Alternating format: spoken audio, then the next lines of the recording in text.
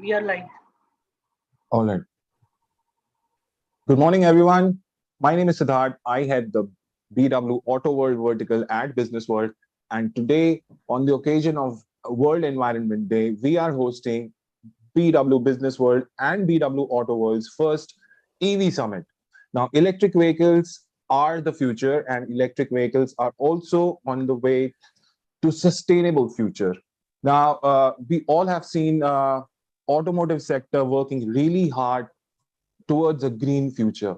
Today, we talk to a multiple set of experts and industry leaders who are going to show us why electric is the future. I would like to start this summit with a address from our chairman, Mr. Anurag Batra. Sir, over to Thank you. you, Siddharth. Siddharth leads our auto vertical, and along with the industry professionals, leaders from the editorial team of Business World, Mr. Abhinav Trivedi and other editorial colleagues will be part of the conversations. Let me start by saying that 5th June is a special day because the last 15 and a half months have shown to us that we all are in more ways than one. The only two things that matter are the planet and people. And a lot of times human beings arrogantly say that we save the planet. Yes, tribute to saving ourselves, making sure we follow friendly practices towards the environment.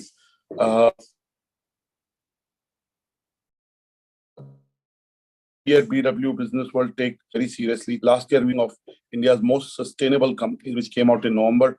This year will be the second edition of the India's most sustainable companies. So clearly, we at BW Business World believe in environment. Today, we've set up two parallel events. One talks about the EV summit because the vehicular pollution is a very big issue, and the fossil fuels that we use also hopefully need to be replaced by more environment friendly and sustainable energy sources. So electric vehicle, as the government of India has been championing for the last 2+ years, are a hope of positivity, where hopefully our city, because of the transformation to electric vehicles over a period of time, and I hope a fast period of time, will see a more breathable air and our reliance on fossil fuels will come down. I must say that environment was always very important. Sustainability was always very important. But if the last 8 weeks and the last 15 months have shown us that our health depends on how we treat the environment, how we integrate our supply chains in a way that they are environment friendly, how we make sustainability and environment a deep part of the agenda of every boardroom. And every citizen, it is not just a boardroom issue, it is a citizen-centric issue. Yesterday was the World Cycling Day, and clearly cycling can be very good for health. It can be good for making sure that we have better streets and better cities in terms of bringing down the vehicular pollution. But clearly, cycling in a mainstream city like Delhi or Bombay has its own perils. So how do we create corridors which help people commute through cycling to their offices? How do we make sure that we create time zones when cyclists leave traditional forms of transportation and use cycles to get to their offices or places of work or whatever they have to do? So clearly, it has a health benefit. It has an environment benefit. So today, you'll see a host of leaders from the auto industry who are leading the charge to become fully electric. We'll be talking to BW Business World and the industry on what is the future they see and how fast we can herald in this electric vehicle revolution. So I wish you luck. I look forward to joining you on this journey. And I haven't bought a car in 6 years. I'm not sure I'm likely to buy one, but if I bought a car, I would buy only an electric vehicle. So I just want to say that, and I'm sure my colleagues, editorial colleagues, echo that. With this, I'll hand it back to Siddharth to start it and bring in all the industry stalwarts that are waiting to talk to you. We also have a video message from India's Minister for Environment. He's also our Minister for Information and Broadcasting. Mr. Prakash Jadvekar has given us a message to our viewers, readers on this World Environment Day. We'd like to start by playing that, but I'll bring in Siddharth Shankar, and then possibly that video can be played. So all the best, and I look forward to discussing environment, sustainability, electric vehicles throughout the year, and not just on the World Environment Day, which we tend to take very seriously. I also want to say that at BW Business World, we started a recycling awards and conference. It is about solid waste management, hazardous waste management. How do we deal with glass? It's about recycling. So that event is on 3rd July. Is the jury meet, and the event is on 10th July. So clearly, I would encourage all of you to participate in that. And environment and recycling friendly practices clearly are needed and are something that will make a deep impact. So wish you luck. Have a great day. Stay safe.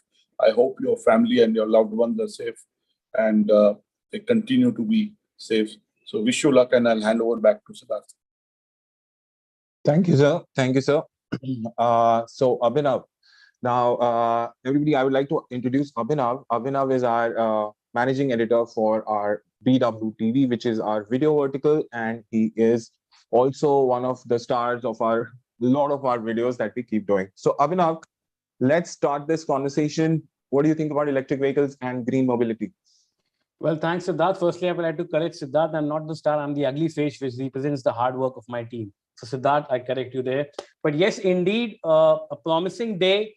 Electric vehicles, of course, you are spearheading the sector, Siddharth. You are covering this sector for quite a long time. I mean, nothing can be said of a revolution when it comes to EVs. We are standing at the cusp where 100 years ago, when the cargo and the automobile fusion was happening, everybody was speculative that how automobiles will fare. Will they be good on the economy? Will they be good for the purse? Will the penetration be easy? Will the adoption be easy? I think we are standing somewhere similarly on a similar cusp a century later. The adoption has been, of course, slow. And of course, you know this better than me, that India has been a slow adapter to this technology. But the future looks promising, Siddharth, doesn't it? Yes, of course, the future is very promising. I believe electric is definitely the future. The technology is maturing and has matured from a couple of years ago. And I believe the main thing here is customer education, because most of the people that we know have not really experienced the electric car or electric two-wheeler. At the same time, I would like to say that e-rickshaws or three-wheelers have silently taken off. Like they're like really there without any push from the government or anything. And even the people who use them, they are not that tech savvy or enthusiasts or whatever, but they can see value in it. And this is what is the root of electric vehicles or green future, because electric definitely has a lot of value compared to the traditional ICE engine vehicles. What's your thoughts? Yeah, definitely. I mean, electric does have a lot of value in the long term, but as you rightly said, and as there is a general consensus, the people are yet to see the value. And because people are yet to see the value, there is a reluctance from the industry as well. We have IC engine lobby at one end, we have EV lobby at one end. So there are still negotiations and back-end lobbying which is taking place with the government and, of course, amongst the industry stakeholders. And today we will discuss exactly that throughout the day, Siddharth. I mean, we have a range of panelists on our board, and they will tell us the real challenges, the real opportunities in this space. But before we go forward, I would request our team to play our video, Business World audio-visual clip, which we usually play at the beginning of our webinars. So I would request the team at our back end to play the audio-visual clip before we move on to our chief guest inauguration speech.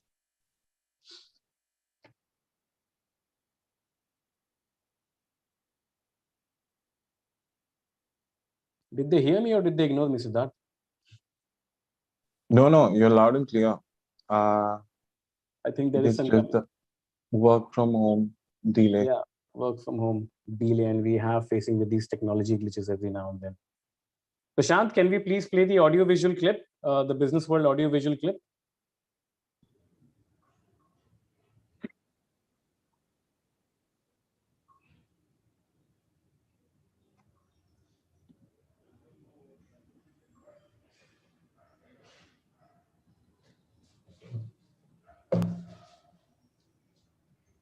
that enable conversations on policy issues in India. Because of the state of our cities, we have no option but to build smart and resilient cities. Digital India is more for the poor, underprivileged and the deprived. Covering a range of topics, BW Business World events look to create a strong narrative around smart cities, digital India, healthcare, Swachh Bharat, human resource issues, education, banking and finance, among others. The world is fast changing.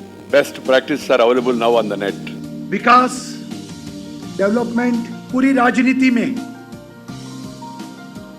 ये focus बन गया है. BW Business World events provide a speaking platform to the voices that matter. Smart से ताल्लुक यह है कि हम जो बेसिक एमिनिटीज हैं उसको हम चुस्त दुरुस्त करें. You don't have to be a technologist. You need to understand how technology influences the world. Mahatma Gandhi was a great man. He was the leader of the freedom struggle. We believe that e-governance and IoT will play a very, very important role. BW Business World is an excellent exhibition platform that helps you showcase your services to the right audience. BW Business World's digital transformation went on the fast track in 2020, marrying its legacy of credibility and robust business journalism to a technology-first world. Hosting over 250 virtual summits and webinars across its 17 niche business communities, with millions engaging with the power-packed content like BW Dialogue Series, Festival of Life web series, and custom-created webinars and hosting 20+ virtual summits.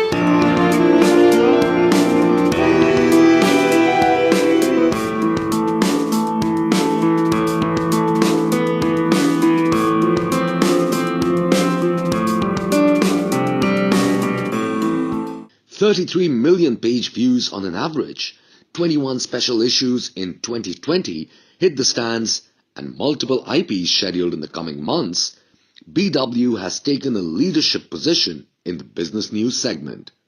To become a part of our legacy, write to us at partner@businessworld.in. Well, great. Indeed, we at Business World do reach out to the majority community in segmented fashions and ensure that we are the leader in the business community. Siddharth, my friend, where have you gone? You've suddenly vanished. I can't see you. No, I'm right here. Okay. A very good morning to you, Suloja ma'am. Hello, Suloja. How are you? Morning. How are you? I'm great. Is my Ma'am, audio? Yes, it is all right. Ma'am, we'll take next 5 minutes and then we'll start with you. Okay. Honorable Minister is not joining? He is. No. We're just about to invite him. Okay. So he'll start first, right? Yes. Yeah. Okay. Thank you. Okay. So Siddharth, with further delay, I think we should invite our chief guest, the Union Minister for Environment, Forest and Climate Change, Shri Prakash Javadekar. He will set the tone right. He will set the tone for the day, importance of EVs, and of course, the Mission 2030. Over to you, Shri Prakash Javadekar ji.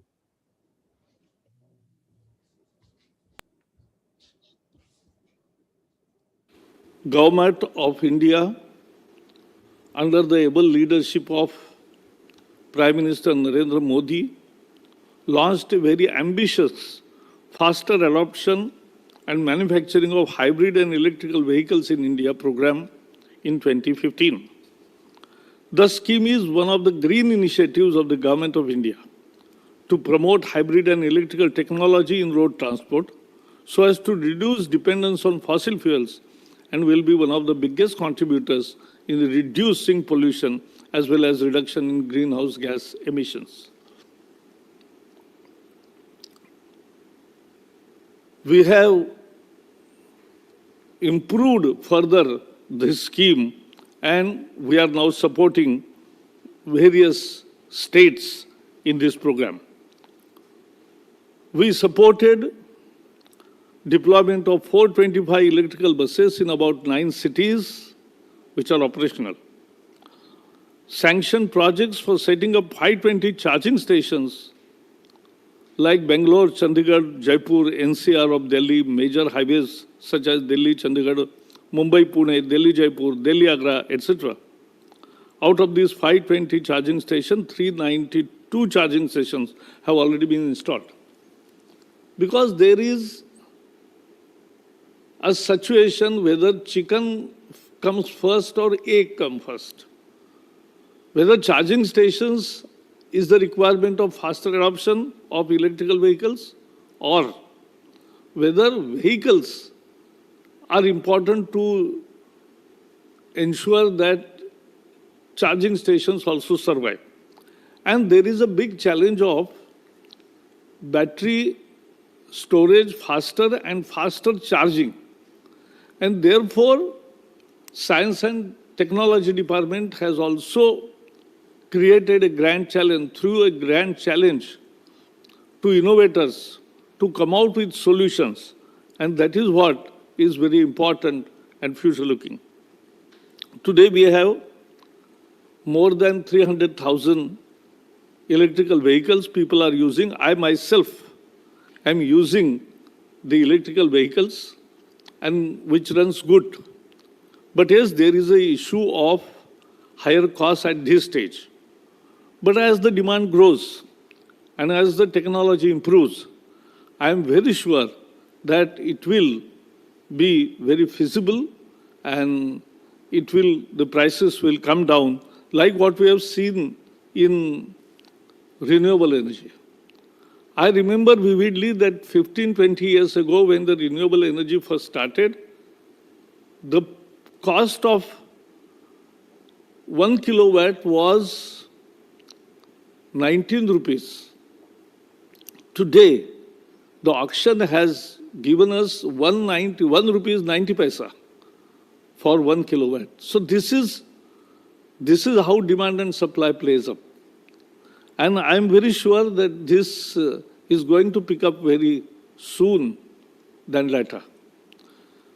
We have millions of e-rickshaws throughout the country which are battery operated. We have millions of two-wheelers also. People are using these electrical scooters for nearby work, and they are very robust now, the designs, and there are no complications of maintenance also. So, there is also innovation in building a heavy vehicle with the battery storage and battery operated heavy vehicle. It will be a great boon. Modi government launched in 2019 a second phase of FAME scheme with outlay of 10,000 crore for the period of 3 years. And we have sanctioned 6,265 electrical buses to 65 cities. But let me also make an announcement that now henceforth we'll deploy electrical buses in million-plus cities, 9 big cities, so that the whole benefit cycle comes to a reality, and there is constant demand for all these electrical buses. Wherever electrical buses are used, I have seen that it is very comfortable to the passengers, it is very easy to operate, and even very easy to maintain. You can charge batteries in night, and you can run throughout the day at all routes that are given. So, We have also built now 2,877 charging stations. We have sanctioned in 68 cities. These charging stations will become feasible after a certain period, but we are subsidizing them. So, we think that as on 28 May 21, we have tremendous rising of e-vehicle demand, and electrical vehicles are growing in numbers. States have critical role to play in ensuring the success of this mobility transition. Zero emission vehicle, the movement is picking up throughout the world, and people are hopeful from India that we will be delivering. So, Modi government came out with yet another incentive to this e-mobility, and that was in the form of production-linked incentives for manufacture of advanced chemistry cells.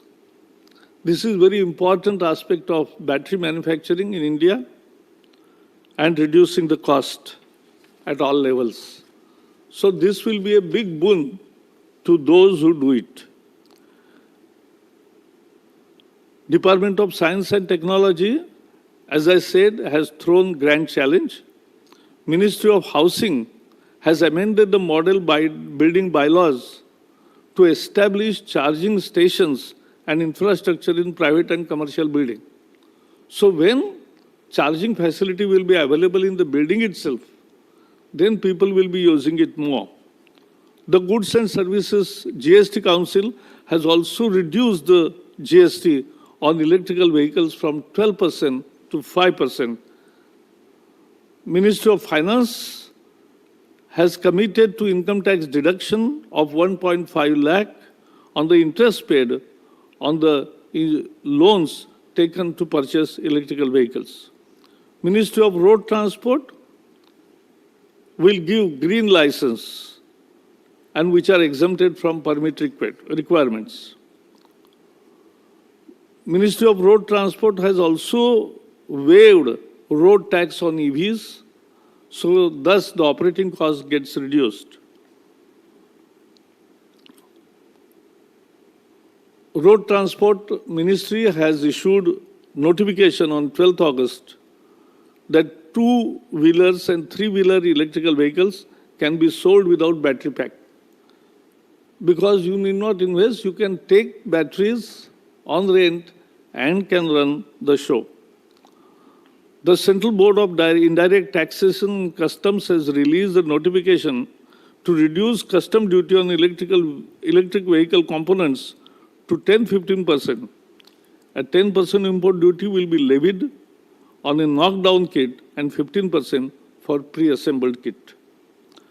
The Government of India has enabled the import and registration of vehicles complying with equivalent foreign and national standards.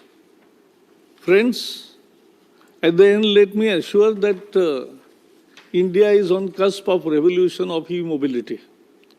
We will definitely continue this program with vigor. I'm sure that people also will start participating in large number as the economies work out. Nobody could imagine that we will be producing 450 gigawatts of renewable power, and it can be used to a good combination of fossil fuel-based power and renewable power. So, this we have made it possible in 10-15 years. We will not require 10-15 years to wait for the e-mobility revolution. We'll achieve it much faster. Thank you and all the best. Okay, that was great. Of course, the Union Minister highlighting how India is on track to achieve its target. Siddharth, we were pioneers in solar energy. You know, we showed the world how it's done. I'm sure this won't be a far-fetched target as well. What do you think? Yes, definitely. But Indian scenario with electric vehicles is slightly different compared to, other countries. I believe over here we have the two-wheelers and the three-wheelers segment, which will be the fire starter or the game changer, because get four-wheelers density is not that much in India, but two-wheelers and three-wheelers definitely will be the game changer in the whole electric revolution. That's great. That's great. So yes, let's invite our next guest, Siddharth. Yes. So next we have this is the Suloja Firodia Motwani, who is the founder and CEO of Kinetic Green. She is also the electric vehicle task force chairman at FICCI, and she's also the chairman at FICCI Maharashtra. I would like to invite Mrs. Suloja Firodia Motwani for her keynote address at the BW EV Summit. And set the ball rolling for the entire day. Over to you, Suloja. Yeah. Ms. Motwani, can you hear us?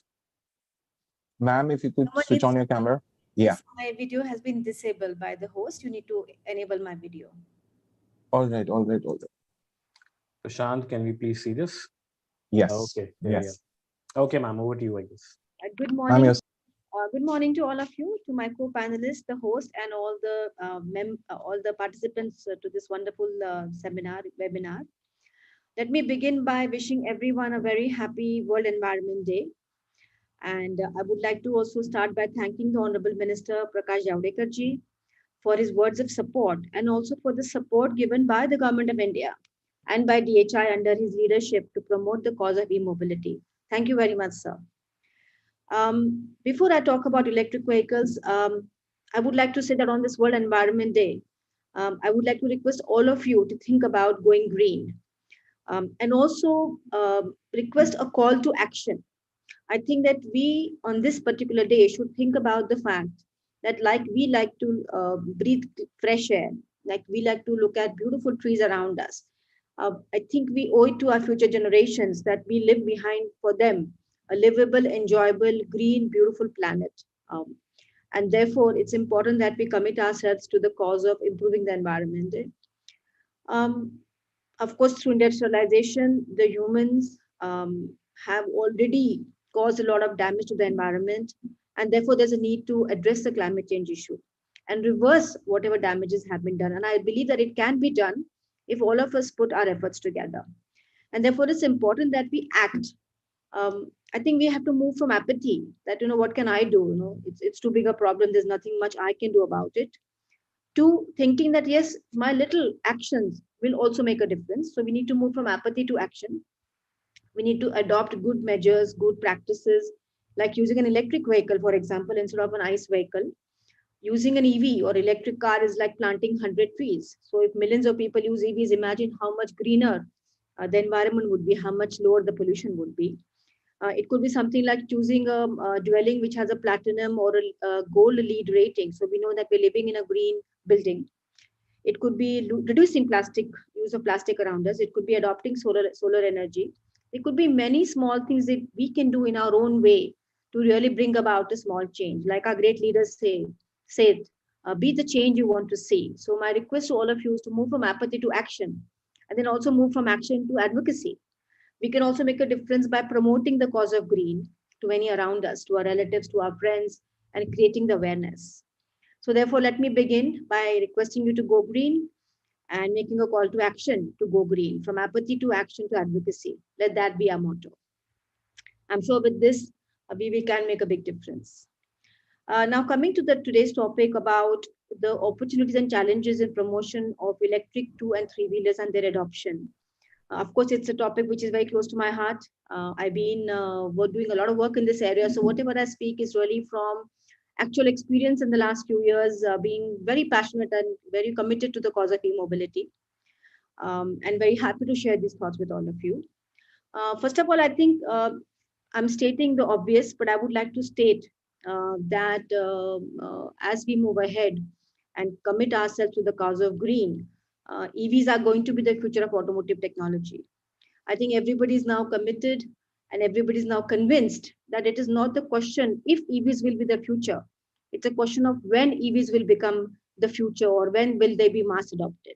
So we are certainly looking at this transformation happening in our auto industry around the world, not only in India. And it's really a disruption, transformation that's happening to the automotive transport sector.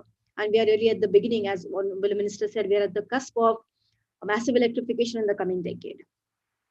So I believe that EVs will be used by our citizens around the world, not only because they're green, certainly they are green, certainly they are silent, certainly they are wonderful and fun to ride, but they will also be adopted in large numbers because they will make more sense to the customers, because they will be more affordable to the customers.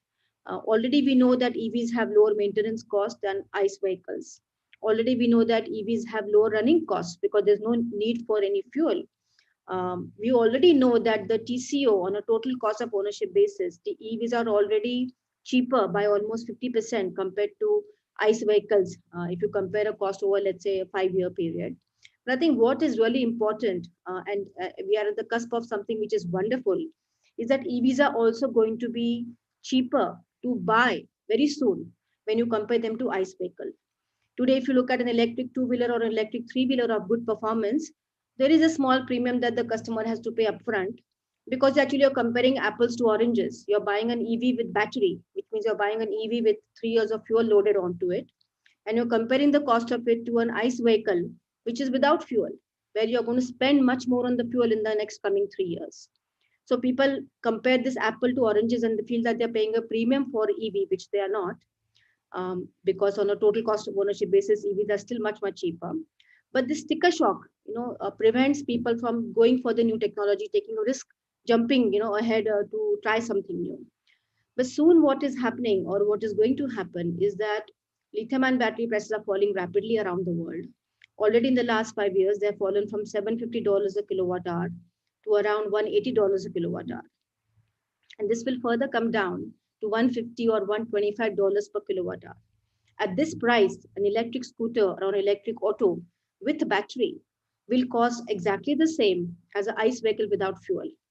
So the savings will become extremely obvious to anybody who's buying it. And I think this aha is what will lead to mass deployment of these vehicles. And I'm happy to tell you that we are not very far from this point. I'm very bullish, I'm very confident that over the next 1 to 2 years, we will reach this kind of parity, especially for the electric 2 and 3 wheelers, which are the light mobility segment. And that's when we will see a massive acceleration towards deployment of EVs in the country or in the world. Already our government of India has committed themselves to the cause of EVs, and schemes like FAME are helping to reduce this upfront cost till the price of batteries come down in a way that, we support there's a price parity. But we are moving in this direction very quickly. So let me begin with this message that electric 2 and 3 wheelers or electric cars, buses are going to be seen in large numbers in the coming years, because electric vehicles will not only be green, they will not only be silent, they will not only be lower in maintenance cost, but they will also be affordable.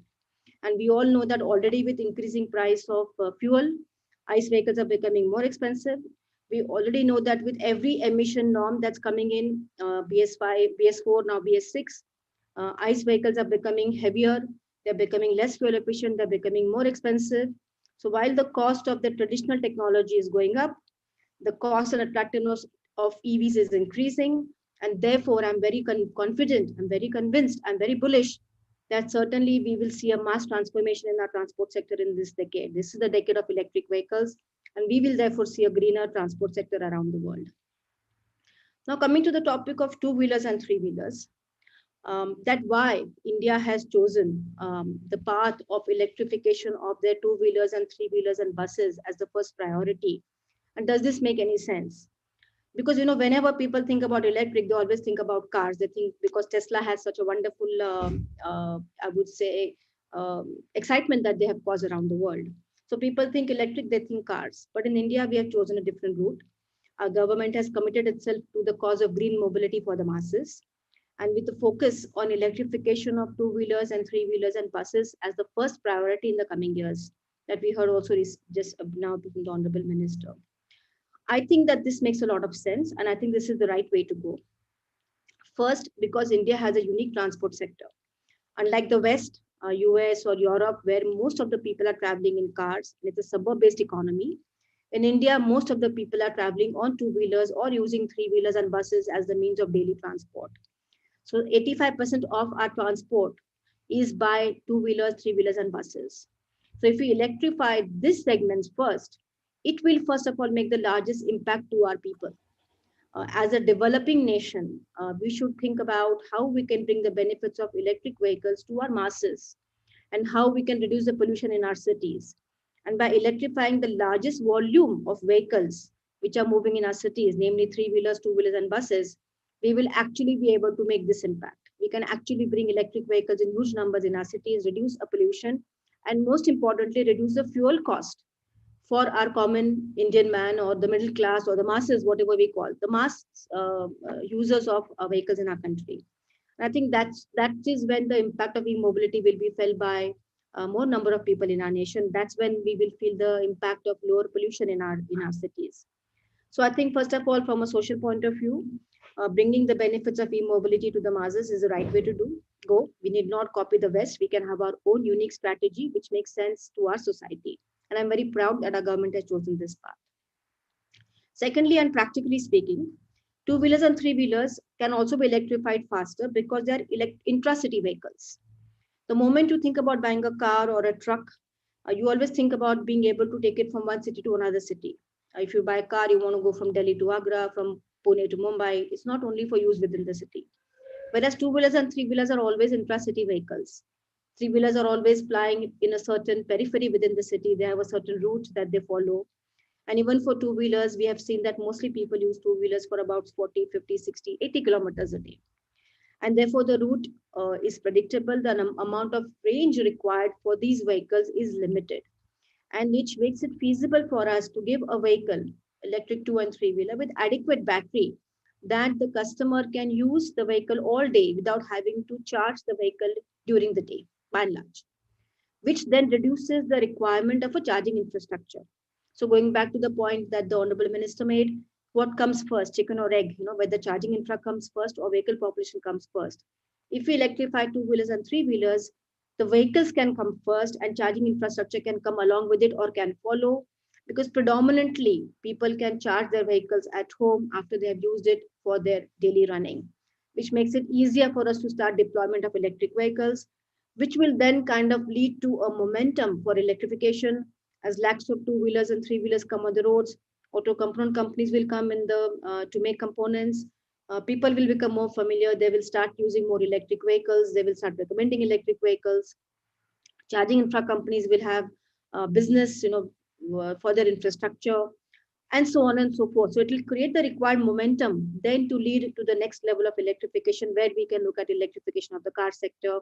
And I'm also confident that by that time, in the next 3 to 4 years, through the battery advances, we will be able to make electric cars also, which give adequate range for long distance traveling, which will also become more affordable. And the advancement in technology and innovation will make electric cars, again, also more affordable to customers.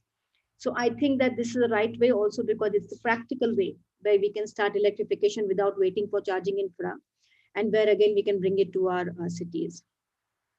Now, last but not the least, I think that in India, jo dikhta hai wo bikta hai. So if you put many more vehicles on the road through this simpler route of putting intra-city vehicles in electric mode, it will also give people confidence that electric vehicles are being used, and that will lead to more people considering and buying electric vehicles. So I think this can also kind of pave way for higher customer adoption of electric vehicles.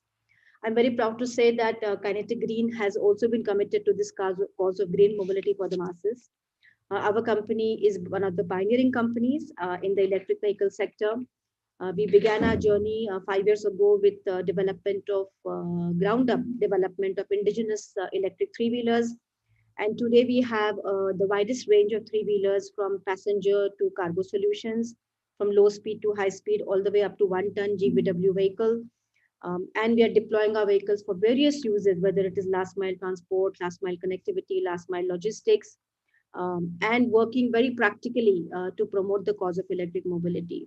We're also working very hard for localization and building on the Atmanirbhar Bharat message. for our electric vehicle sector. Kinetic today has all its vehicles approved under the FAME scheme with almost 100% local content. So that's another effort that we are making, that not only looking at bringing electric vehicles, but designing them ground up, making them available for different uses, and also working on building the entire supply chain for electric vehicles.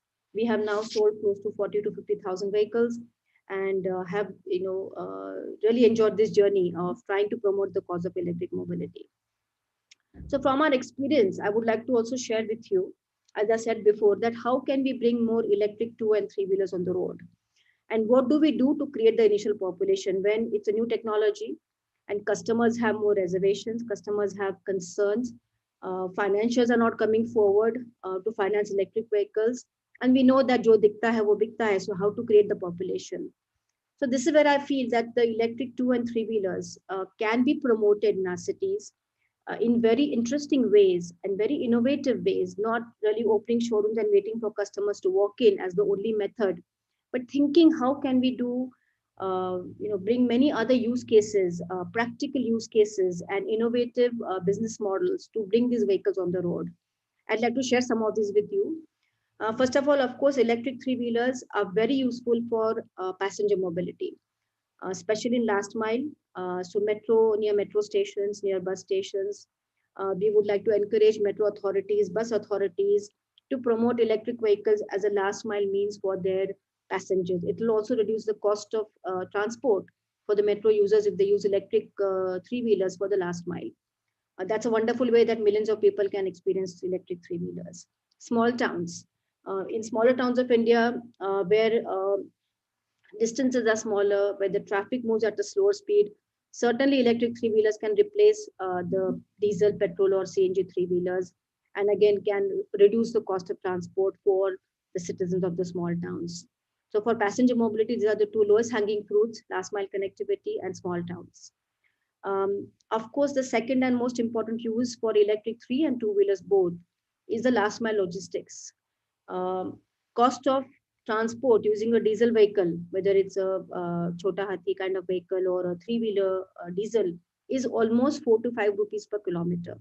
On top of that, there is a maintenance cost. On top of that, there is the issue of emission and noise. If electric 3 and 2-wheelers are used for last mile logistics, it can greatly reduce the cost of transport for last mile logistics, and also again can create the population required to promote these vehicles. E-commerce segment is looking at this kind of transformation, and I would encourage more and more e-commerce related companies, logistics companies, to come forward and use EVs in their fleet. It will also increase their profitability, reduce their cost, and also make their customers happy, because when the vehicles will come to their societies, they will not make sound, they will not lead to diesel emissions. So that's another area. I would like to also encourage gas cylinder distribution companies and their distributors to deploy EVs for gas cylinder movement. I would like to encourage consumer goods companies, FMCG companies, to use electric vehicles for the last mile from the warehouse to retailer, or even retailer to customers. Post-COVID world, people would like to have home delivery. So we can use EVs to bring the FMCG or consumer goods directly to consumers' homes. Last but not the least is the government. I think that as we have seen, governments have been pushing use of EV buses. I think similarly, some other uses such as waste management using electric vehicles can really pave way for deployment. So in some cities, this has started, but many more cities can use electric 3-wheelers for collecting waste door to door. I want to give an example. Recently, we have deployed 1,000 vehicles in Chennai in a very interesting waste management project, where 1,000 women are using our electric autos to collect waste at customers' homes. And the waste has been collected in a segregated manner. And these women who were earlier the rack pickers are now using EVs to go and collect segregated waste and then bring it to the dumping yard. And this has had a wonderful impact in the city of Chennai, and is really an example that many other cities, I believe, can follow. We have also recently given 3,000 vehicles in Andhra Pradesh, where one electric 3-wheeler is being used in one village to collect the waste of that village, and is being used by unemployed youth. So it's also creating a livelihood.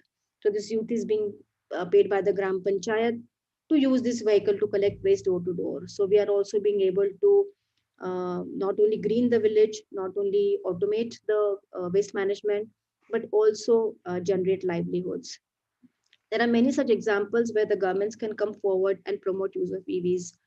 There are welfare schemes for livelihood creation.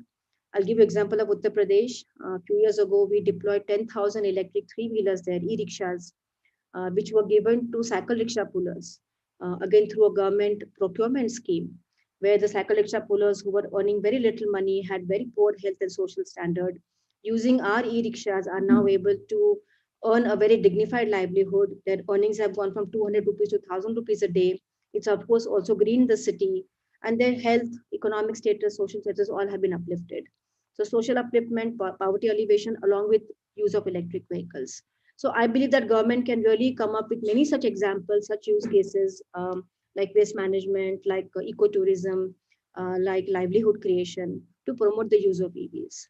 So I think that as we all move towards the cause of electrification of our two and three wheelers, innovative business models for use of EVs also need to be thought through, so that we can create the initial momentum, initial population, after which, I think there is no looking back. Now, have we come where we have come? What do I see as the outlook for the next 10 years? Again, I believe that we are at the cusp of electrification, rapid electrification. And the government of India has already taken many steps, many right steps towards the right policy framework. There are a few areas which need to be addressed, which I would like to request the government and also other policymakers to consider. First and foremost is the issue of finance. Currently, financing is unavailable, or very little financing is available for selling of EVs to final customers.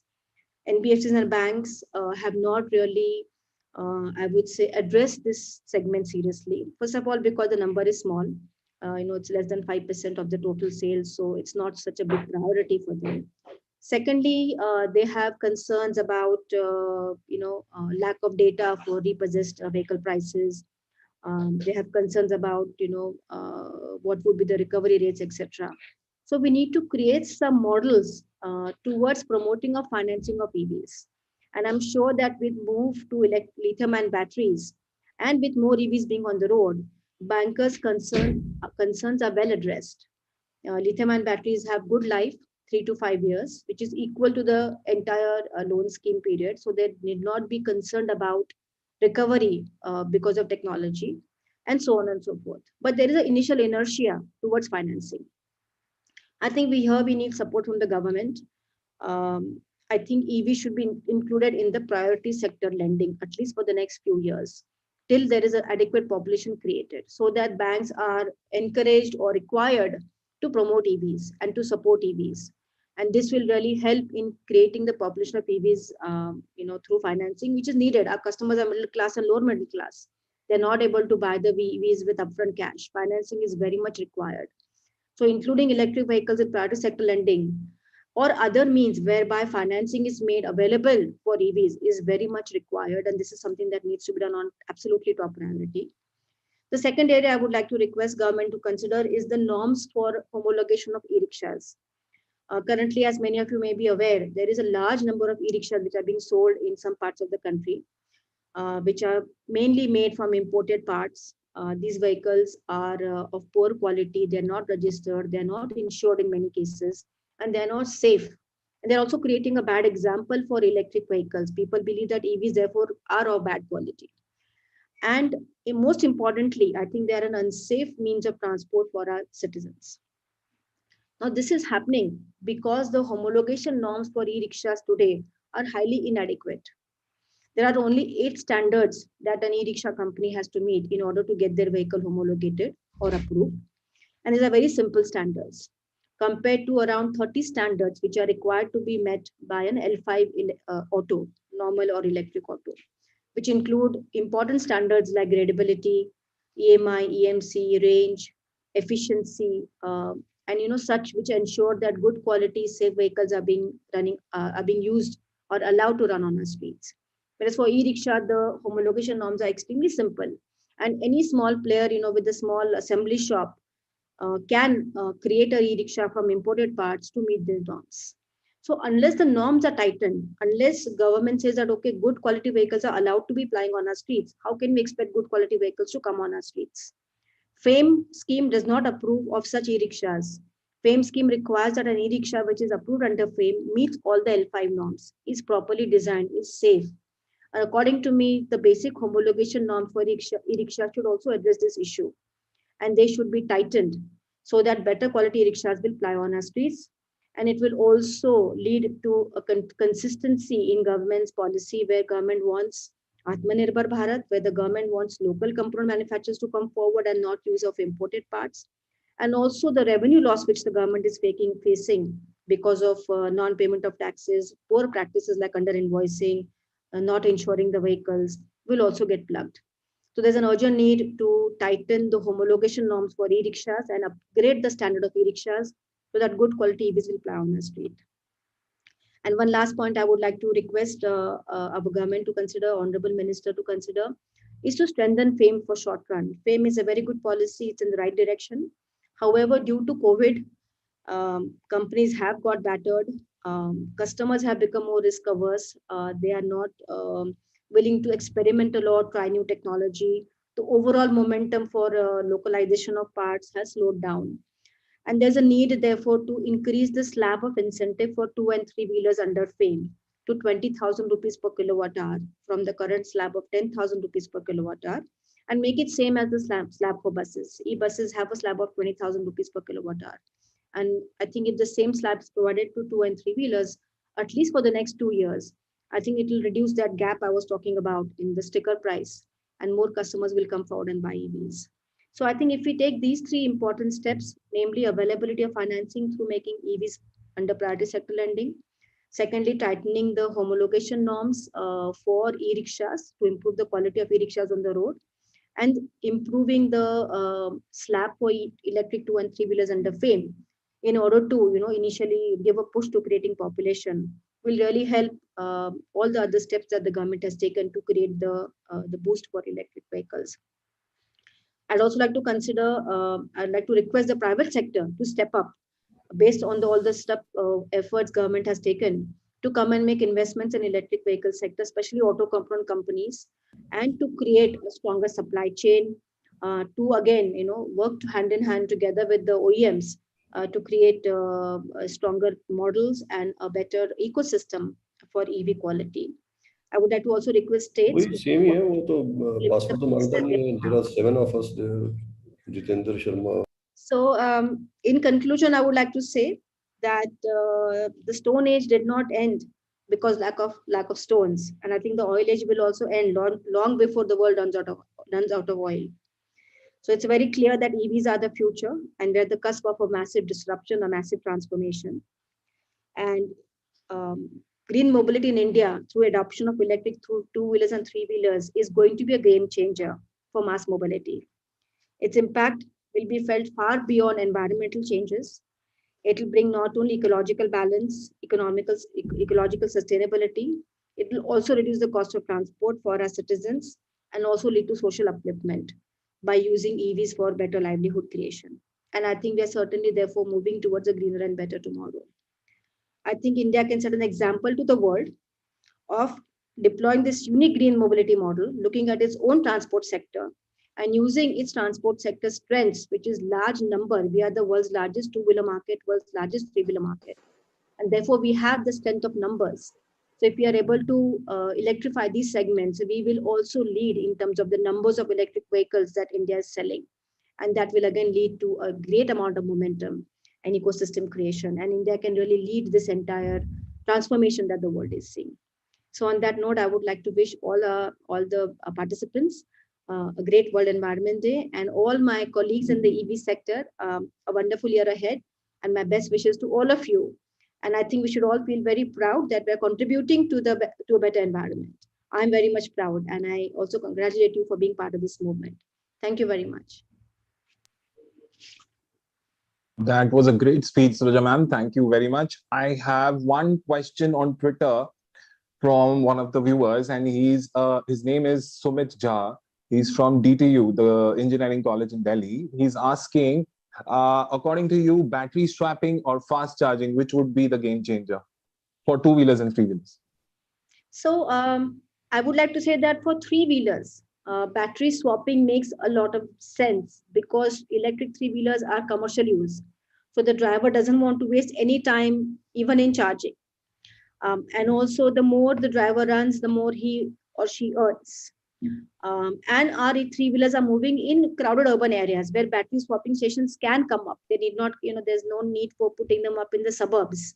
So because three-wheelers are urbanized, because there is a need for as many kilometers usage as possible, and also because if you look at the social status of that electric three-wheeler buyer, if we reduce the upfront cost by removing the battery and making it available on a pay-per-use basis, more people will be able to afford electric three-wheelers. The finance cost comes down, the upfront installment, the upfront down payment comes down, installment comes down. So it becomes more affordable to that class of society which is using three-wheelers as a means of livelihood. So I'm very bullish on use of battery swapping for electric three-wheelers, both for passenger as well as cargo. I'm sure it will come up. We would have seen many more battery swapping stations already in India, I think, which got a little bit slowed down due to COVID and the related impact on mass mobility and last mile connectivity. As far as two-wheelers go, I feel that customers of two-wheelers have a limited range that they need. Most of the two-wheelers, I have my colleagues from the two-wheeler sector, they will of course add much more dimension to this, don't go beyond 60-70 kilometers a day, except for the vehicles which are used for deliveries, for e-commerce, which run longer. So it's quite possible to use, put enough battery on the vehicle to give a range of 70-80 kilometers. So most customers not need a charge or a swap during the day, and home charging can be prevalent. And those who need, I think if we can put up fast charging stations, at schools, colleges, malls, public areas, would be easier way to give that additional boost. So I feel that while there would be use of swapping for some electric two-wheelers, especially the ones which are used for delivery, for like food delivery, grocery delivery, and other delivery uses, they could benefit from swapping. But the let's say the family users or the students will possibly be able to use two-wheelers and use the home charging application or use fast charging. So I think it's a mix of both, and depending on the user, they would prefer what's available. So what I believe. Great, ma'am. Sure. Abhinav? Thank you, Ms. Vodwani. Thank you so much for that, setting the tone right. And of course, India is a country of numbers. We have the numbers support with us, and everybody on paper agrees that EVs are the future. But if you have to turn a vision into a reality, because without thinking alike, visions turn into hallucinations. So we need to ensure that our vision doesn't turn into hallucination, and that's why we need to talk about specific. And of course, starting about specifics, Siddharth will lead our next panel. The next panel is about two and three-wheelers sector in EVs. The challenges and opportunities which the sector curates, the sector presents. Siddharth, over to you, and we wish you all the best for this upcoming bike session. Right. So two and three-wheelers, I believe, are the game changers in the EV revolution in India. And the next panel that I'm hosting is about two-wheeler, three-wheeler adoption, the challenges and the opportunities. In this panel, I would like to invite Mr. Sohinder Gill, who is the CEO of Hero Electric. He's also the Director General of SMEV. Along with him, we have Mr. Dr. Dave Mukherjee, Managing Director, Omega Steaki, and Mr. Jitendra Sharma, MD and founder, Okinawa Autotech. I would request all of the participants to come on camera. Yeah, Siddharth, I'm Dr. Dave Mukherjee here. My camera is disabled by host. Okay, Prashant, could you help Mr. Mukherjee? Yeah, I think it's... Yeah. Here also. Prashant, I think my camera is also, I think. Prashant, please have a look. Yes. We also have Mr. Nilay Chandra, who is the Director Charging Infrastructure for Ather Energy, one of the fastest growing two-wheeler startups in India. Now they have also migrated to North India, and the North Indians are actually looking forward to driving this scooter. So I welcome you all to this panel. Now let me start with a very soft topic. During the COVID lockdown, we all saw nature recovering itself. There were a lot of articles about Yamuna becoming cleaner and a lot of greenery all around. So let me start with Soinder Gill Sahab. Sir, could you tell me how was the effect of lockdown on the EV industry? Was it positive? Post-lockdown, was it a positive thing? Did people show more interest in electric vehicles because people are not really traveling too much nowadays? Thanks, Siddharth. Yeah, the demand did not really go down much. The inquiry levels converted from walk-ins to phones. The limitation was network was down, so deliveries were not happening. So many of our members who were able to find innovative ways of delivering were also able to partially recover the sales. So it was a lot of inquiries, but half of them fell through because of distribution channel was not backing up. But then last year, the same thing happened. And after the COVID fear was over and lockdowns were over, the pent-up demand translated into almost doubling the numbers in the next few months.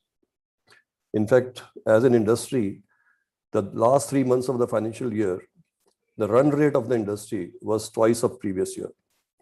So that gave us optimism that had COVID not been here this year, the industry would have clocked twice or more than twice of the previous year. But unfortunately, again, there is a 2 months, 3 months of blackout. So perhaps the industry may be touching 1.5 to 2 times current year also. Thank you. Great, sir. Mr. Jitendra Sharma, I would like to take this question to you. How has Okinawa Autotech seen the lockdown and the post-lockdown period? Sure, Siddharth.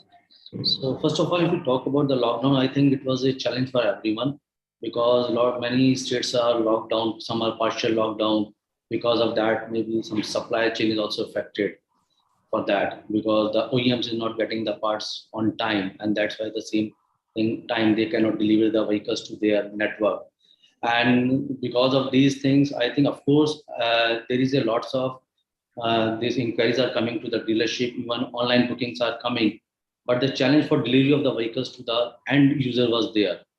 But fortunately, some states have some partial lockdown with some restricted things like you can open the network for some hours or some alternatives like this. So network, our dealers are delivering the vehicles to the end user for that. But of course, the number of vehicles which has to sell as per our estimation and as per the industry estimation, it was not coping to that one.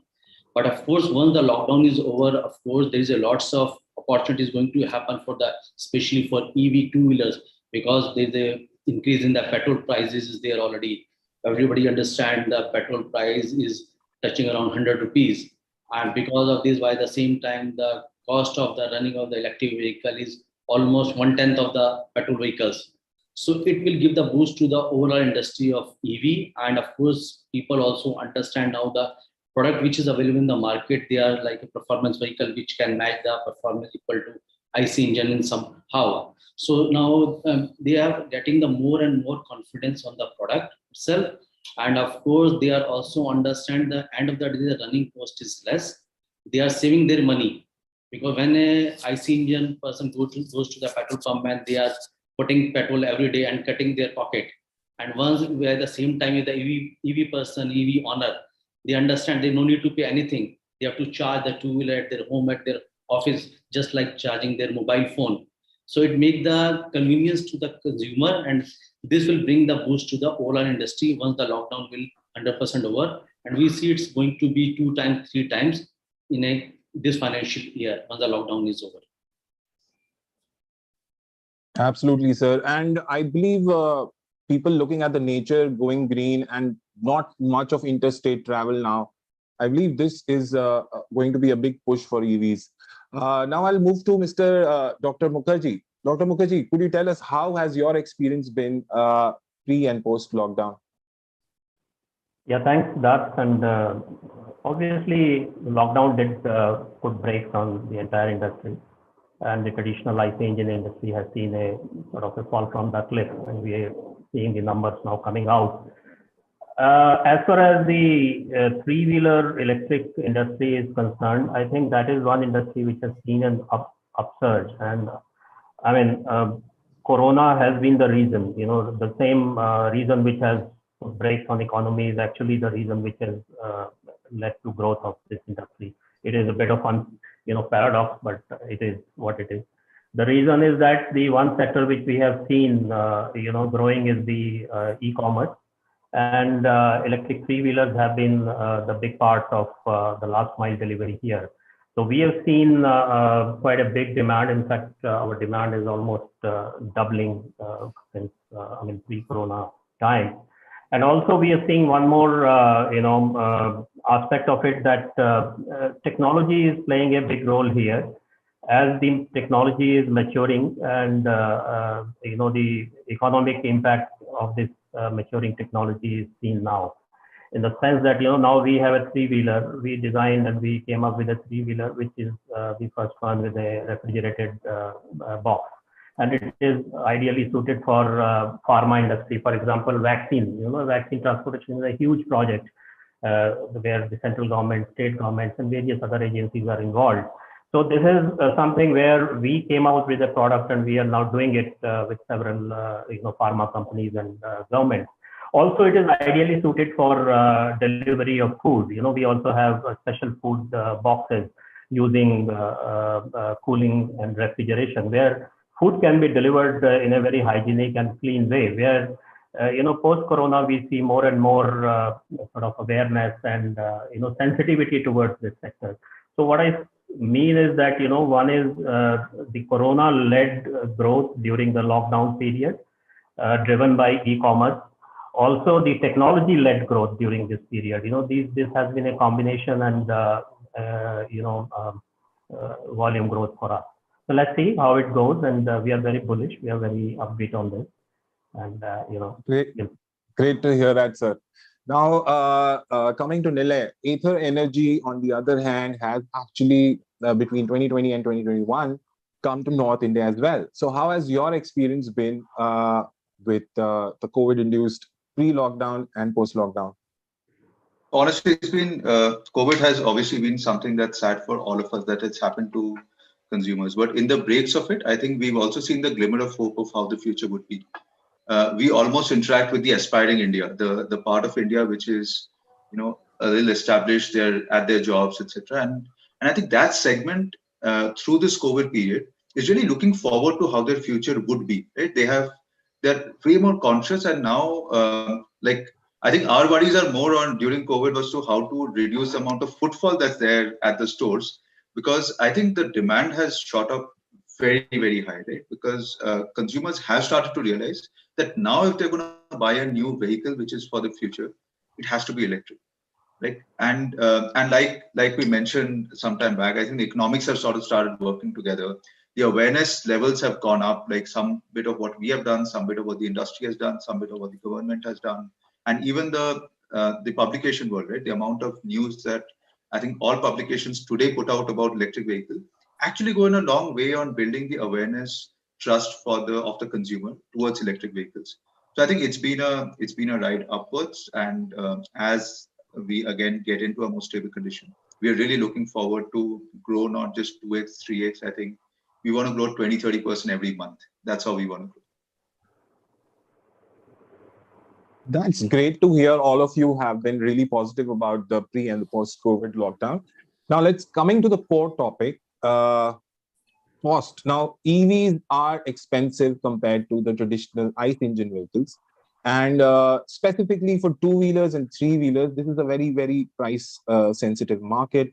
So I would like to start with Gil Saab. Could you tell us what goes into the pricing? I mean, everybody knows lithium-ion battery is expensive, but what else could be there that goes into the pricing and makes electric vehicles expensive? How can all of us reduce the price and make it more viable for the customer? Two things. One is scale, and second is the batteries. Batteries, understandably, because they're the fuel. Scale, because we are all at suboptimal levels of operating, even at for example, I'm doing, as far as my sister company makes, they make in one day what I make in a year. So that's the type of a scale that we are in.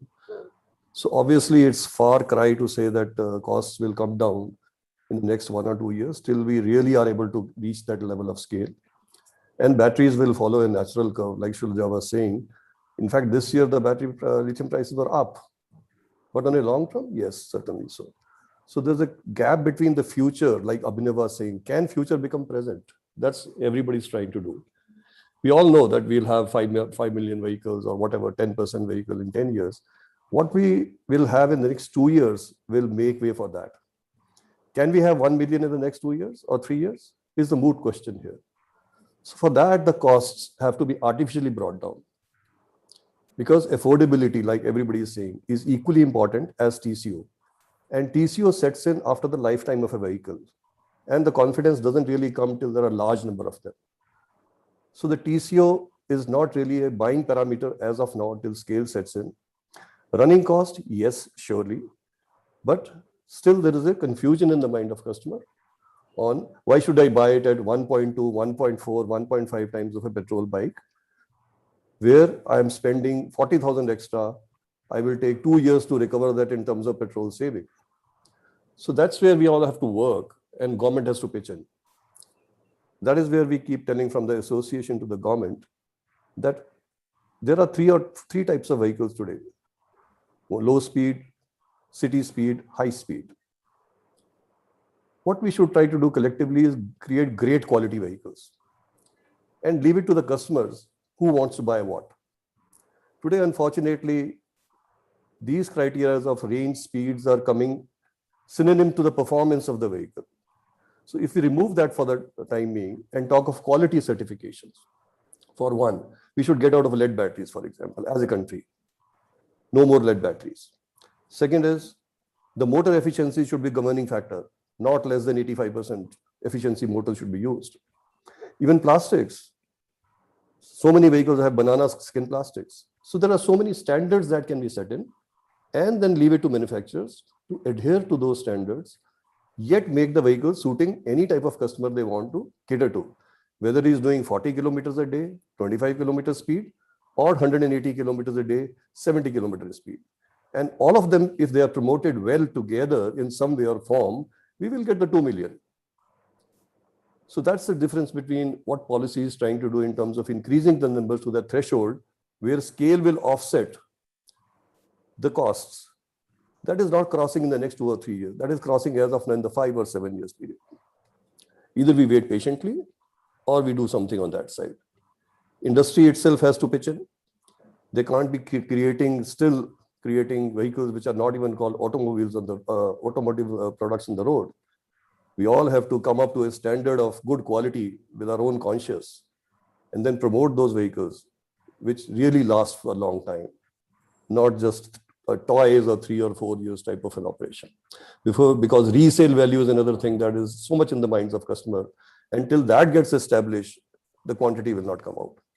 So these are the 2 or 3 things, besides obviously everybody is talking of awareness and so many other things, that costs will come down when scale comes. Cost will come down when battery prices go down. In the meanwhile, costs have to be brought down by creating vehicles catering to everybody in the country as a mobility solution. Not only equal performing, not only similar to Activas and this, and that is a customer choice. And together we have to create 2 million, not one segment or 2 segments. Thank you. Right, sir. Jitendra ji, aap bataiye, tell us, how do you think we can reduce the price of the 2-wheelers in electric and make it more viable? There are some permutation combinations also going on where you can buy the vehicle, but not actually buy the battery along with the vehicle. So what do you think about all these, and how can we all together can reduce the price of the 2-wheeler to make it more viable? Sir, you're on mute. If you talk about the electric 2-wheeler prices, the first question comes in the owner's mind is that whether it's a costly ownership of the vehicle is more expensive than ICE engine or not. The first thing comes is if after BS6, the price of ICE engines already has increased. So now the gap between the ICE engine after BS6 and the EV 2-wheeler is not so much. Of course, there is a gap, but not so much. So by the same time, of course, the running cost is, of course, is another parameter where the customer has to decide whether they will go for it or not. But by the same time, how to reduce the cost of the overall product, that only possible, I think, in my opinion, or what we are doing. I think localization is one of the biggest parameter which can enable the vehicle more cheaper than as compared to when you import the product. The reason behind that is not only the cost, there is the other parameter like after sales service. Second thing is the quality of the product, because in the people's mind, when you talk about that the product is made in India, you are making all your supply chain from India, you have a direct control of the quality of the product at your supplier end. If some problem happens, you can take immediate action for that, so that your customer will maybe more satisfied. Because when we talk about the numbers, it's only possible when there is a demand and supply. When the demand is more, you have lots of supplies from your supplier, then cost of the product goes down. Because when it's made viable for the ancillary suppliers, because they, at the end of the day, they are doing the business. They also want whatever their investment they have done for this EV component manufacturing, there is a ROI for that also. And that is only possible when there's demand and supply there.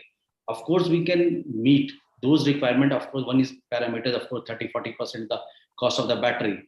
And as globally, the rate of the lithium-ion battery, of course, is going down this year because of the COVID and other things happening because of the pandemic. The overall raw material cost has increased globally as well as India also. But I think it's not, you can say, going to be a very long journey for cost of these batteries going like this only. I think this curve will goes down, probably maybe in next 6 months or next 1 year. So finally, the cost of the vehicle is going down in case of the battery, because as on today, India, everyone is importing the battery and we're paying the cost of this lithium-ion cells, putting the import duties and other things also. And by the same time now, some companies are also come forward. Government is also taking the initiative to start this battery cells manufacturing in India. Probably, I think one plant is coming south of India also. Probably in next 2 years it will be start operating also. So of course the cost is going to down once it is manufacturing in India. But by the same time, of course, after 40%, this is 60% product is also their component is there where the cost lies with that. How to reduce it? It's also a supply chain is in India where all the OEMs, if we take the parts from those suppliers, of course their viability is there and the cost of the product ownership is going to down. So we have to see in both the sides how we can take it as a stakeholder, because it's a total responsibility of all the stakeholders, who are, whether it's a OEM, it's a policymaker, government, or the customers. Because end of the day, because India is a cost-sensitive market, so people want the good product at the reasonable cost. That is the main requirement of a consumer, and that is only possible if you say it's a product which is component supplied by the Indian suppliers. And as government has announced lots of PLI scheme for that also, where these people are getting incentives by these suppliers. So of course the cost of the product, the component is going to down, and in future, in next another 1 year or 2 years, it's going to be more and more down, because the FAME2 scheme also talk about that the product should be 100% made in India by the end of this financial year, and all the OEMs are working for that. So it's a matter of time only. Of course, this cost is going to down, and we have to give a quality product to our customer. Then only there is an increase in demand in the market. And I think all the OEMs, as a stakeholder, we have to take that responsibility and give the right, good product at the right cost. So it will make sense for everyone. And of course, this cost will reduce in a span of maybe another 6 months or 1 year. Absolutely. Absolutely, sir. Now, coming to Dr. Mukherjee. Now, Dr. Mukherjee, you are into three-wheeler space. Now, how price sensitive is this? And how are you going to reduce the price to make it more viable for a B2B buyer? Yeah, Siddharth, what Gilsar has mentioned, I agree to that. The scale is essential in a very capital intensive industry like automotive, and the returns come over a long period of time. There is a long gestation period. But I also believe, and I am of that school of thought, that technology will bring the cost down. And I think my friend Niloy here can probably second to that. we have a lot of respect for the technology in their scooter and the way they produce and their design, etc. I think technology is going to be the answer, and not just buying cheap products, etc., importing them and then hashing it up here into some contraption which runs on 2 wheels or 3 wheels. That is not going to be the right answer or right way. What I believe is that a disruptive technology like the electric is going to bring in this change of or solving this whole cost versus value equation, particularly more so relevant in India. I'll just let's go back 20 years ago. We had telecom sector coming up, mobile telephony. The tele density in 2000 was less than 7, means less than 7 people in 100 had phones. Less than 7. Today it is 85%. In 2000, the central government led by Vajpayee Saab came up with the first telecom policy. And that is where the inflection or the tipping happened. And then the volumes grew exponentially. That is where the scale comes. And also during that period, what happens is in the typical S curve, when you have that tipping point, and I believe that this tipping point for EVs is coming now, especially in 2-wheeler and 3-wheeler, and with the serious players getting into it. So I think the whole consolidation will happen, number one. Secondly, the technology will disrupt it in a manner that the cost will come down, like we have seen in telephony, we have seen in computers and many other sectors. It typically follows that curve. So take the case of on the supply side as well as demand side for 3-wheeler. The 3-wheeler is a commercial vehicle, nobody buys 3-wheeler for personal use. So obviously the economic benefit is the prime motive for the user, my customer. So on the supply side, we have the battery and the powertrain, which is roughly 60% of the vehicle cost. Now the battery has to be also robust in quality, because there are safety issues, there are thermal management issues, there is a charge density issue, there is a life issue. So these 4 or 5 issues, I believe that technology will overcome in next 2 to 3 years. I do see single charge running 300 to 400 kilometers. I mean, that kind of charge density, it will at least double. And we as a company, we are also working on it. We have worked with Log9, which has the graphene battery. We are working with C4V, which is cutting edge technology of solid state. So these are the technologies which not only bring in a huge change in the performance of the battery, but also lowers the cost. See, that is what is disruption. You increase the value at a lower cost, right? So these are the two things on the supply side. On the demand side, we see that there are a whole lot of stakeholders involved. There is a charging infrastructure involved. There is a grid company involved. There are the financing companies involved. There are IT solutions involved, and also the government. Now, government has come out with some fiscal policies as well as monetary. So those have to translate into the actual benefit for the end user. See, the NITI Aayog document itself shows that less than 1% of the FAME 2 has been utilized, till now. So this is something which should worry us, and there are reasons. They also highlight some of the reasons. So I think all the stakeholders on the supply side as well as the demand side have to work together to solve this whole equation of cost versus the quality and the whole, the pricing issue for India. We have to increase the value and also reduce the price up to an optimized level. We can't reduce the value to reduce the price. I think that is my view. And I think, we are working on this. Great, sir. Absolutely right. Now, coming to you, Nilay, Ather, I believe, is in a peculiar position because even though the product is expensive, 450X, but you guys have a cult following. So now tell us, what is your point of view in terms of reducing the costs and making it more viable to future customers? So first, I'll start, and I end up saying this in multiple forums. I don't think Indian consumer is necessarily cost sensitive; they're value sensitive, right? And I think that there is a difference over there. It's not always to say that the Indian consumer wants the lower and lower price product. In fact, like more and more, it's just changing the other way. Indian consumers want good products at good value and a good price, right? So that's the first context to get, right? Now, like Mr. Gill said, and I completely agree, I think scale is the biggest upside that can get in bring the cost part of it down. So breaking it into demand side and breaking it into the cost part. So I think scale and related to that technology, right? Are all our players investing in technology, or are we in a hurry to get some bit of volume today? Okay, I think is a very important aspect of how we are growing this industry today, right? So I think technology has the ability. We've been fortunate to see our costs go half and half and half by consistently being focused on technology to bring things down, and it's possible. I think everybody in the panel is saying, let's say if we did not take a very stringent move, the battery prices will fall down, and in let's say a 5 years period, the cost will start making sense. So the task over here is how do we make that 5 years into a 2 years? It's not a fundamental question of whether it can be cost effective. So then we are looking at a stimulus which accelerates the cost, the cost benefits, of which technology is a strong mode. But I would rely a lot more on the demand side of stuff. Right? So I think Ms. Raja mentioned it. I think loans, for example, has one of the biggest powers of the area where the government can put a very strong push in the next 2 years to actually accelerate the number of vehicles on road. And I think that's how we should change the task. All our discussions are what can we do in 2030, right? At best, a few of them I've attended is what can we do in 2025. There is no meeting which says that how aggressive can we get in 2022, right? And I think that's the change of lens. If all of us started looking, saying what is the highest number that the industry can reach in 2022, because the shape of the curve has repeated itself category after category.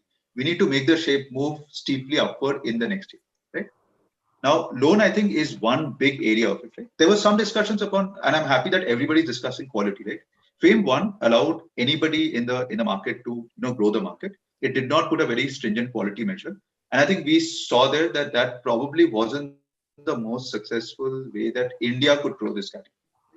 We heard Ms. Shilajah talking about how in the three-wheeler industry, not regulating quality enough is leading to some things about how that category is growing, right? So one way to look at it is that how fast can we grow this category in the short term? That will give scale and we can move from there.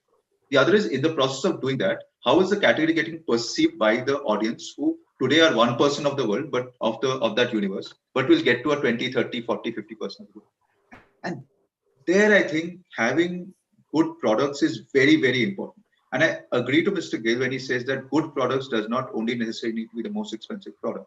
But the fact is that when you enter a category, the consumers need to look at electric vehicles as an upgrade. Right? And I will hold on to that word. Either it's a government forced regulation which makes anybody and everybody own the product, or it is seen as an upgrade. Right? And I think if we can stay true to that, then we will find products in the market with the help of policy and with the help of what OEMs are looking at, which sort of sort for that. Right? Now, if you go to a part of our entire scooter market where the range is low, then I think charging infrastructure becomes way more important. Right? Again, going back to Ms. Shilajah's note, right? She said that a typical vehicle does 70, 80, and hence in an intracity, the criticality of charging infrastructure is not very high. When you change that and you focus on the different parts of the segments, which is also a way of growing the market, then I think the amount of investment that we need to do in charging infrastructure to make that successful should be higher than what we are otherwise doing. Right? So we should look at which segment to go to get to the first million based on what it requires on investment across spaces. And I think having good products is like the faster lever to getting to it. Like, for example, committing resale. One of the problems that this industry can solve for is that how do you insulate future? Is the policy of the government stable for the next 5 years? Is there a commitment towards it? Right? Is resale of the consumer who's buying today guaranteed at some price? Because if the battery prices are going to fall down, will the resale value substantially go down? I think it is things on these sides which is required to be focused on with a very strong focus of getting somewhere in the next, I would say, 1 year, right? Because the consumers who are today going to be moving to an electric vehicle, the bulk of the two-wheeler category is still in the scooter side, sitting on the 110, 125. A lot of migration is happening from the motorcycles. So I think that's the consumer that we should look at and say, how do we fast get that first million? Would be the way I would look at it. Some great points there, Nilay. Now, we have 15 minutes more. So quickly, I need to address the biggest topic here, easy credit. Now, all of you have spoken about, how to get easy credit going for the customers. So what do you think here are the bottlenecks? Why are firms not really into financing electric vehicles as of now? Gil Saab, I'd like to start with you.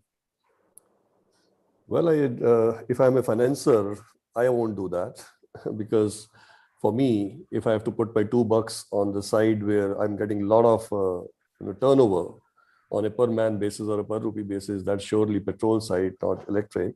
So I'll wait for others to do it first of all. Secondly, I'll try to do it in a very small experiment and then see the result of that. For example, the resale value itself, such a dampener for any financer by itself, till the time it gets established, like Nilay is saying, the financiers would say, what happens if the consumer himself is not seeing the resale value? How will he be able to finance my EMIs? Besides that is basically a natural curve of financing, where the risk-taking capacity has to come out of some big financiers. And now they are coming up. We have seen lately in the last 1 year from Tata to so many others, they are jumping into it. But they're going through a natural curve of sort of a proof of concept. And I think, especially in the B2B, in 6 to 9 months, there would be enough finances available because there is a backing of two partners there. The consumer, the trader, as well as a backup of there and the company. And when some sort of covering up of any of the faulty loans, etc., it can be a big game in B2B and then open to B2C. Government surely can do a bit in this. Everybody is saying that, and government can easily direct through RBI public sector banks under some yojana. Like for ERIC, there was a yojana, Kisan, like Bharat Kisan Yojana or something. So they can easily start a EV yojana where the interest rates need not go down. But public sector bank managers have to be told to proactively finance. That's all. So any consumer who walks in, he looks at the guy, he says, I don't know anything about it. Just read the circular there and don't follow it up. So that push has to come from the government because all across the country, there are banks which are going into hinterlands. And that's where the vehicle can also go, provided finance backs up. Other models, which are innovative models, are also coming up, like a buyback, AMC ridden, lease rental basis, are also to do with the sort of a confidence of the battery life. Because if EMIs are spread over 5 years and battery packs up in between, there is always a ruckus between a consumer and the financer or the company that I won't pay because what was committed to me is not happening. So somewhere down the line, the OEMs also have to work. If they want to get the vehicles financed, then the life cycle of the vehicle has to be much better. The battery technology has to be protected properly. It can't be on a yearly basis or a monthly basis. It has to be on a clearly defined cycle time basis. There's so many cycles you have consumed, so you are run with the battery. And at the back end, the resale value. Many of these factors, including government support, can really turn the tide in 6 to 9 months towards the 2 million goal in the next 2 years. Thank you. Right, so Jitendra ji, I would like to ask you, electric vehicles do have telemetry, do have a lot of technology inside them. So after say 2 years of usage, the user, the company, the insurer, the financer can actually know the real status of the vehicle. How bad is it? What kind of wear and tear it has gone through? Yet the financing schemes or the financial support is not really out there as much as it should be, like in the case of ICE vehicles. So what do you think are the challenges here?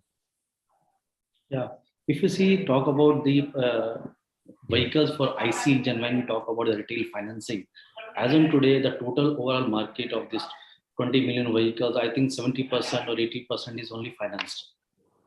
Customer comes in the IC engine showroom and they got finance because the finance is very easily available for them.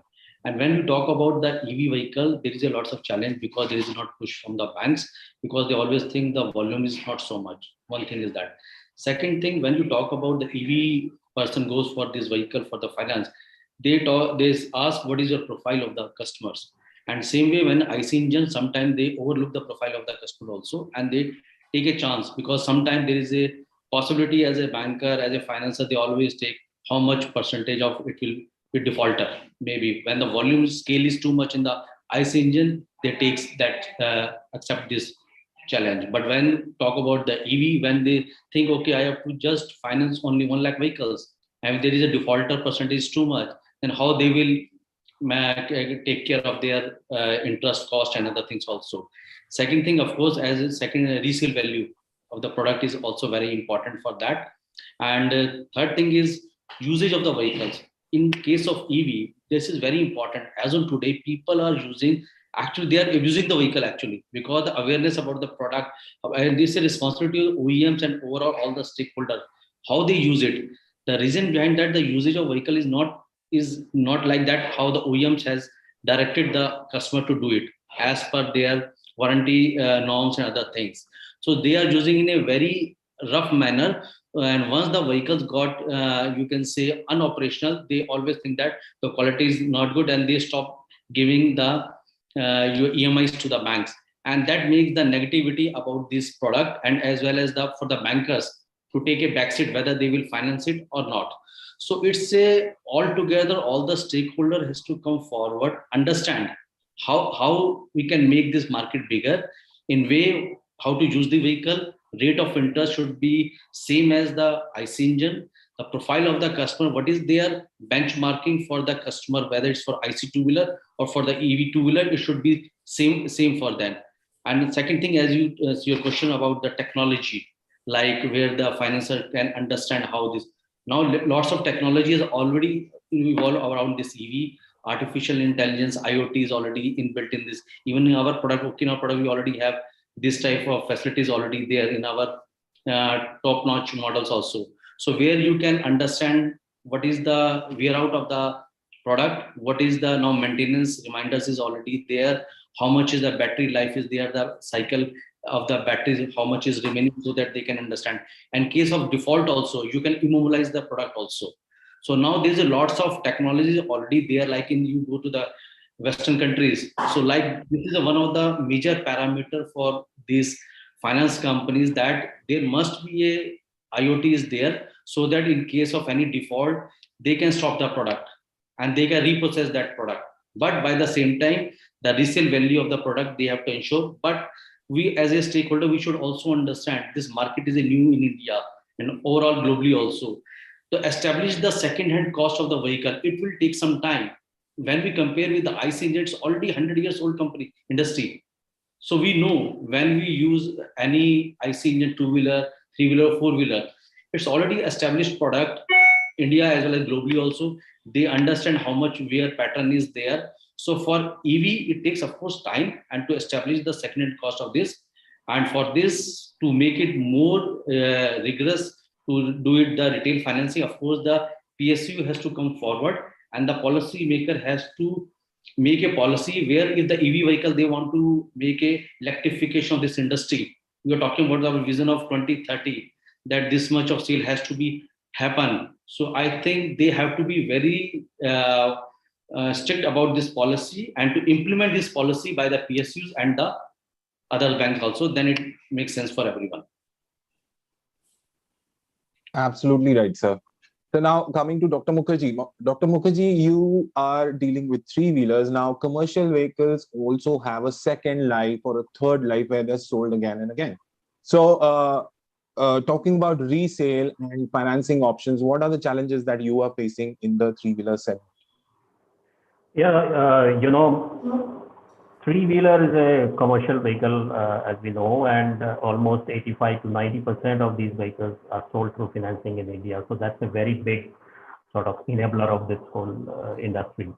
Now, coming to the context of electric vehicle, what has happened is that unfortunately, the initial transition to electric in India started in this format through the low-end Chinese imports, etc., which have poor life and the quality issues, etc., etc. So the perception in the mind of financiers is that it's a low-end vehicle, it's a low-quality vehicle, and obviously he is not sure about the life of the vehicle and the utility. That is as far as the vehicle aspect is concerned. Second is, in his mind, there is a question about the business robustness itself.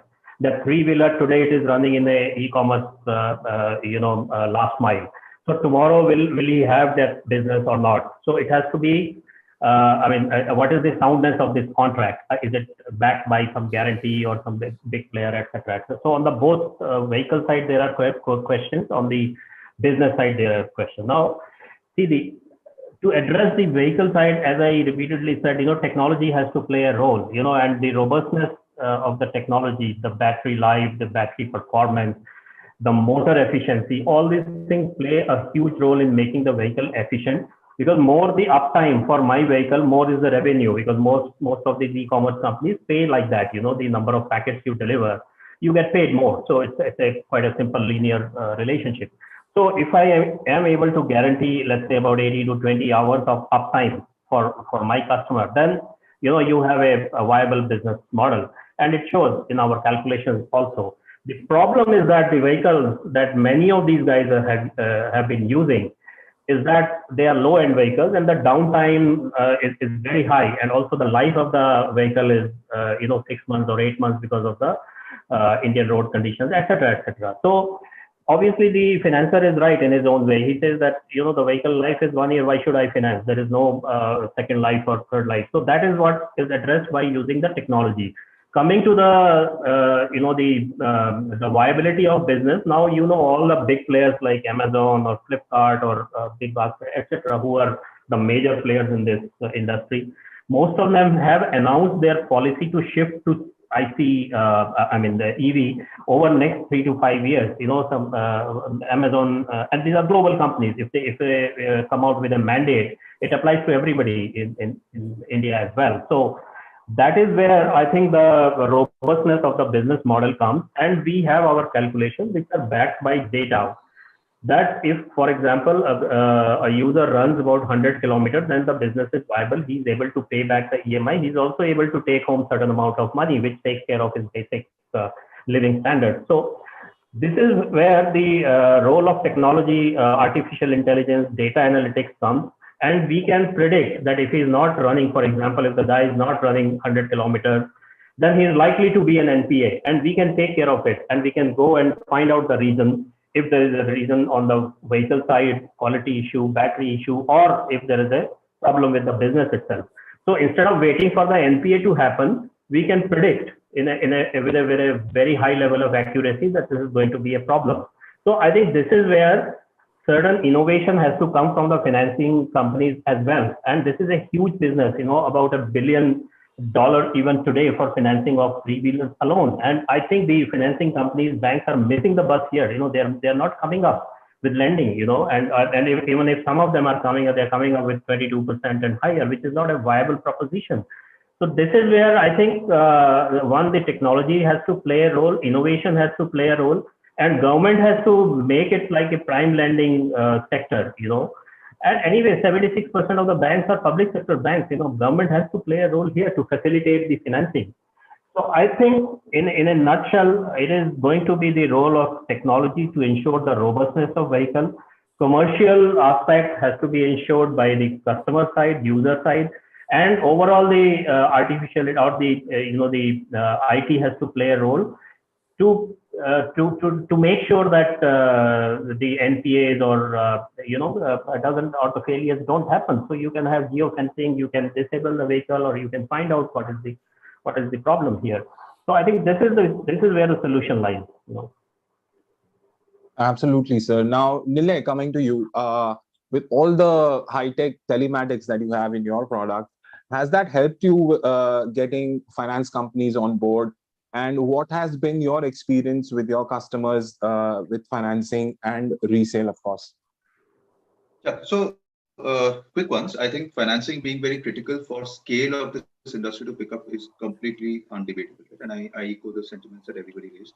And I think no matter what price point you're in, I think it's equally an important parameter, right? For the scale that this industry wants to get, right? Like buyback I was talking about, we put out a buyback to say in 3 years, we will buy back the vehicles at an X price to take that pressure off. We could do that at a particular scale, but can that be the way OEMs are expected to run this? No, right?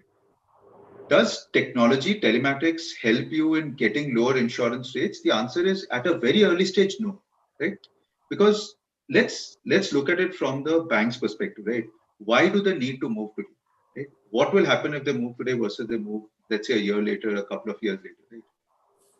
There isn't that money value which is making this the top discussion in their boardrooms, right? And like all of us mentioned, right? These are nationalized banks. They have been working in a particular format. They have tons and tons of data to build reliability. Schemes are not made in like a particular city. They're deployed centrally and then rolled out, right? Which means that at the heart of this industry, there needs to be a very, very strong and fast movement, which necessitates a percentage of loans to happen on the EV side. Here is one side where I think that if we keep waiting for natural demand, then we'll continue to have the chicken and egg problem, right? Because like by the time the natural demand depends a lot on, customer having this facility. I'm right now not even talking about an advantage facility. I'm talking about an equal facility. While as an industry, I would suggest that here is one place where the government can start giving an advantage to a consumer over buying a petrol, because it's demand that's getting generated by directly giving something to the end consumer, right? Post-COVID, there will be a need to give more to the end consumer. And these are very strong ways of directing policy in a direction that shapes the industry, right? So if you look at from the OEM, from the loan providing banks perspective, and going back to that quality discussion, unfortunately, when they think electric vehicles, the perception is the Chinese imports which stop working after a year. And that's probably like the death of that industry. Like I'm saying, which is why that loan industry doesn't pick up, because they don't have fast data to support it. They don't have volume of data, because that volume of data has sort of not given like predictive models for them to think. There are no templates that exist that, how, for example, even if we gave the telematics data, how to deploy it, what the second life value. So it's not something that they can take from another industry and quickly deploy. So all of those are not available. And at the same time, there is no urgency that's coming either from a policy perspective or a demand in the next 1 or 2 year sort of perspective, right? This is like, and the other part, which is the unorganized lending, they don't have the awareness of electric vehicles. They would rather lend into like the smaller banks, the regional banks. They still do not have enough awareness of electric vehicles to start, giving them. What it's resulting in is higher and higher credit rating requirement to give loans, right? No bank is saying that, hey, we will absolutely not giving it. For the last 5 years, I think they have been saying that, yes, we want to give it. But what is happening is that the credit rating difference is going up, which means that a huge chunk of consumers, while all of the work is happening, awareness is happening, government subsidy is happening, in the last mile, they're stopping because now there's a disparity between petrol and electric because of what loans that they can get and what credit rating they get. I think that's a very urgent thing for the government to solve, and not solve by like just making it equal. I think a very strong message needs to go on that aspect, because if you're looking at what levers can the government pull to make, let's say, the category 5% or 10% in the next 2 years, I would say this is one very top lever, which is possible for the government to put out, which is a certain amount of assurance to that industry to say, hey, go on this path based on a set of products that we are talking about, whether through FAME, etc. And then we are there to back you up. I think that kind of assurance, and with a strong push to say this much percentage needs to happen, and then there is a particular incentive linked to it, is something that I think government policy can really help this industry. Absolutely. We are almost out of time, but I need to put one question out. I wanted to talk about policy, but all of you have addressed policy in some way or the other. One quick question for all of you. We'll start with you, Gil Saab. Where do you see the electric two-wheeler and three-wheeler market in the next 5 years, say 2024, the next elections? Where do you see the electric two-wheeler and three-wheeler market?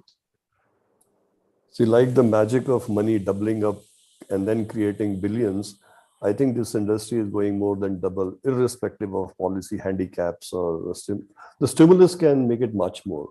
But as of today, certainly the industry doubles up from now. It is a small number, but in 5 to 10 years, it will be colossal, even at doubling. Absolutely, sir. Jitendra ji, what is your view on this? Next 5 years, where do you see Okinawa and two-wheeler and three-wheeler segment? I think I'm a bit optimistic.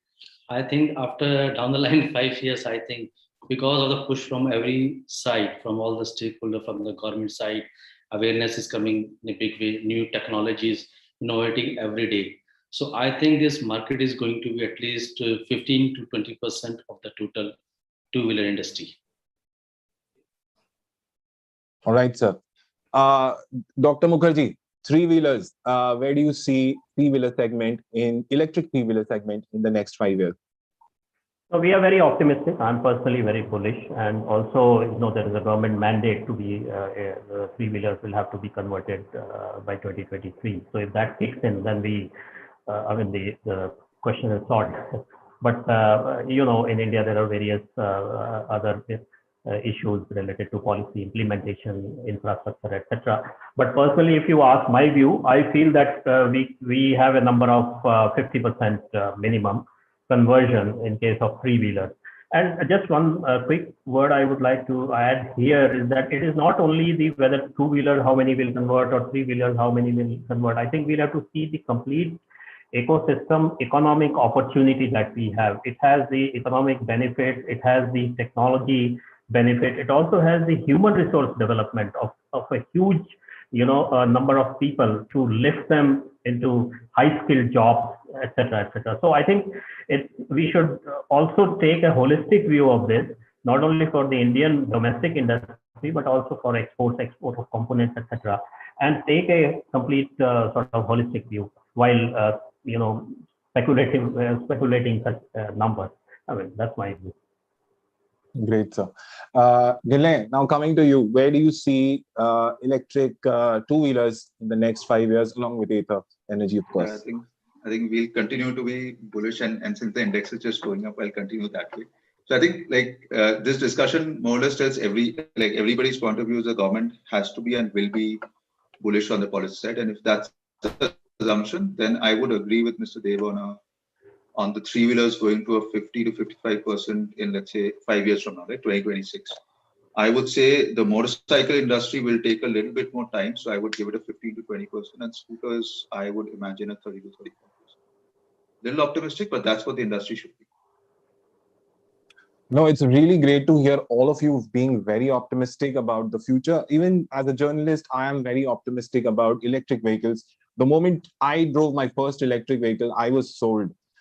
Although I don't need to buy cars or scooters as a journalist, but still, I was sold the moment I first pressed on the accelerator. So I believe awareness is a key issue. People need to get aware, try test driving electric scooters and four-wheelers, and of course, three-wheelers in commercial segment. And with that, we were ending this session. Thank you, Mr. Gill. Thank you, Mr. Jitendra. Thank you, Dr. Mukherjee. And thank you, Nilay, for joining us. Thank you very much. Over to you, Abhinav. Thank you. Thanks a lot. Thank you very much. Well, thank you, Siddharth. That was an enlightening discussion. And of course, optimism is the key. We need to hold our horses. We need to keep lobbying with the government, within the industry. And I think that will take us on a far-fetched pedal and making Vision 2030 a reality. Thank you, Siddharth, for moderating this so well. And it's time, ladies and gentlemen, to start our next session. It's on charging infrastructure. Of course, what petrol and diesel is to internal combustion cars today, charging infrastructure and the way EVs are charged in the future will define how well accepted they are, and that will eventually affect their demand as well. So this is a very important subject, ladies and gentlemen, when it comes to EVs. No discussion or no planning can go without considering charging infrastructure into place. And to join me on this panel, we have Mr. Anmol Singh Jaggi, who is the co-founder at Blue Smart Mobility. We have Mr. Akil Rahman, who's the CTO, Chief Technology Officer at Hitachi ABB Power Grids, India. I think I will be joined by a few. Who else is? I'm joined by Maxine Lewis, who is the Managing Director and co-founder at Magenta Group. And I am also joined by my fellow panelist, Abhishek Banerjee. I will see his face in some time. Maybe there's some technical glitch. He will join. And we are waiting for Mr. Sandeep Bangia, who's the business head, electric unit at Tata Power, to join us in some time as well. So we'll start anyways, ladies and gentlemen. I'll come to you, Anmol Jaggi, first. Now, hi, Anmol. And of course, then I'll move on to the other panelists. Charging infrastructure, okay, it not only requires a heavy amount of public-private partnership, government involvement, and of course the stakeholders within the industry. It also requires a mindset change when it comes to motivating the consumer and changing the habits. What are the real challenges, if I ask you, challenges you see today in enhancing the charging infrastructure of EVs in India? And of course, the same question is open to all the panelists. Where do you see ourselves as of now? Real challenges. So Abhinav, I think I analyze the market in two kind of different segments of consumers. the early adopters of EV charging infrastructure is going to be the fleet owners or the commercial vehicles, and the personal vehicles are still some distance away. Yes, initial adoption has started, but mass adoption of electric mobility on the four-wheel side is, let's say, maybe 4 to 6 quarters away. Mass adoption means like when we get to the scale of 10-15% of all new cars are electric. That is about, let's say, 4 to 6 quarters away.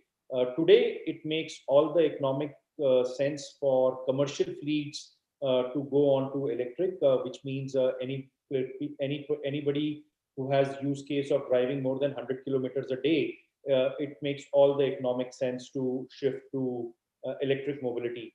Okay. Fleets, I would say that generally in life, my principle is that if you have a great economic factor which is backing you up, the tailwind from the money power, if that's backing you up, then the shift starts to happen. Whether that shift was from diesel to CNG, because CNG as a fuel costed less. People used to do their break-even analysis that I'll put in 70,000 to retrofit my car, and if I drive so much, I will break even in 6 months, 8 months, and then it's all positive cash flow for me. For electric also, those discussions have started, and at the fleet level, I know for sure that there are multiple fleets which have started to convert to all electric, and that is going to be the single most factor of how you do. But only to say that economics will change the scenario is not correct. You also need real infrastructure on the ground. People want to convert, but you still have to think about where they will go, how they will go. When they go, will they get a charger, or will that charger be not available? I think all of that systems, processes, infrastructure is getting built out, and extremely happy that a few of us are collaborating on it. Maxon's doing a great job. Hitachi ABB is doing a great job. So some of us are contributing towards building this infrastructure, which is to be the infrastructure of the next decade or the next century. So this is like, petrol pumps and gas stations took 60, 70 years to come to the age and stage where we are. And maybe electric mobility will not take that much time. In 10, 15 years, we will see an equivalent infrastructure where you could just be without any botheration, take out your car and be comfortable that, yes, I will find a available charging station at a place of my time, and at a place of my choice, and at a time of my choice. And that's how gas stations have kind of gone ahead and built it. So that's, we are already on the path. As an industry, I think we are doing, all of us are contributing to achieve that.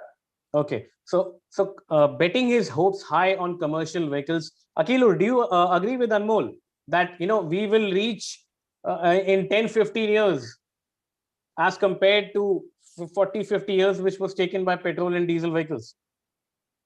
So definitely this is evolving. I think we might be reaching earlier. And so before I get into the specifics, so first of all, wishing you a happy World Environment Day, and we say that carbon neutral future is electric. आप सभी को भी पर्यावरण दिवस की शुभकामनाएं. जी हाँ. Yeah, thank you. So carbon neutral, future is electric, and we are here to talk about the electric vehicles. And you said, the challenges what we have today. I think there are also opportunities. The challenges are basically we need to work on, and then definitely we can achieve. Basically, of course, we have a lot of speakers have been talking about the vehicle side, but we are talking about the charging infrastructure. So here, I think there are different charging technologies. We are talking about the slow charging, normal charging is slow because now we have faster charging available. So we have fast charging, ultra fast charging, flash charging. So how do we bring all these different technologies together to create the infrastructure? And it's not just simple that, okay, you start putting the charging infrastructure chargers, here and there, because as you see, these are different type of charging, systems, the technologies. For example, this flash charging, we as Hitachi ABB Power Grid, so we have this flash charging technology where the buses can be charged in the bus stop. When the passengers are getting on and off, maybe 20 seconds, it gets charged top up. So the philosophy here is that the bus has to carry more passengers than the battery. So having this, we call it opportunity charging, having this, charging flash charging available. So your bus is carrying less of battery. Your bus is running more on the road rather than going back to the depot or terminal to get charged during the day. During the night, it gets charged. Fair enough. So where do we put all these flash charging chargers? Where do we put the chargers for the two-wheeler, three-wheeler with fast charging technology? And then how do we entirely, create the infrastructure which is economically viable for the owners operators? I think here what we do is we simulate simulate the condition of mobility in a city, in an area, simulate the two-wheeler, three-wheeler, four-wheeler and buses, all the mobility we simulate. We also simulate, it's not just the charging, we just go and put the charging stations, but also you have to ensure that the grid, which is providing power, energy, that's also ready. Because when you talk about fast charger, flash charger, it draws huge amount of energy from the grid. So grid should be stable. So here we also simulate the electric system, mobility as well as electric system using the digital twin concept, and then ensure that we have the right locations depending on the mobility, the loading, the passenger traffic, and then come up with optimum location, optimum sizing, and optimum operation of the entire fleet, and also the charging infrastructure. So that is how it can make it viable. I've been hearing that people say that, okay, economically viable financing. I think the business model can really be built around this, using all these technologies, not just one time. We need to also ensure that all these infrastructure, the assets, the flow of energy, the mobility, they are monitored in real time. So we have automation solutions, we have the digital solutions already available where we use also AI ML to predict also the mobility, the traffic, the energy consumption, the energy need, and then also link it with the finance, with the money. So I think this is definitely possible, and we have all the technologies in different segments. We have all these different stakeholders, OEMs there. They have that. What's important is that we bring them together, collaborate and co-create this infrastructure. I'm sure we can achieve this. Bringing them together, well, that is the difficult part, Mr. Rahman, of course. Moving on, Maxon. Yep. First of all, wishing everyone, the audience and the panelists and you as well, a great World Environment Day, because that's what we are all trying to do. So here at Magenta, we are in the business of EV charging, and like Anmol said, how we treat is first point that we want to kind of establish is, in India, you cannot copy paste international solutions into India, because your question was about challenges. I'm trying to address that. Because like we famously said, 4 large issues: heat, humidity, harmonics, and humans. Each of this plays a different way of how we are talking about large infrastructure across India. Correct. So first, that has to be understood. And the second point is, charging is, you cannot have a cookie cutter solution for charging. We break it up into 4 parts. First is destination charging, your home and offices, which is around 60% of the entire charging needs. The second part is opportunity charging. You go to a shopping center, mall, there the challenges are slightly different. Third is the highway charging or long distance charging. That is, we also call it as a distress charging. And the fourth charging, which Anmol did mention about, the commercial or fleet charging. Now, when you decouple all these 4 different kinds of charging and then the challenges you try to solve, you will see some common themes and some themes which are very unique to each of these. Okay. I'll just talk about a couple of common themes about the challenges, and then I'll talk about the solutions. Sure. One of the large challenges is the availability of real estate. And when we're talking about charging, the moment you realize charging is there's a time element to charging. It's not that, unlike fuel, you just dispense petrol and diesel and you leave. The vehicle stops and consumes real estate for that period of time. So that cost of real estate, or that cost of parking and charging, that needs to be coming, and hence this is one determination factor for charging infrastructure. Okay. Second part is the quality of power. And I mean, it's great to be talking about the urban infrastructure. Sandeep, my colleague, is here from Tata Power, and he knows it better than anyone else, is the quality of power, not only in urban and when you go beyond. So if we were to talk about real adoption of EV and charging infrastructure, I think so for me, these are the 2 parameters. One is the availability of the right real estate. Second is availability of good quality power and consistent power. I'll tell you the reason why. if Magenta or any other charging infrastructure companies out there saying, yes, come to a charging station, we will ensure that charging is happening, but there's no power to back it up, you are actually going against your principles of that service, right? And then the comfort or the trust of people to go towards electric slightly reduces. Definitely. So these are a couple of challenges, and just putting it together, the 4 different instances of all these challenges. You can't have a cookie cutter solution, but these 4 have to be separated out. I'll just place it. And I think, no, a very valid point, Maxon. And I think the third one, which you mentioned, consistent power, is very much subjective to India. You know, the kind of market we are from and the kind of electricity demand we have. Mr. Bangia, can you hear me?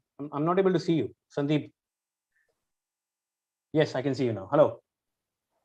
Yeah, sorry, I think. Yes, please. Your opinions. Challenges in the charging infrastructure space as of now. Yeah, so I think, first of all, sorry about this delay that I joined about a few minutes later. No problem. Congratulations for the World Environment Day. I'm glad to be a part of this panel, which is full of luminaries like, all the people that you are. I think, the challenges very, very aptly have been brought out by Mr. Rahman and my good friend Maxon. But the way I would see this is there are 4, and I always try to use as much as possible, easy things to remember. I use the word help, H-E-L-P. So help, hardware is starting. H is the hardware. We have, sometimes a large part of dependence on imports. So there's not absolute good quality hardware available sometimes. Okay. Especially when it comes to buses and those kind of infrastructure on charging hardware, there's not enough and more manufacturing here. Second thing is the expertise. Now this is something that we bring in very clearly: the expertise on the grid, expertise on the charging infrastructure, expertise on how do you manage a customer. I think this is the second piece, which is the important. You're talking about human resources, if I correctly understand, Sandeep, right? Yeah. The expertise which exists in the company to ensure that it's the technical expertise or the manpower expertise, those kind of things. Sure. The third challenge, which I think Maxon touched upon very rightly, is the location. You need to have locations which are co-located, let's say, with something else to be doing, which is I cannot put up a charging station on the middle of a highway, because if the customer is wanting to wait for half an hour for his charging, what does he do otherwise? So we have to have a co-location, let's say with a food court, or let's say with a department store or a mall or anything like that.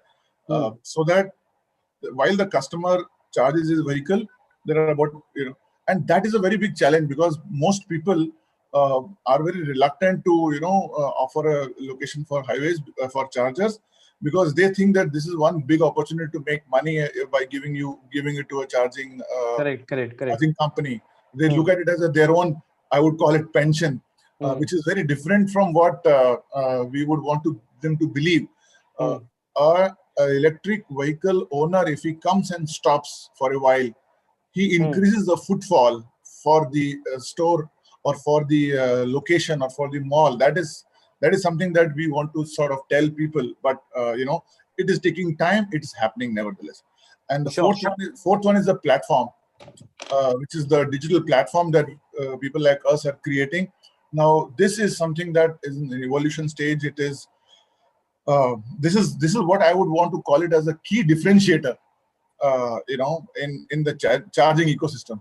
So help, I would call it HELP, and that's the way to make it simple for myself and everyone else here. Sandeep, you started with H and ended with P. Hardware to platform. You have primarily summed up a decade-long human behavior and progress we have made. We started with hardwares, and of course now we are on the platforms. And I think it will be a huge challenge. I mean, the challenges are immense, but so are the opportunities. Yes. Before I bring in my colleague Abhishek, I would just like to pose one more question to all the panelists. When it comes to electricity demand, and I'll take Maxon's second point, quality of power and of course consistency, is India prepared for such huge electricity demand? I mean, considering the kind of market we are in, by 2030, it's expected that more than 10 million, almost a crore of EVs will be on the street. including 2-3-wheelers, which will be in majority, of course, and a part of them will be 4-wheelers. Are we prepared for such huge demand? Are our electricity companies prepared for such huge demand? I mean, power generation companies, will we be able to meet such a huge demand? I mean, how do you rate the infrastructure as of now? I'll start with you, Anmol. Yeah, so I think that's a clear issue, but I would like break it up into three parts, which is generation, transmission, and distribution. I don't believe there is any issue on the generation side. India is pretty much having enough generating resources to accommodate 10 million EVs on the road. Maybe at some point, even the generation resources will start to get stretched out, but that is not in the immediate future. It is sometime, maybe a decade away or something like that. Sure. But the other thing is also on the transmission side. We believe that there is enough transmission infra which is already being set up or is currently being set up, especially considering a lot of renewable energy which is coming into our nation, and large transmission lines from Kadapa in South India and Pavagada in South India and Jaisalmer in Rajasthan to Ladakh. All of these mega renewable energy centers are being connected with large scale transmission lines. That those projects have already been approved and gone under construction. So we believe that not just the transmission infra is being set up, but transmission infra to push a lot of renewable energy is also being set up, which is again a great thing for the environment and for EVs. More penetration of renewables into the grid helps us all. And the third thing is the distribution infra. Now, distribution infra is the big problem. And while my co-panelists were discussing about the real estate location, it's not just very important to select a real estate location where you can park 50-100 cars to charge, but it's also important to set up power transformers over there. At BlueSmart, when we charge about 100 cars in parallel, we need about a 1 megawatt of load. At the distribution transformer, 1 megawatt of load is something which is like there for a 5-star hotel or a mid-sized mall or a hospital. So this is not a small load. This is a significant load which is there. And if you overlap the real estate map of high ride density in commercial, in high residential areas, high commercial activity areas, and then you say that the transformer at the end of the street, I want to use that to set up 1 megawatt of power load. I want to draw 1 megawatt of power load. I think your options will shrink by another 90%. If the real estate pool was 100, good real estate pool was 100, you will go down to 10% if you overlap it with real distribution infra. So distribution infra will have to be scaled up, and there is no doubt in that. And that is where will be the even greater impact than having real estate will be. Do you have a distribution transformer which can give you 1 megawatt of load? Now, of course, this is from a pretty much a BlueSmart perspective where we set up very large hubs. If you set up 1 or 2 charging stations here or there, then that is 10-20 kilowatt of load. That is pretty much manageable. But if 1 million cars have to operate, you would need large scale charging infrastructure, and those 1122 charging stations will not really make a difference. Maxim, taking a cue from what Anmol is saying, we are talking about 100 terawatt hours of electricity by around 2030. And he did mention distribution as one of the key challenges. Right. So if you're expecting to, so I totally agree with Anmol on this, and I like the way he put the Venn diagram of availability of location and then transpose it on the availability of the last mile. I call it the last mile. Having worked for 15 years in the entire power sector, distribution, last mile distribution is always the weakest link. Incidentally, in India, it is more weaker than in other countries, essentially because we are still climbing up that curve of electrification. Correct. We're still a niche industry. Yeah. In stage 1, we are just trying to electrify. Then the second stage, we are going to do better the electrification process. So I think we, in many cases, we are in stage 1 of that. And like Anmol said, especially if you're talking about, when we're talking about mass adoption, we are not talking about one single charger, standalone chargers. I mean, look at other countries. We are talking about large hubs. Irrespective, I mean, he's talking from a fleet perspective, but I will just voice that even for individual purposes as well. Today, it's a single standalone because there are not many vehicles. But when you're talking about large scale or large adoption, we are going to talk about a single point of consumption, large amount of consumption of power. Incidentally, what's happening is right now as a charging infrastructure, we look at the nearest transformer and look at what is the available load on that, and then back calculate what is the charger you can put over there.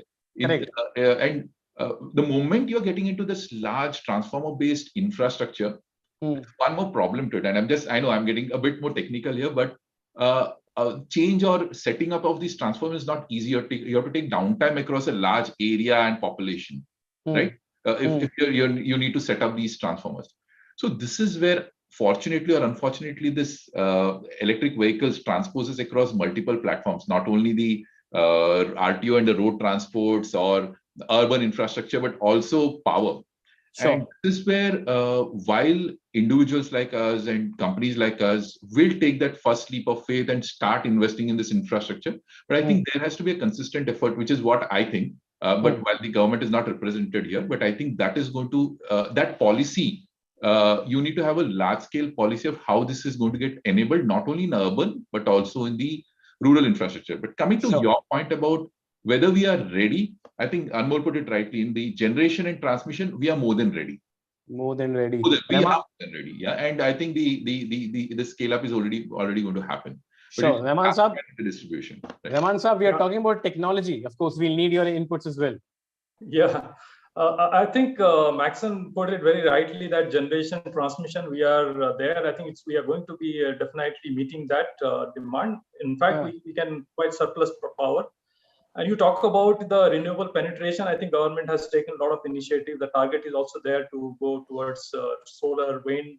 And we are talking about also having large, gigawatt scale solar power in Leh, Ladakh area, and then deliver power in the northern grid in Delhi or around Delhi, where it's a large. So from transmission point of view, also we have recently, actually, as Hitachi ABB Power Grids, we have also commissioned a line, HVDC line, which is transferring power from Raigad in Madhya Pradesh to Pugalur in Tamil Nadu. It's about more than 1,600 kilometers. 6,000 megawatts of power it is delivering using high voltage DC technology. I think generation, transmission, it is there. I think the country, the power grid, the POSOCO, they have done an excellent job of really connecting all these sources and also maintaining it in a real-time operation. So coming to distribution, a lot of dynamics will happen here because of course, the electric vehicle. And because of also we are sort of having this concept of consumers, where a lot of consumers, the consumers basically they will also, yes. So in that case, also having, let's say, microgrid in areas, and then how do we bring the power and also store the power, storage, not only battery energy storage, maybe hydrogen is also going to come, a hydrogen form of storage, and also hydrogen fuel cell, which can also be used in the vehicles. Sure. So it is going to be a convergence of different type of technologies in the distribution in the last mile, where we need to plan very, very meticulously. As Maxon said, it's not the traditional way of saying that, okay, this is the transformer we have, what is the capacity, and then can we put the load. I think it has to be simulated, although power system has been very, very early adapters of digital technology, simulation, automation, because it works in millisecond, 1,000th of a second. So humanly, it is not possible to control, monitor, or protect anything. I think it has been doing, but what we have to do now is we have to do it very, very dynamically. Sure. When the change of the traffic, the location, the vehicles, infrastructure is changing. It has to be dynamic. Also have technology which can be easily mobile, like we have mobile substation, we have containerized modular substation where you can scale up, scale down, you can move the substation to one location to other location as the mobility space is changing. I think it's possible. I think technologies are there. It has to be only done in a very agile way. Sandeep, I'm coming to you almost every time I'm coming to you the last. So I hope there's not much. You have more points to add, but Rahman Saab is talking about convergence. So I ask the same question to you: are we prepared for that kind of electricity supply by 2030? Okay, I think most of us said that very clearly. We have got in India about 390 to 400 gigawatt power generation capacity, and we are more than ready to receive all the vehicles that. And India is a power surplus country, very clearly. So if I were to just look at it from a utility perspective, and we are there in all the across the spectrum from generation, transmission to distribution. So I think distribution inefficiencies, as I think Rahman Sahab also mentioned, Maxon also mentioned, Anmol also mentioned, that there are distribution inefficiencies, and the distribution inefficiencies are also very fragmented, I would say. Let's say if you were to seek power from, let's say, Mumbai and Delhi or Odisha, or for that matter, from Tata Power, you will find a different level of responsiveness. If you look at it from, let's say, MSCB in Maharashtra, you will find a very different level of responsiveness. And whereas some other location, some other DISCOM, you might find very different level of responsiveness. They could be very efficient to a very lax setup. However, having said that, electric vehicles has been put in a very, very strong, high-speed, high-response category by the government across the, board, from the ministerial level to the chief secretary level to the power secretary level. The response for electrification of electric vehicle chargers is typically taken up, on a very, very urgent level in that sense. Though, of course, we all know, and I mean, Anmol and Maxine will bear me out on this. The responsiveness still leaves a lot to be desired. But having said that, we are also putting up like a huge charging setups, like we put up for back bay for buses about let's say 4 megawatts or 8 megawatts. So we didn't find that much of a challenge. But yes, there are some challenges. Well, it's the good problem to see. Normally what happens is when we talk about the vehicles being the grid being ready for vehicles, typically the issue happens in the peaks. Nobody designs a network or a grid or anything for super peaks. So you switch on every power appliance, and every factory and every vehicle comes to the charging station at one point in time. Then there will be a peak. Course, there will be a peak. But still, I don't think even today 400 megawatts versus 400 gigawatt transmission, that peak is very easily handled. But having said that, this is where I think the point that you mentioned and Rahmanji mentioned about the convergence. This is where the smart digital technologies come into the picture to ensure that if there is a peak demand happening at some point in time, then, and this is happening in a lot of countries worldwide, you make the power offering to an electric vehicle at a discount when the peak is not there, or when there is a trough, and you charge higher when it's at a peak. So I think that transition from a dumb setup of EV plus grid to a smart setup, which is an EV platform plus the smart grid, these two combined, put together, can still very easily manage. And this is exactly what Tata Power as a utility as well as a charge point operator we are doing. That's sure. No, the realistic aspect will come when we'll discuss the pricing part of these peak factor. How much will it cost the consumer? Of course, then we'll talk about practicality. Now, of course, I'd like to bring in my colleague Abhishek Banerjee, who has been an auto correspondent for quite some time. Abhishek, over to you, please. Your question. Yeah. Hello, everybody. Wishing you all. Am I audible? Yes, Abhishek, you're audible. Yes, please go ahead. Yeah. So, wishing everybody a very happy World Environment Day. Sir, I mean, as we all know, I mean, the government came with FAME policy. Charging stations were not much a matter of focus in the first, in the first part of the policy in FAME 1.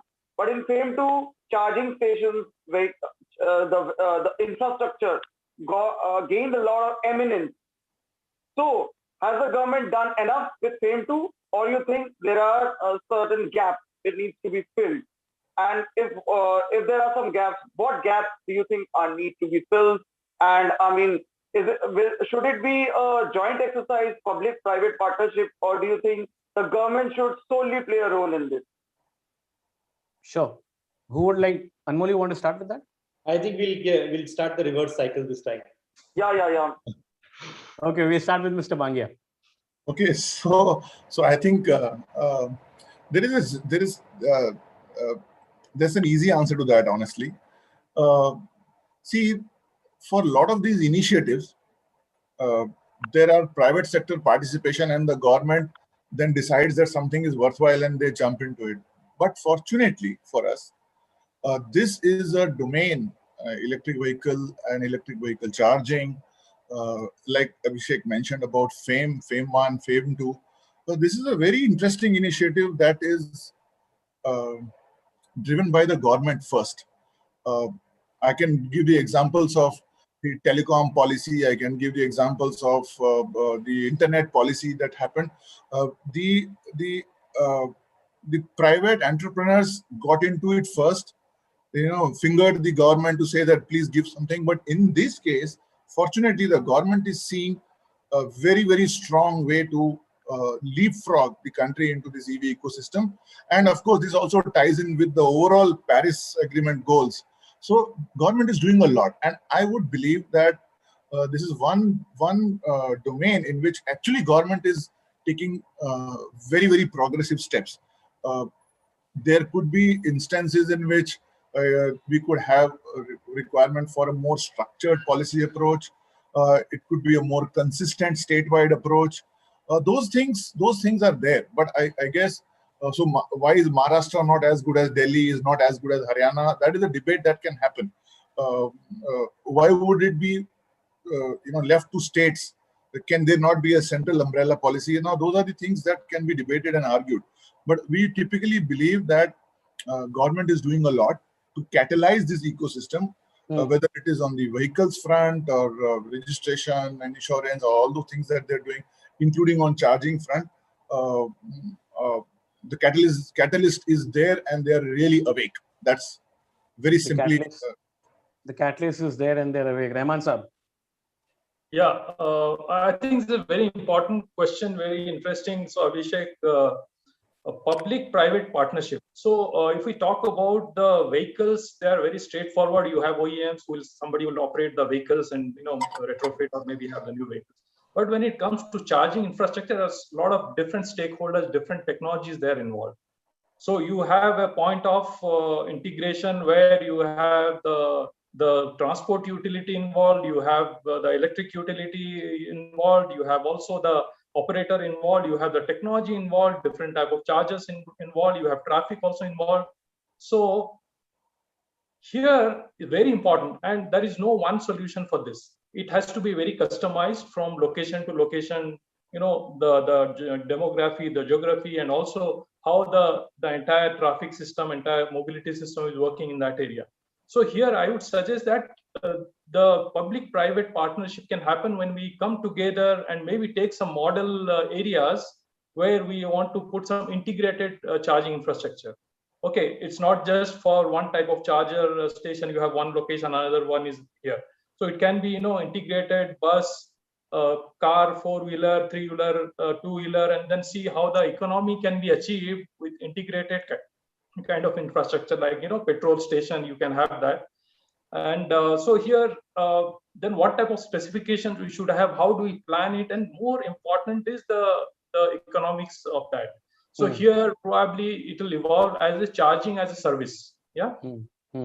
So business model where you, and it has to be done very dynamically. Then you have to use the automation, you have to use the IoT, you have to use the digital technologies to ensure that you are optimizing the charging infrastructure in terms of the energy efficiency, the power quality, very important, availability of energy, and also how it is delivered to the users of the different type of vehicles, having the usability concept. Usability concept is basically, okay, if the three-wheeler wants a battery swapping technology, it has to be there. Okay. If four-wheeler buses, they have to have fleet charging, flash charging, or ultra-fast charging, they have to be there.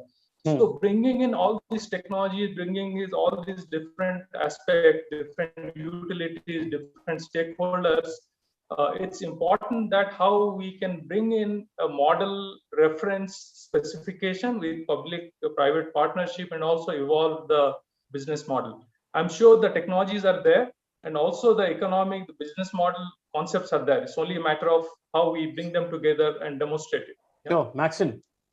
Right, I'll take this question head on. Abhinav and Abhishek, what's happening in the FAME 2? Two of the panelists on this, I will not take off names, are privy to a lot of things that are happening. I'll just try and see retail out what we can see in the public domain. So essentially under the FAME 2, which is 1,000 crores was actually kept out of the 13,000 crores under FAME 2, isn't being deployed. I mean, everyone wants to say, hey, listen, it should have been done better, faster, everything. There's a lot happening. On this panel, there are a couple of people who are absolutely part of it. India was divided into 5 clusters, and those 5 clusters were deployed for deployment of charging. And we are talking about close to around 5,000 chargers being deployed under the FAME 2 scheme. Work is happening. Just that what happened is because of the pandemic and other things, and I'm not speaking on behalf of the government of India because the intention is there. The budgets have been kept out. There's work happening. It's just some of the situations. But I can assure you, at least from Magenta, that a huge, considerable portion of India is going to get electrified, if I were to say, through charging stations. Essentially, I can talk about Magenta. We are talking about close to around 2,900 chargers to be deployed by this year under the FAME 2 scheme, and that's an immense support. So this public-private participation, I think this is where the government has done a brilliant thing. They did not wait. Sandeep pointed out perfectly, unlike in telecom, which the nudge had to come from outside, here the government is pushing it. And fortunately, some of the companies who have been early on in this game have been privy to it and are working closely with the government. So Abhishek, to answer your question, FAME 2 deployment, I'm not talking about the vehicles, but at least for the charging infrastructure, it's right there, money is on the table, it's being deployed. At least that's happening very soon, actually. Yeah, the Union Minister for Environment, Prakash Javadekar, also said something very similar when he addressed us in the morning. Of course, it signifies the government's intent. Anmol, remarks from you, please. Yeah, so I think I completely concur with all the panelists that there's a lot which is happening. I just want to bring out that it is not just that the chargers are being set up, which is a one-time affair. More important is to price the electricity for EV chargers at a very competitive rate, and we have to say that the government has done some exemplary work on that. And if you look at the pricing for EVs, whether it's Haryana, whether it's Delhi, whether it's Maharashtra, all of the states have come up with very good tariff policies around, because that's setting up of charging infrastructure is a once in a lifetime or maybe once in a 5-year, 7-year kind of an activity. What you have to do to sustain it on a daily basis is to have competitive tariff, and I think that is something I would not. That is something which will kind of catapult this sector much faster, because really very good attractive rates. The only thing that I think keep on worries me is that how long these good tariff rates will continue for the EV tariff, or is it just like a promotional kind of a stuff for the next 1 or 2 years, and we are going to see a dent to unit economics 3 years down the line. So is it only a carrot to entice a lot of us, or is it going to be there for the long term? I think that's the question to certainly answer find that on some of the incentives, or not incentives, or on the tariff policy which is there. So I would watch out to say that is the government incentives or tariff policy there for a couple of years, or is it for the lifetime of electric, and is it there for forever? So we'll find mindful and watchful of that. We'll find that out, and because we're running very short of time, this will be our last question. And it's like one specific question. All of us remember how the distribution companies fared, power distribution companies fared. We all know DISCOMs. They were heavily loaded with a lot of debt, and eventually, India's power sector has fallen prey to debt. And in fact, corporate debt restructuring was an important part of power companies. I would like all the panelists one statement each, because we're really short on time. One initiative which they want from the government sector, and one initiative which they want from the private sector to achieve Mission 2030. And this time, I'll start with Maxim, please. I don't get time to think, but anyway, so quick one. So from the government, standardization, because the biggest adoption is not in 4-wheelers, which the standardization has already happened. It's the 2-wheeler and 3-wheeler.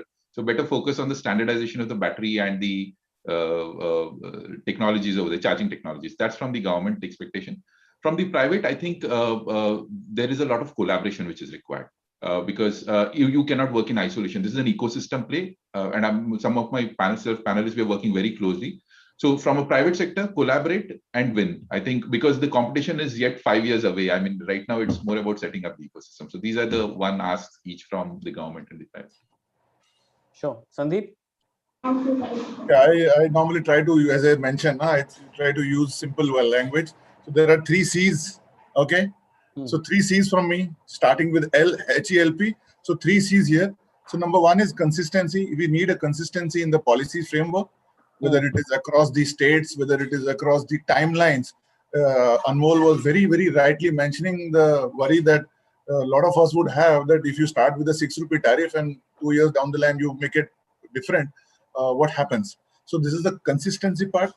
The second thing is the collaboration part. We cannot possibly work in isolation. I think even Maxon touched upon this. This is a complete ecosystem play, which is the charging manufacturer, charger hardware manufacturers, charge point operators like us, digital partners, then your car manufacturers, your location owners, the municipal bodies, the central power authorities. So it's a very strong ecosystem play. And the third one is the customer. To my mind, I think the customer education and customer centricity is the crux of this entire business. There are a lot of things which customers are not fully aware. So customer education, awareness programs probably. So 3 C's from my side. That's sure. it. Mr. Rahman? Yeah, so today if you see the charging infrastructure, mostly in the public utility side, so it's all based on the gross cost contract. So basically, per kilometer of charging, that is how it is paid. So maybe it's good to start with, but what we should do is that all the players, they should come forward and then build a business model where this gross cost contract can be actually dynamic in future. Otherwise, it will not be viable, because if the tariffs are they're fixed, the electricity tariff will be different, and then the cost economy will be different. It will be changing as we scale up. And so it's important that as private parties and also collaborating with the local transport authorities and also the utilities like Tata, we come together and build a collaborative business model. And then suggest to government that, okay, it cannot be a fixed kind of cost. Like the renewables today we have, the cost is fixed for 15 years, 20 years. Of course, there the variability from the generation point of view is very defined.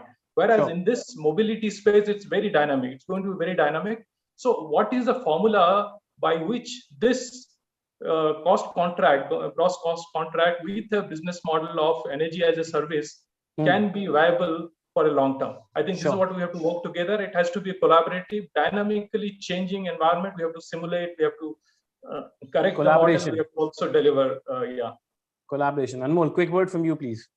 So I think from the government side, I have a very short-termish request, which is to say that, I think, when Maxim, please correct me if I'm wrong, but I think on the service charge, there is still a 18% GST, which I believe is absolutely not tenable. When you have brought other aspects of EV under the 5% GST, why on the service charge of EV do you want to levy a 18% GST? So I think that is something that needs to be immediately brought up to the attention of the government. So that will be one short-termish thing. When all 99% of the things have gone to 5%, why this one thing? And because we are on the charging panel, so very specifically this impacts the how you just make everything 18% more expensive for everybody, because nobody's taking input credit out of the 18% GST which is being levied. Okay. So that is on the government side. On the private side, I would say that collaboration is great, but one thing where we need to collaborate a lot more is on the OEM side, to say when can India have its first built electric car first built out in a way that a car which is built from scratch as an electric. When can we have the Tesla of the India, or not a retrofitted car which we said you take out an engine and put in a battery in it? When can we have a natively India built EV car which meets the requirement of India? And I think we don't need government intervention. All of us have enough R&D budgets. OEMs have even larger R&D budgets. India for the adoption of EVs, you will need that one car, which is going to be that iconic one, and that's how the mass adoption will come in. Iconic car. So to answer that question, Anmol, Abhishek, we'll have to get Mr. Anand Mahindra probably for the next fireside chat going forward. So thank you all the panelists. Thank you, Mr. Bangia. Is there a scope? Thank you, Mr. Rahman, Maxon, Anmol. Thank you so much for your time. It's really running short on time, and because we spoke about fireside chats, I welcome. Thank you, everybody. Thank you, everybody. Thank you. Thank you, everybody. I welcome our next fireside chat with Noor Fatima Warsia, Group Editorial Director, with, of course, Gaurav Gupta, who's the Chief Commercial Officer at MG Motors India. And without wasting much time, Noor, over to you. Thank you so much, Abhinav. Thank you so much. It was a very interesting session, but I have to say I'm very happy right now for a whole plethora of different reasons. The first and the primary on that being, I am connecting with Mr. Gaurav Gupta after a really long time as a child journalist. I wouldn't call it a child journalist, but it's not such a long time ago. But we were connected when he was still handling the marketing side at General Motors in India. Of course, after that, Mr. Gupta has taken on much bigger assignments, handling P&L for not just GM, but also Bridgestone in Southeast Asia, between Vietnam and Indonesia. Then we were lucky to have him back. MG Motors got him and got him back to us in India. So Gaurav, first, I'm just really, really excited to see you here. You've done so well in the last decade. And now that I see you, you haven't changed much. What have you been doing?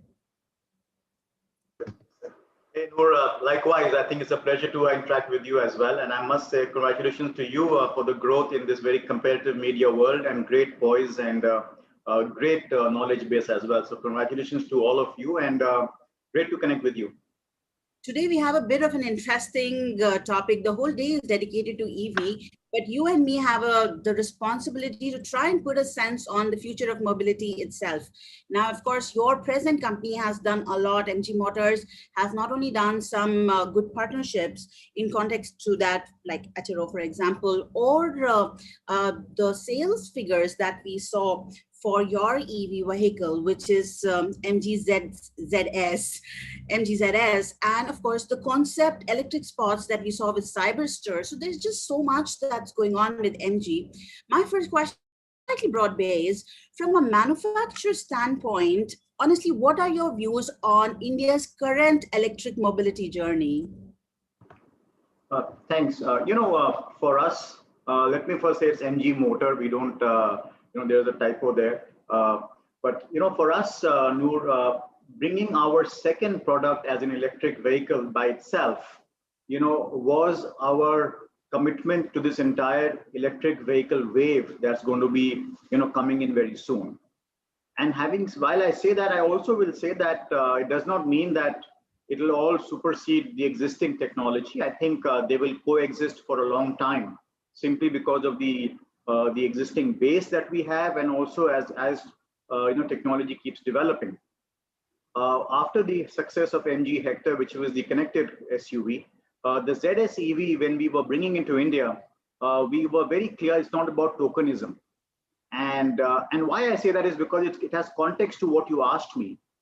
And why it's not about tokenism is that is the easiest what one can do, bring in a product and launch it. But then if you have to look at how to sustain it and develop it and then expand the entire EV foray, one has to work first on the right product, thereafter on the entire ecosystem. Ecosystem will incorporate various stakeholders, including component manufacturers, etc., and then see how all of us can go together. So for us, the starting point was, do we have a good product for bringing into the country as an electric vehicle? So it should not be just a four-door battery car itself. And that is very important because consumers do have concerns about the range, how long can they drive on one charge, and likewise, where will I charge my car if I run out? So if you're able to bring fundamentally starting point, a car which can give you a good range, for example, in our ZS, you can get about 300 plus kilometers, although the certified is 419, but in most conditions. So that is a good point, because in most people's driving, 50 to 60 kilometers is what you drive on a daily basis. That is the first start of getting onto the EV foray. The second is to understanding what the consumer concerns are. right? And consumer concerns are largely about charging. So how does the OEM and how does the OEM in partnership with the other stakeholders, like in this case, the charge point operators, and Sandeep from Tata Powers, we've been working with them very closely, and likewise other partners like Fortum, how do we address consumer concerns? And that is when we said we'll have a 5-step approach. Because ultimately, if consumers are not coming up and taking on the electric vehicles, then you can make a venture, but it has to really get adopted. So if you're able to get a good car, good range, and address the primary concern is charging. So you give them a charging cable on the car that you can charge from any 15-ampere socket. You can then, we then give them a charging, an AC fast charger at their homes. We install it at home or office, depending where it's convenient, which is at their choice. And there is where a lot of education takes place, because it's like your mobile phone, literally, right? You are able to charge your car at your convenience and don't take it outside. Then set up the network at your dealerships, intercity movement, and also roadside assistance with the mobile charging van if your car runs out of power, out of your charge. So that takes care of consumer immediately. But then for the entire mobility sector, that is not it. It has to have more stakeholders to take their role. And what is that? That then comes into picture about companies who can make chargers in India, for example, low-cost chargers, which are effective for Indian conditions. So we have tied up with Exicom and Delta for that. Then comes the point about, hey, what happens to after 8 years of life? What happens then? So here we have tied up, because this will come 8 to 10 years. But if you have to develop the ecosystem, you have to start thinking long-term as well, right? And I would say in this case, it's medium-term actually. So here, then you go into recycling connection, your tie-ups, and this is where we have tied up with partners, global players like Umicore, who've got a plant in Belgium, Tessam, who have got a plant in India and Singapore, and now recently with Atero, who have got a plant in India as well for recycling of the batteries, because it's got precious metals. They can all be recycled, urban mining, and they can be used. And Second Life is where these batteries, although they have got good charge, they can still be used for storage purposes. Whether it is in telecom towers, data centers, street lighting, you name it. So likewise, you're looking at all these areas to build the entire ecosystem to take the startups. Can you hear me? Now I can. Yeah. And then comes the startups, right? The startups really play a big role in bringing in mobility solutions as well. Whether it is a marketplace platform for charging infrastructure, new technology that they can bring in. So encouraging a lot of innovation, because EV is an open platform for anybody to come in and experiment as such from a startup culture as well. So startups bring in a lot of solutions for us. So end of life solutions, recycling solutions, charging infrastructure development partnerships, bringing in the right products, consumer education. A lot of gamification is done also to make people know how much of CO2 they have saved as their contribution to the environment. And I'll give some numbers to you gradually in the course of this meeting as well. All of that is really the way to drive it forward. But again, an important point of the entire mobility space will be, more choice of products, close collaboration with the stakeholders, and of course, a lot of communication, education, breaking the myths, so people can all take this and go forward and really help make the early adopters, the torchbearers. The early adopters of EVs are the ones who have taken the big jump, and they should be really encouraged. So it's a bit of a long answer for your question. I have to apologize. It looks like my connection. Yeah, I have to apologize. It looks like my connection is challenging me today. So I went on and off for a second, but I heard you out through and through.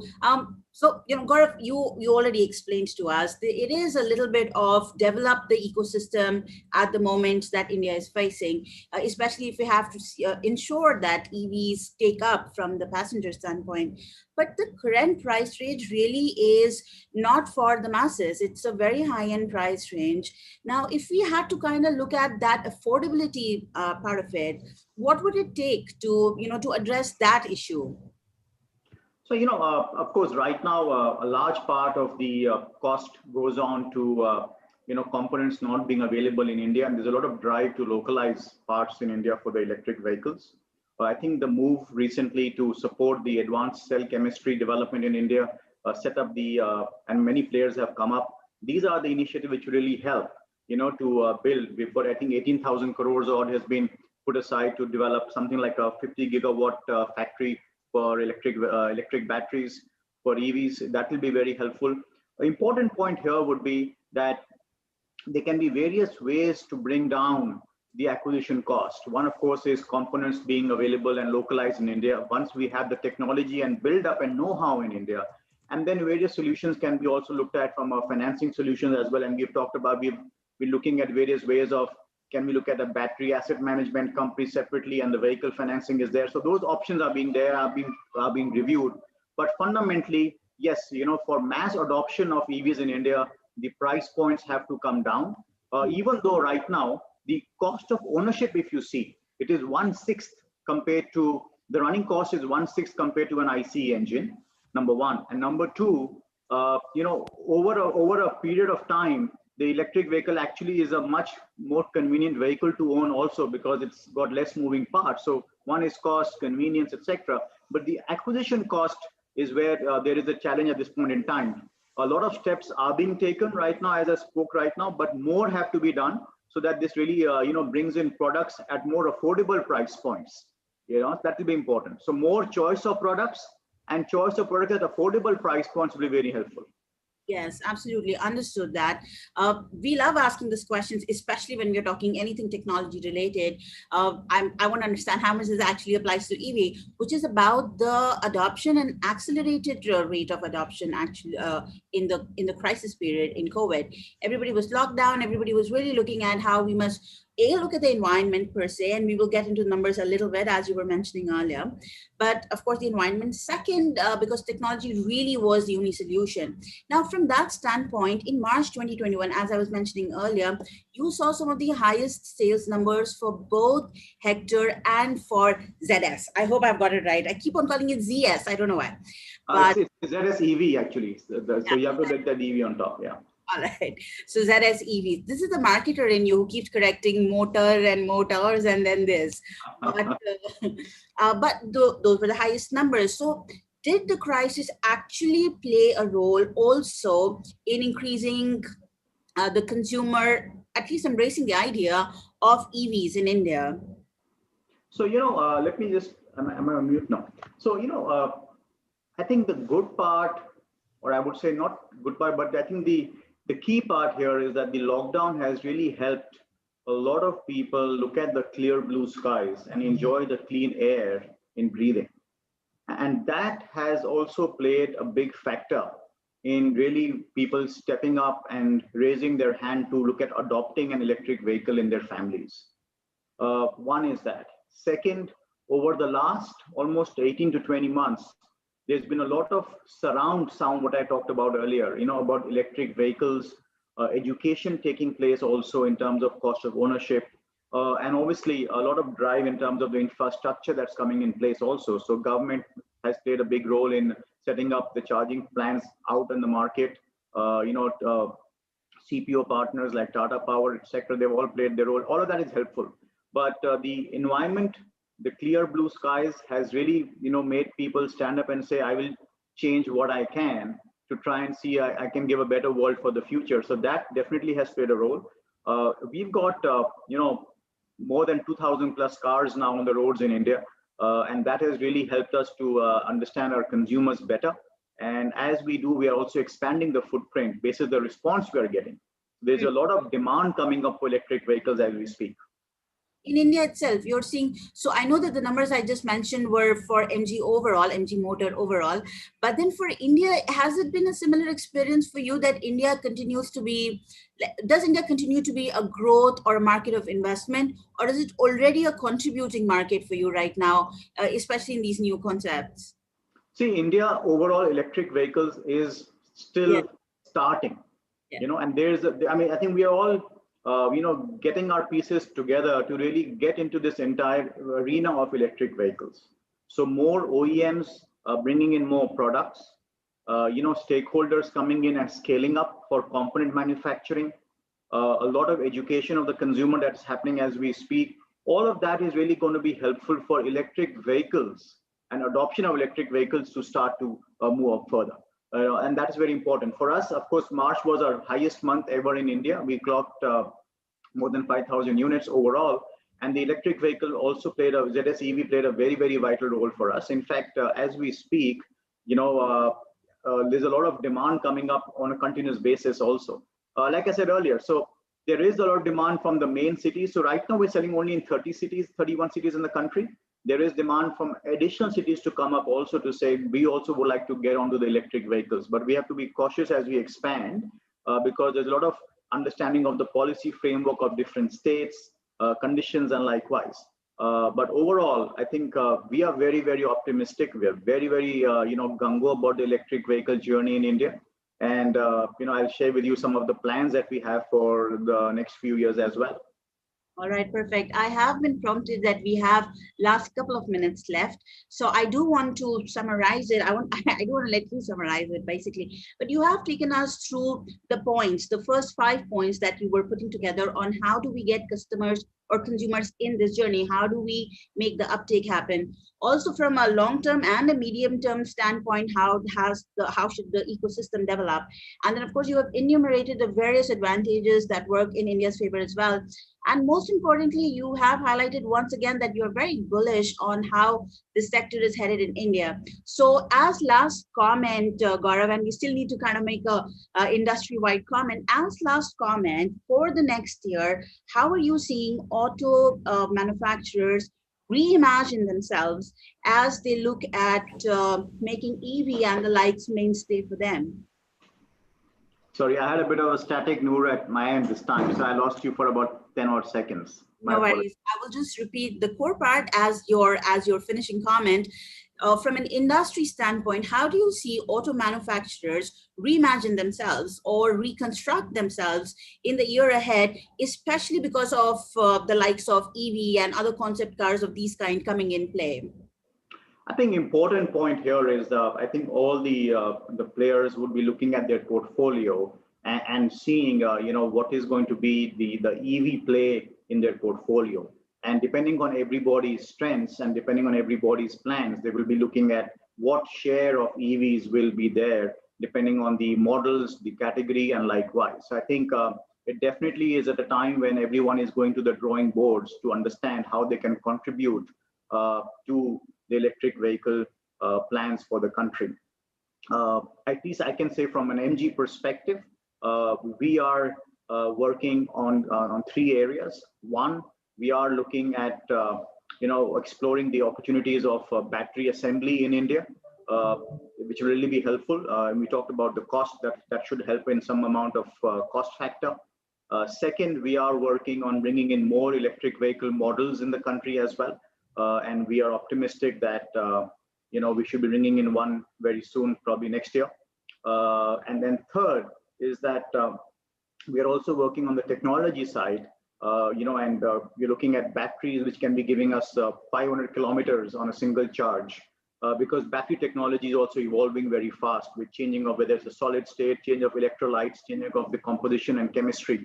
So we are working on these areas from an internal perspective. But obviously, more than that, we are also looking at how to expand the footprint, work with all the stakeholders to really build up the momentum of electric vehicles and adoption in the country. All right, perfect. I have to wish you all the best, Gaurav. Lots happening at your end, personally also at the MG Motor end. I'm really looking forward to the journey ahead. I'm also grateful for your time for joining us today. Let's get Abhinav and Siddharth back on board so that we can thank you properly. Thank you again, Gaurav. Thank you. I want to leave you one quick key points, and that's very important from our ZS, from an environment day.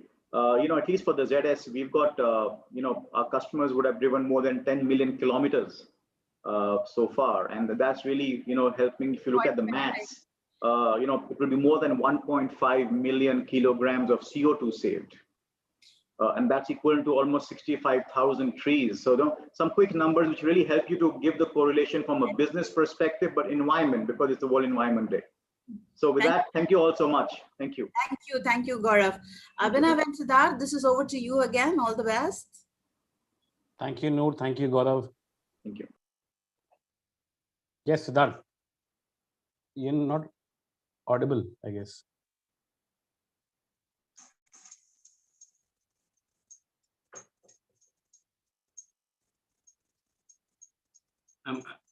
Is Siddharth audible? I'm not able to hear him. Or there's something wrong at my end. Technical glitches, I tell you. Can you hear me? Can you hear me? We can hear you, but not Siddharth. Siddharth, we can't hear. We can hear you. Okay.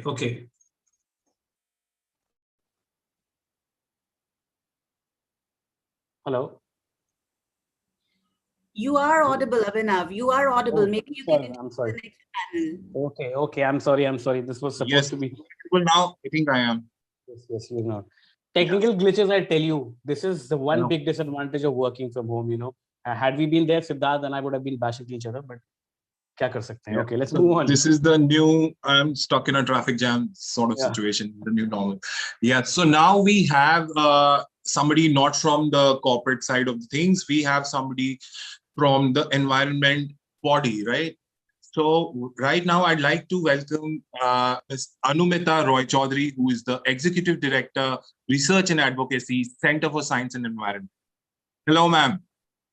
Hello, Siddharth. Wonderful to meet you. Likewise, ma'am. Ma'am, the stage is yours. You can take over. Great. Thank you so much. I'm really absolutely delighted, to be here with all of you, and especially today, World Environment Day, and to have this conversation, which as an environmentalist, we feel it's one of the most critical issues that confronts us today. So where do we begin really? Today, we are celebrating World Environment Day, but amidst a humanitarian crisis, the pandemic. We are also very worried that the pandemic has hit our economy so hard, it has slowed down. So while we are desperate to revive our economy, we are also desperate for answers to meet public health and climate change mitigation goals. The pandemic and the extreme weather events that's lashing us now has kind of reinforced the fact that we need to relook at the growth and development through a prism of sustainability. And this is more compelling than ever before.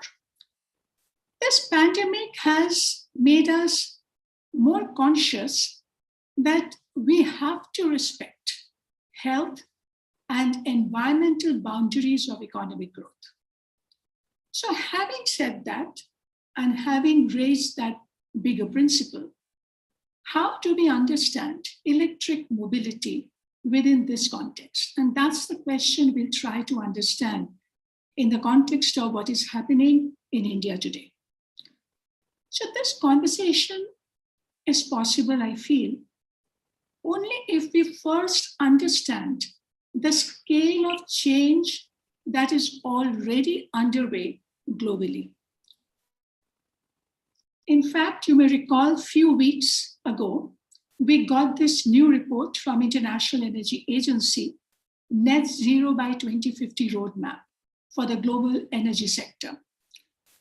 And what amazed me when I read that report is the scale of change that is expected economy-wide across the world and the bearing that is going to have on the automotive sector. Just imagine, today we are talking about 115 countries who have pledged to carbon neutrality by 2050. That is half of world's gross domestic product. This means massive energy transition in all sectors. And this is catalyzing what we call a geopolitical shift from petroeconomy to electroeconomy. In fact, oil companies are already saying that oil demand may have peaked and it is now on a long-term downward spiral.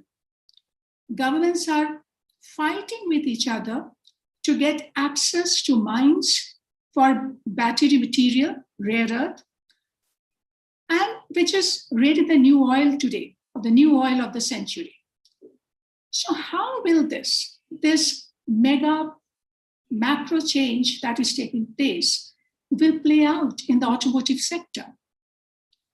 And in that context, also understand globally that about 17 countries who have announced 100% zero emission vehicle targets to phase out internal combustion engines through 2040, 2015, that time horizon. This is hugely disruptive at a global scale. This actually means massive deployment of electric vehicles between today and 2030. In fact, International Energy Agency also says that electric vehicles, to be able to be on that trajectory, need to go from around 5% of global car sales to more than 60% by 2030. Annual battery production of electric vehicles will leap from about 160 gigawatt hour today to about 6,600 gigawatt hour by 2030. I mean, it's like what IEA says, it's like adding almost 20 giga factories each year for the next 10 years. And the public charging will also have to increase 40 times by 2030. So that's mind-boggling when we are looking at that future trajectory from where we are today. And these numbers and what IEA has laid out, it kind of brings out the inevitability of the electro economy's roadmap and the electric mobility. This does not leave much choice or option for not doing it. It doesn't seem like as if we actually have an option. And if such a scale of change sweeps across the global market, then can Indian industry remain insular and unprepared? And just think, we only have 10 more years. So even if, and I'm saying as an environmentalist, so even if for the moment we set aside the environmental imperatives about climate change, air pollution, public health, but the simple logic of the market does not allow us to remain insular anymore. And we also cannot get late. So not insular and cannot be a latecomer. And we cannot once again fall into that trap that we were in with the IC engines, which is lag behind in with that technology lag and just trying to somehow catch up. I mean, here is our chance and option to lead. So clearly, this is not a to do or not to do moment. It is really about thinking how to do it well, quickly, and as quickly as possible. But then let's do a reality check. At this moment, looking at India, we only have policy intent. And the policy intent has been announced from time to time that broadly indicates perhaps we want to see 30% electrification of new vehicles by 2030. But this does not have any regulatory backup or a regulatory mandate. Even industry, in fact, SIAM has also said something similar in their voluntary roadmap. NITI Aayog says that India's what they call weighted average electric vehicle sales penetration has the potential, they're saying it has the potential to be about 70% in 2030. But there is nothing on ground in really today. I mean, in reality, if you just check out the Vahan database of Ministry of Road Transport and Highways, it's just about the electric vehicle sales, which can be registered, are just about 0.4% of the new sales. This needs very rapid compounded growth if India has to achieve the minimum target of 30% by 2030. But why will this happen? We have already lost a decade when we failed to meet the original target that, if you recall, the National Electric Mobility Master Plan had set out to have 6 to 7 million EVs on the road by 2020. That has not happened. So what will change this decade? So a lot has to do with the policy design. We are desperate today to know what will stimulate demand, what will help to build supply for the transition. Policy design requires a relook. We have started the demand side policy. So since 2015, we have the FAME policy, which has gone through successive stages of reforms. But we have also moved from the weaker version when we kind of lost about 60% of our incentive to mild diesel hybrids and, and not enough electric vehicle penetration happened, to a much better FAME 2 incentive today, which is where we have seen the strategic shift to link incentives with public transport, buses and three-wheelers, two-wheelers also to decarbonize, and all of it to decarbonize urban commute, where there can be a big opportunity. And all of this also getting linked with performance criteria, driving range, type of batteries, there is support for charging station and so forth.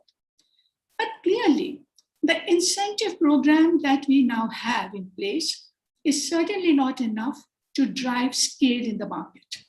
The biggest challenge with the central government policy is that there is no long-term policy visibility in terms of support for production and demand.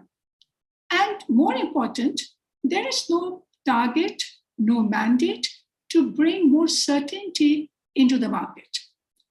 State governments at the same time are also shaping up their policies, and we certainly feel and we expect it to exert a lot more bottom-up pressure. So they are, we know, there are, I think, about 12 states who have already done their policies. They are offering capital subsidy, building infrastructure, including battery gigafactories, offering subsidized utility, incentives, earmarking subsidized land for manufacturing, making industrial park. So it's quite a good mix, but it is not even, and there's a huge diversity in the approach. It is interesting to see how Delhi, which is one of the major markets in India, is actually set a target of 25% by 2024. So state policies are expected to build the ecosystem and help to localize production. But again, all of these are happening without a clear target for the pathways to get there, to bring that discipline in that timeliness of implementation. But it is just not about what is not happening. There are also encouraging signs, and we need to focus on that to inform the pathways. And this is helping to build confidence that it is going to happen. But this is kind of varies across vehicle segments. So we have seen more strident change, if I can use the word, in the two-wheeler segment, which has low cost, low power two-wheelers. And very interesting that how the new entrants are coming with new business model, new ecosystem approach, building business around the product with integrated services is interesting. And we have seen more proliferation of products in this segment. And we know as environmentalists that there's an enormous benefit if the sizable section of the two-wheeler market can be electrified very quickly. But the car story is different. And car segment is more about a chicken and egg syndrome today. It's while industry blames not enough consumer demand and infrastructure, charging infrastructure, consumers view that there are not many quality products in the market, and to excite their demand. Also, there is a consumer's lack awareness and confidence around the e-models, because we also have not done our job around building, about communicating about this new animal in town. And there is a lot of uncertainty around range and charging. So we have to do a lot more of communication about the range, for instance. I need to be able to tell people that the current range of most models that are available in the market are well within the average trip distances in our cities today.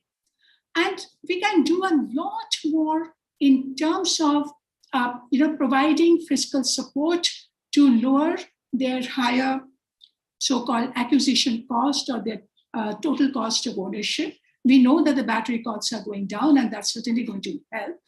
But also deal with a lot of policy gaps. Like, for instance, we are giving subsidy, the upfront subsidy to buy a car, and therefore the battery in the car has GST of 5%. But what about the replacement batteries, which is still going to attract 28% GST? So clearly we have not thought through everything. Now the bus story, on the other hand, is more complex, and especially now during pandemic, when the bus ridership has collapsed, revenue has collapsed, and the viability gap funding for the buses has gone up by 70%. So e-mobility will have to be linked in the bus sector with the bus sector reform and revival post-pandemic.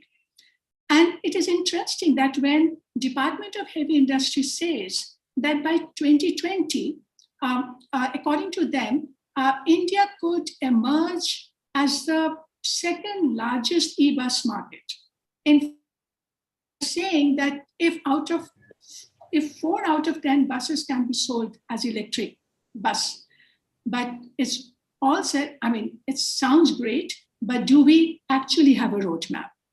But then there's a huge potential and opportunity in the paratransit and fleet aggregator segment. And already we know that the Ola, Uber, BlueSmart, eTaxi, they are all getting into the partnership. We are seeing the buzz and the conversation in Delhi today between the Delhi government and the fleet aggregators, that how they can do targeted electrification. And that is certainly a big opportunity. The charging infrastructure, which everyone now says is one of the biggest bottleneck, but we also need to understand that how do we therefore refine our policies and strategies to develop that further? Because it is happening. It is, there's charging equipment manufacturer, charging service providers, power distributors, they're all coming together. Even the commercial fleet operators setting up their captive charging systems. There is NTPC, oil companies who are getting into this business.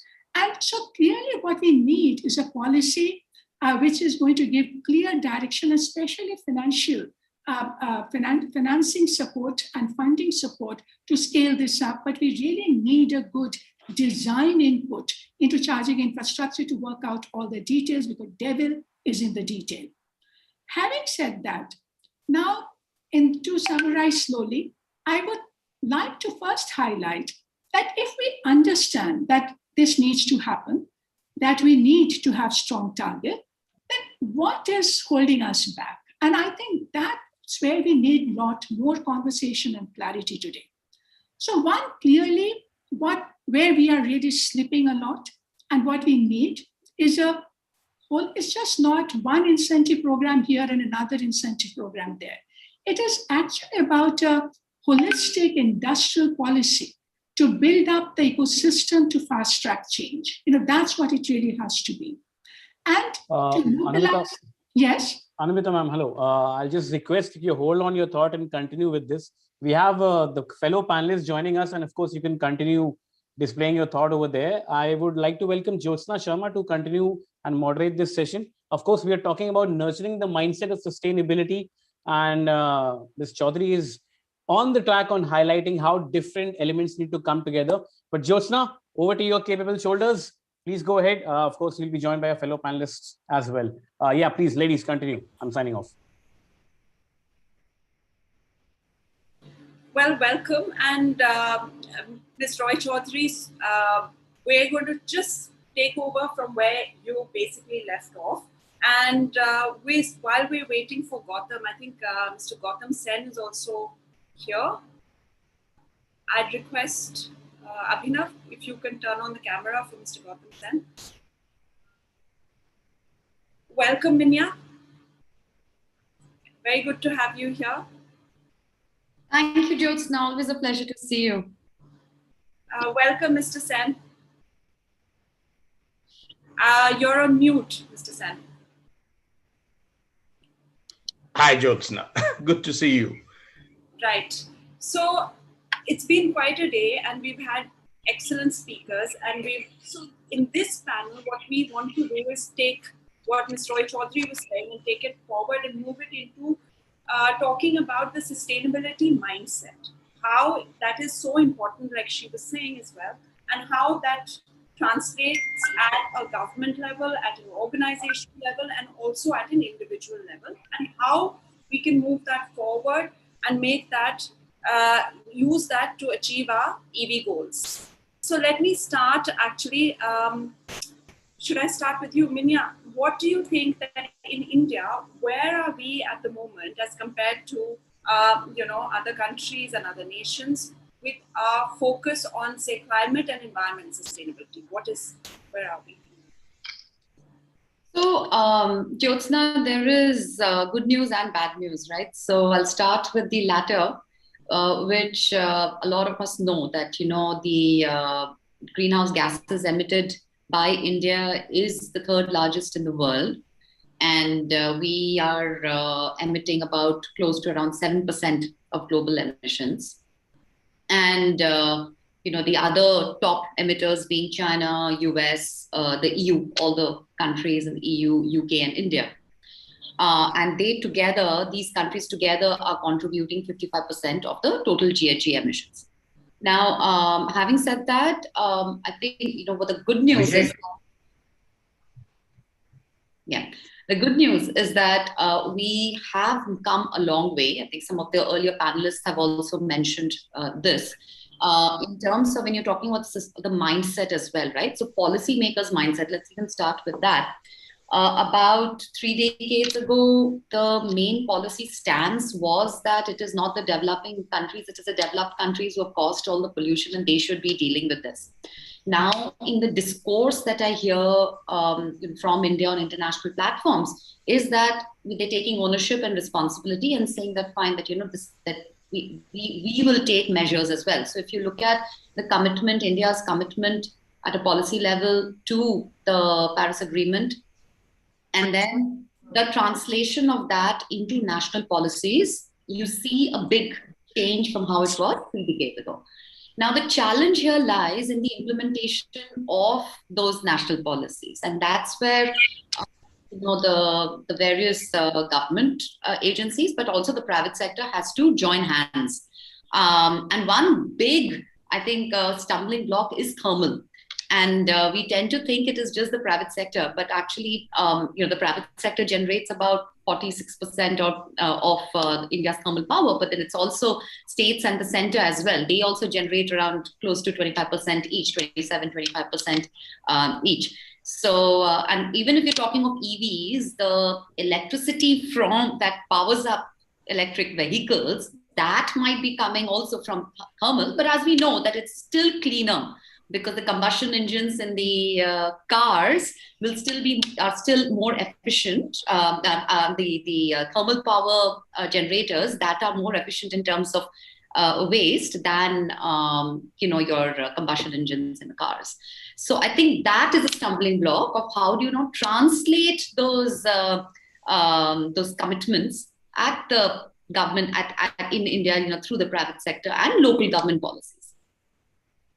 I just realized that I was so involved in what Ms. Roy Chaudhary was saying, and we just kind of moved right into our discussion. I forgot to introduce you. Minya Chatterjee is the CEO of Sustainlab Paris, and we also have with us Mr. Gautam Sen. He is a renowned auto journalist, auto expert, And of course, we know Ms. Roy Chaudhary, but for all of you who are just joining in, she is the Executive Director, Research and Advocacy, Center of Science and Environment. So now moving on, Gautam, would you like to add to what Minya just said?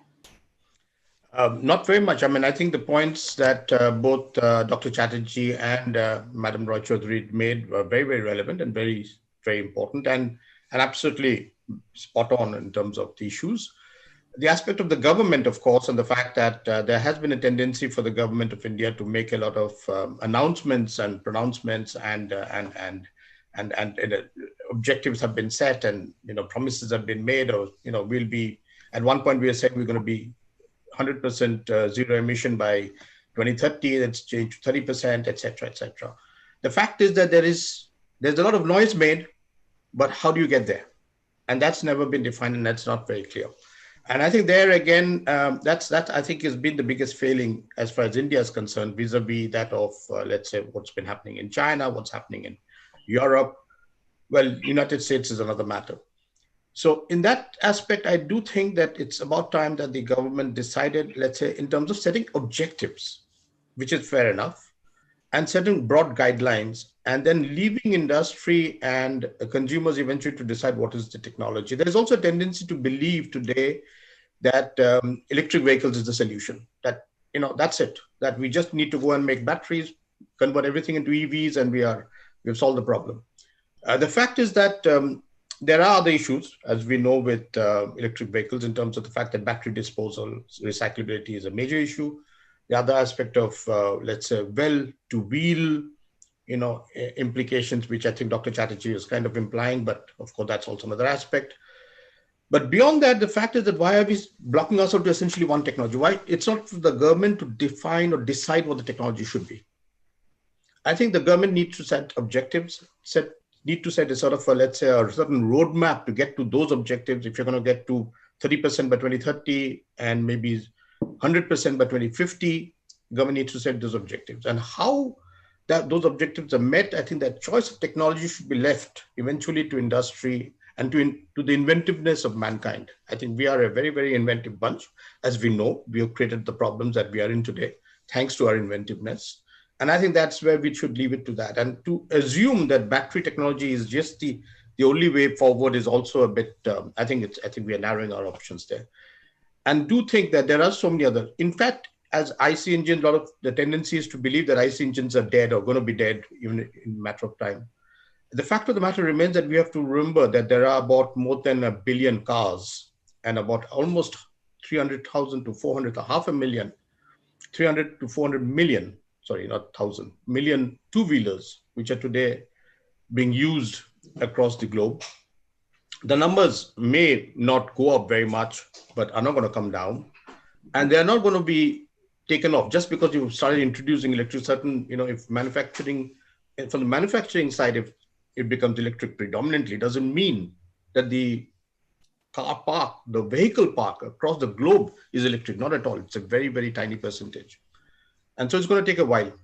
And in that time, for this transition period, I think aspects like synthetic fuel, aspects like IC engines, which are much, much, much more efficient. There are these technologies, and in that case, India is probably fairly well placed. There's a technology, the company called Pinnacle, that's developed this engine, which straight away drops emission to the tune of between 40 and 60%, right? And then combined with, again, synthetic fuels and other things, it's possible to probably come down. You won't come down to zero emission, but you can drop emission drastically.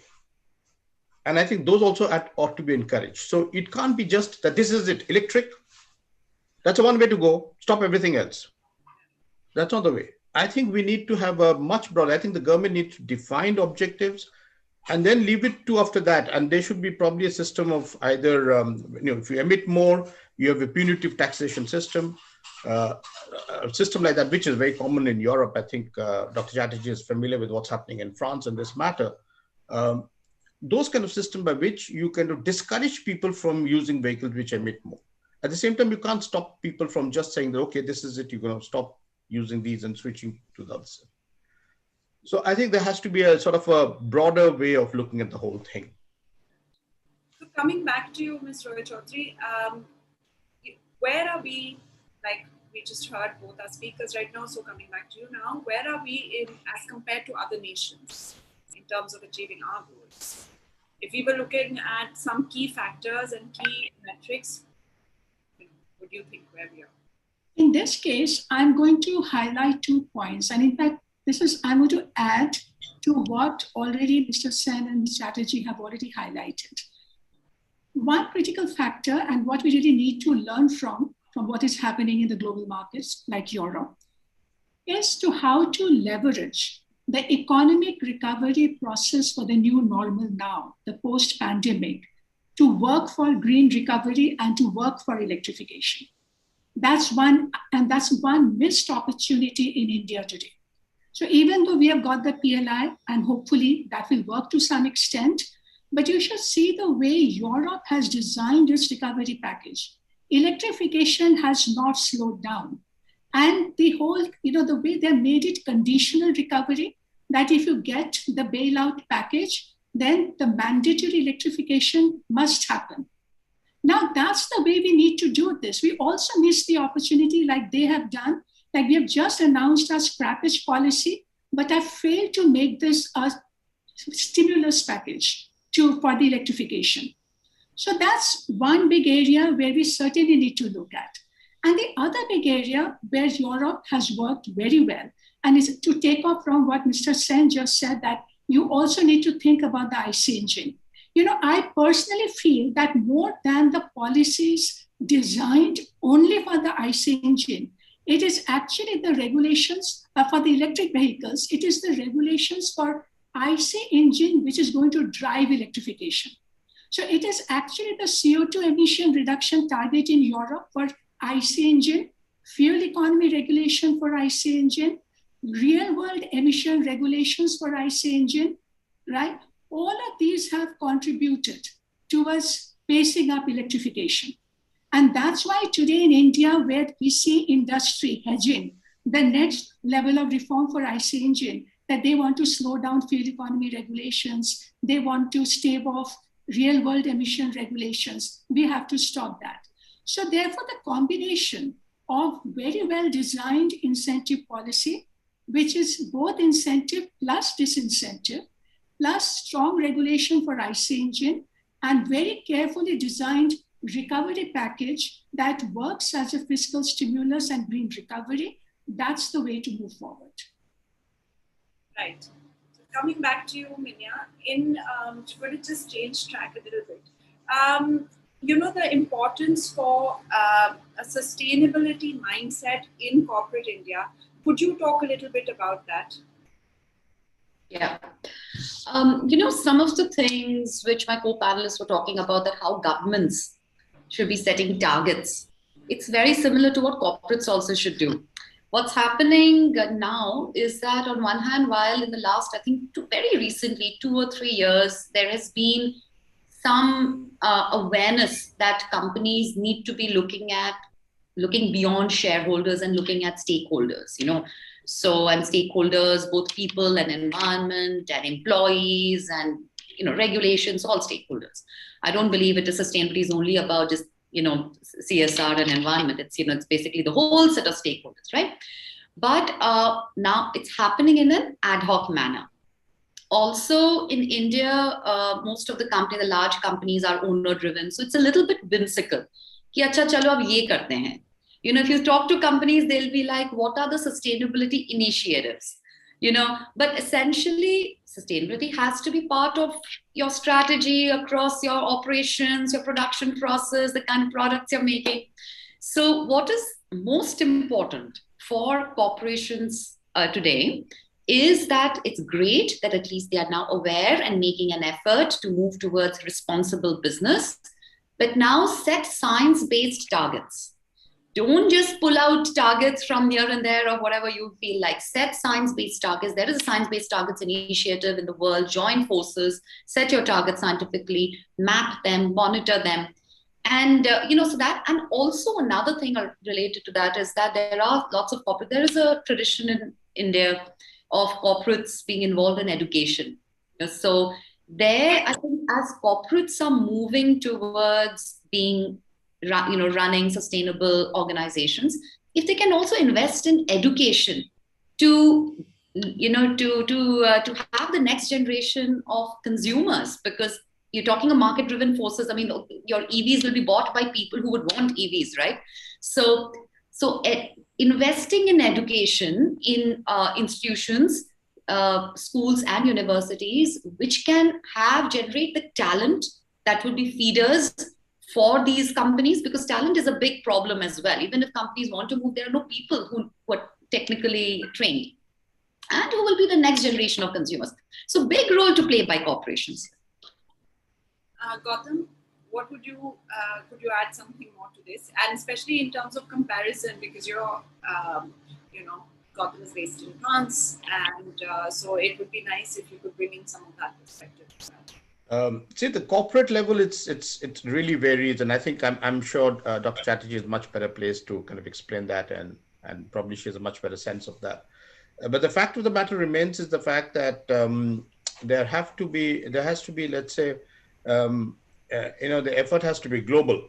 The fact that there has to be an overall plan, and that also doesn't mean that we do our own planning. I mean, not just within India. It's like, look, this is what we should do within India, no doubt. At the same time, there's enough best practices that we can learn from the rest of the world, whether it's Europe, whether it's China, as an example.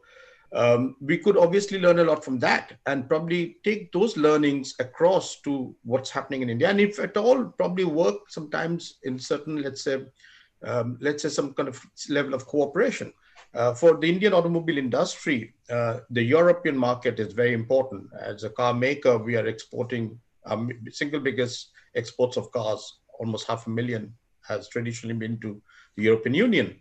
Now, obviously, to meet the European Union norms, which are going to be today, it's currently Euro 6 and it will move to Euro 7. What Madam Roy Chaudhary was pointing out is the fact that there is a plan, obviously, as far as IC engines are concerned, to move towards Euro 7. Now, if there is obviously going to be Euro 7, it's logical that India should obviously be in tandem and follow Euro 7 to know exactly what's happening. And we should ourselves move to Euro 7 too at the same time, so that not only are we able to meet the same levels of, let's say, emission standards, which are being established in other parts of the world, but also because our industry in that case is ready to be able to export to these markets, right? We're able to meet the standards. So I think the fact that that we don't today live, it's a very global situation. The climate change itself, the climate situation is so global, right? There are no borders there. And given that, I think the fact that we need to learn from other places and to inculcate and to use that and to work in cooperation with, not to say, okay, look, we are doing our own thing or we are against what the other country is doing. So I think in that sense, that's where the important aspect is to be in tandem with the rest of the world and to probably learn from others and replicate. Sometimes there's no harm in just replicating what's happening in other parts of the world to be able to do that in India. Our EV market is slated to be around 14 lakh crore by 2030 if we are to achieve the goals that have been laid out. Mr. Roy Chaudhary, if you were to list out, say, 3 key factors that we need to really focus on to achieve these goals, what would those be? To put it very simply, what we really need now is a very clear policy mandate, a zero emission mandate and a target, and a long-term policy visibility, and with clear milestones that how are we going to actually implement. There has to be very clear pathways defined right away. And in that 15 to 20 years horizon, that industry needs to know that this is what is coming. Without that, we cannot do that. That's one first. So we need zero emission mandate and a target. The second thing, what I'll say, that we really have to understand that electric vehicle policy can be successful only if we look at it as an industrial policy and take a more integrated approach to that.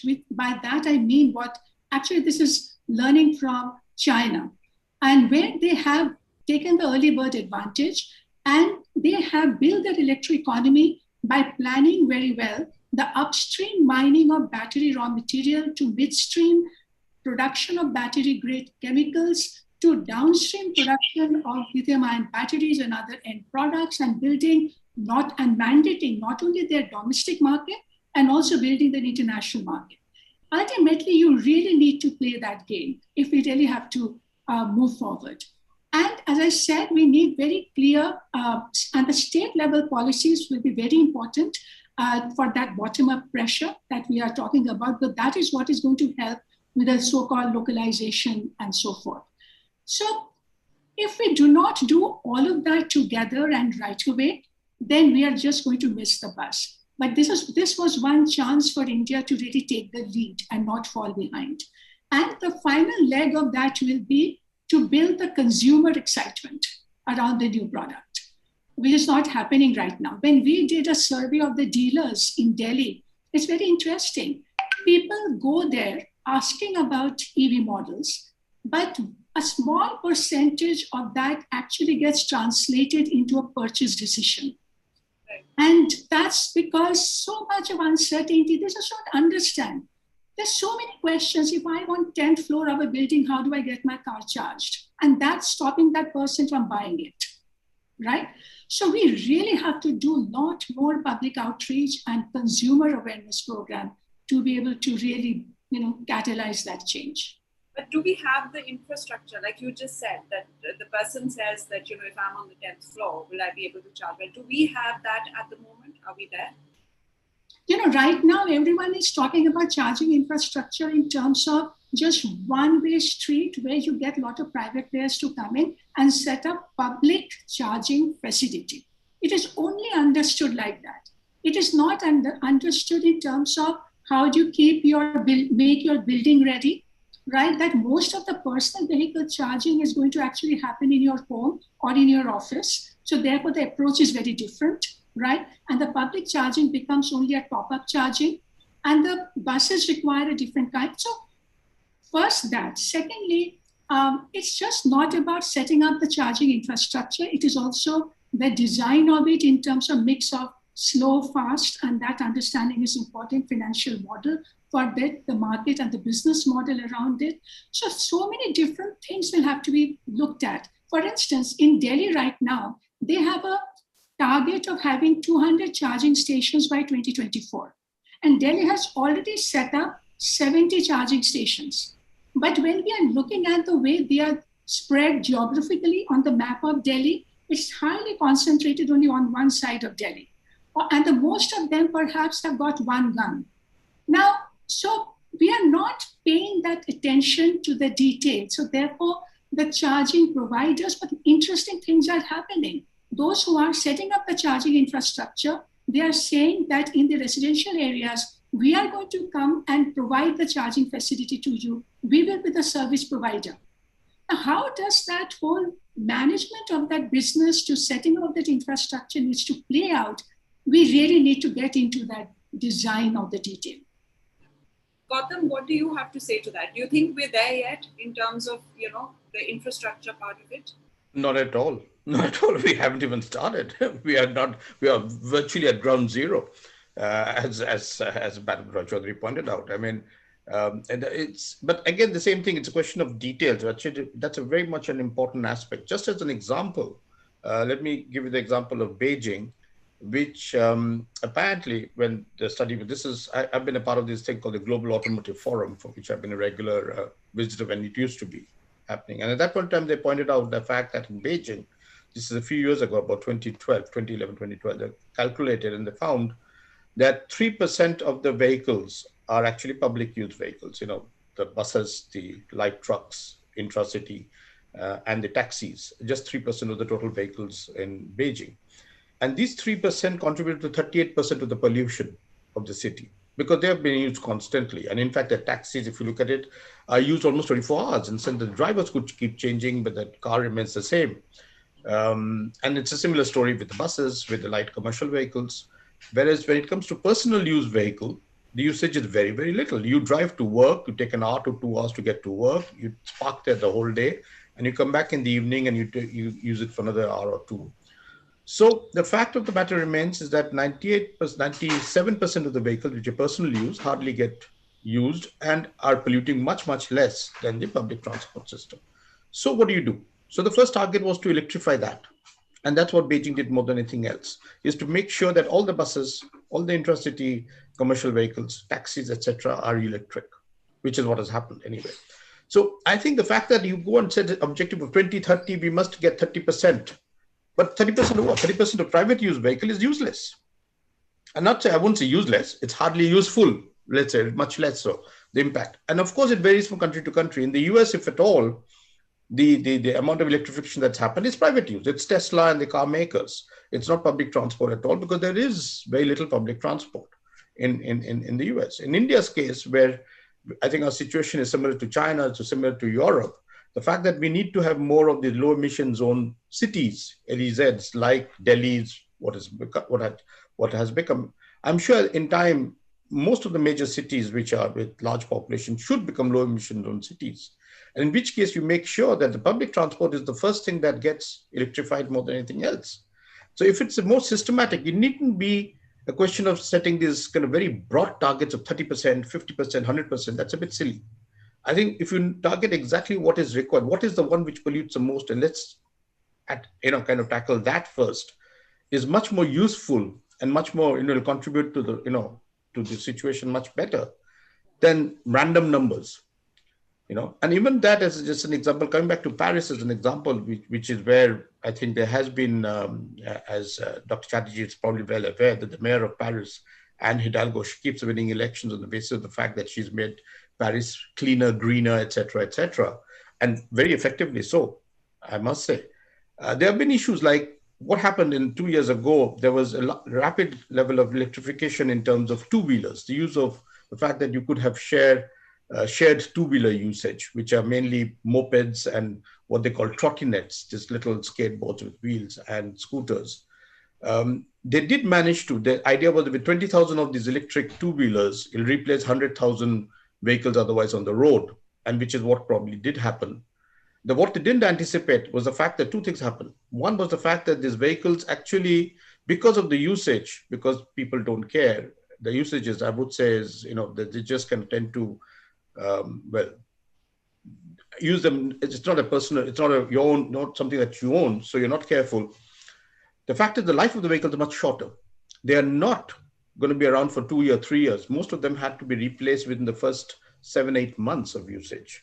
That's one thing. So the number of vehicles is not 20,000 that replaces 100,000. It's eventually 30, 40, 50,000 that's replacing 100,000, because you need to replace these vehicles more rapidly. And the second was the number of accidents. Mortality rates within the streets of Paris went up massively in 2019. Last year, there was nobody around on the streets. It's a different matter, but 2019 went up massively. So is then that what happens? Okay, you're able to get a cleaner environment, but number of people who are getting killed on the roads much more. So all these things need to be balanced, of course. So I don't think you can, there has to be this broad, let's say, thinking from the government, that no doubt about that. At the same time, I think you have to leave each cities and each regions to kind of also decide what is the best for them and how to get to their objectives, given their own constraints and situations, including the aspect of how do you charge in a high-rise building versus charging at homes or something like that.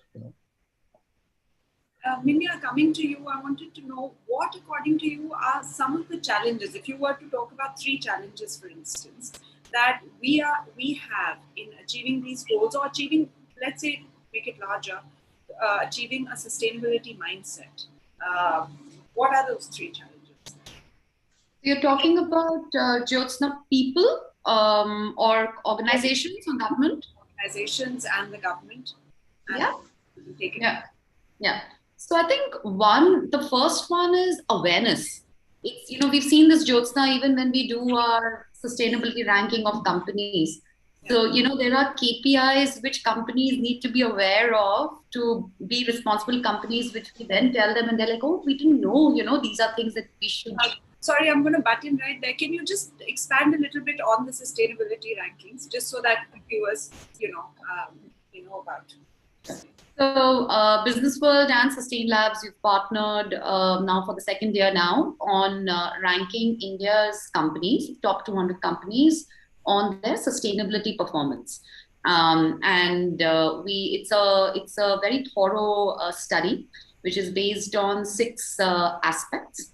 And each of those aspects are broken down into KPIs, 31 different KPIs. And those 31 KPIs are then further broken down into a set of questions, about 8 to 10 questions each, completely data and fact-based. And the source of all this information is only your audited reports and conversations with companies. So broadly, we look at resource efficiency, social entrepreneurship, financial management, employee well-being, clean revenue, and inclusive supply chain. By the way, Jyotsna, I think in the supply chain bit also in this conversation is important, because often people are just looking, organizations are just looking at their own house, whereas they need to look at the supply chain as well and how clean is that. Yeah. So, so 3 things, coming back to your earlier question. So the 3 things, one is just awareness that, okay, what you do need to look at your supply chain. Do we need to, what does clean revenue mean? How am I, and what do you mean by energy productivity or waste productivity? So getting that right, and that is linked to education, like I mentioned. Where are the people who know this that can then work in these organizations? So that is number 1. The second thing is consumer excitement. I mean, who are you making these products and services for? And this is something which I think my co-panelists have also referred to again and again. Like, I live across Paris and India, various places in India and Paris, and now I'm in Dubai, I'm living here. And I see there is a sense of excitement amongst people, right? Like you would say the trottinettes or the Velibs in Paris. People want to use them. Dubai less so, but in Europe there is an excitement for new products. In India, there are companies like Visakha, for example. They moved from asbestos to now moving to, very environmentally responsible products and stuff. And full power to them. I would really back them up, because they're doing that despite less, not adequate consumer excitement. So they are kind of generating, their marketing is generating the consumers to get excited about. We need so much more of that. And third is, of course, policies. So we were talking about EVs. So for example, Tamil Nadu, they've at least made some attempt in bringing these autos. I think 3 years ago, they brought in these EV autos, retrofitted EV autos. Karnataka followed suit as well, and stuff like that. But much more, I think, government regulation. For example, now business sustainability reports, right? So until now, companies, organizations were to publish just 10 pages of this flaky business responsibility, simple questions as part of their annual report. But now the government is mandating, not yet mandating, but encouraging the largest 1,000 companies in India to prepare a business sustainability report. Great. And it is said that it's going to be mandated in a few years that all companies have to come up with a sustainability report, a full-fledged sustainability report according to guidelines. So that's great. Now, but then there's so much more to do. Again, comparing to Europe in March this year, any investment in Europe, either a European investor or an investor which is marketing in Europe, they need to have an ESG report for making any investments. And that's the kind of stuff that India needs to do as well. So more government support is absolutely needed. And as my co-panelists mentioned, we have to look at these policies, Jyotsna, in the context of India. I'm not a big fan of copy paste, because in India some things don't work, so we have to tweak them according to our realities that we have.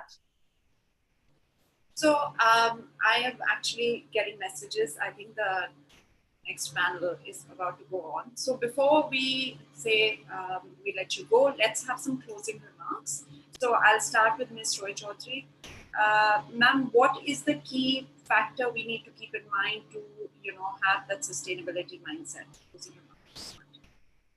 Put it very simply, we have touched upon all the issues, but going forward, as we said, that we need to have a clear roadmap.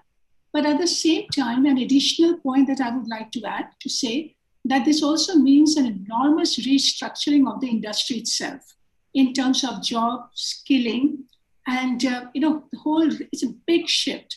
And that's why we really need an internal corporate policy now, that how industry is going to make that transition. So it is just not about producing it and selling it, but it is also about industry restructuring. And my last, as an environmentalist, I will say that we just have to hurry up. And on a World Environment Day, that we just cannot miss the bus now. And we just have to get on and meet the target by 2030 and set the target for 2030 right away. Gautam, closing remarks from you. I would say almost ditto to what Madam Roy Chaudhary said, exactly the same points. Additional to that, I would also say that I don't think the government should, it's not the government job to dictate technology.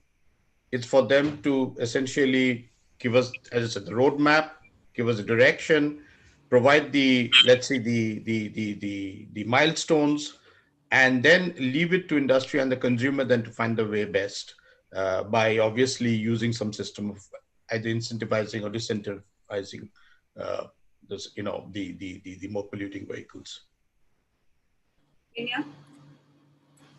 Well, I would say greater public-private partnerships and public-private university media partnerships to combat this, this fight, to get through this fight together to protect the environment. Yeah,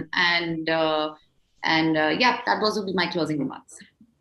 Great. Thank you all so much. This is very informative. So we need a clear roadmap and a realistic one, and we need to get there fast. Like Ms. Roy Chaudhary said, let's just get on with it and get there fast. Public-private partnerships, yes. So back to you now, Abhinav. Thank you so much, panelist speakers. Thank you, Jyotsna. Thank you so much for moderating the panel excellently. Thank you, Minya. Thank you, Madam Chaudhary. And thank you, Gautam Sen. Thank you so much for joining us. We move on to our next panel, and unfortunately, at the very last moment, just while Jyotsna was moderating her panel, we came to know that two of our panelists had to back out at the last moment due to some emergency in their families. So unfortunately, Ashish ji is moderating the next session. Ashish ji, I'm so sorry. And of course, we have Nimish Trivedi, who's the CEO of Prakriti E-Mobility. And Ashish ji will be talking with Nimish on... am I audible? Okay. Yeah, okay. Ashish ji will be talking with Nimish on public transport and shared mobility with respect to EV. Nimish, we're so sorry. Two of your co-panelists had to rush at the last moment. So I wish you both all the best. Ashish ji, over to you, please. Thank you. Thank you, Abhinav ji. Good afternoon, Nimish ji. How are you? Good afternoon. I'm good. Thank you so much. I hope all safe and sound in family. Yes, These COVID times have been very tough for everyone. Yeah.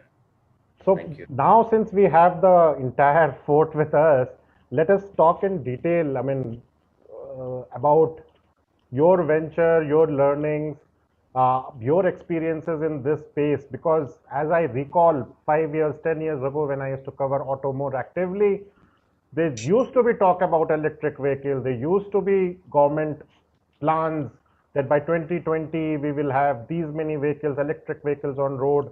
This would be the percentage division between buses and cabs and other things. Here we are in 2021, and you know the state of affairs. While a lot of activities have happened in this space, a number of players have joined in, number of startups are doing great work. Still, the goalpost seems to have shifted to 2030 now. But people, what me and you have to bring the focus on is what's happening on a monthly, quarterly, half-yearly, yearly basis. What all developments are happening, because a lot of good work is being done. So Nimish ji, starting with, I believe you also had or still have a solar panel business. Yeah, that's right. Yeah. So can we draw some conclusion before we take a deep dive into your line of business, the EV shared mobility, the cars, the charging station business? Are there any parallels? Because there were also a big push, if I recall, from the government side when UPA was in power, and in last 2 years that solar is the big push. Let everybody get into this environment-friendly thing. People should install panels. How do you see this whole thing, the solar side of the business and now this electric vehicle side of the business? Can you draw some similarities, some differences, experiences in dealing with government departments, the municipalities, the state governments, and the consumers? Yeah. So to Ashish ji, to start with, I think there's a very larger sense in people for focus onto the environment. There's a greater shift in the minds of the people of being more environment friendly. So when you see that, it has an impact on the industry, as I say.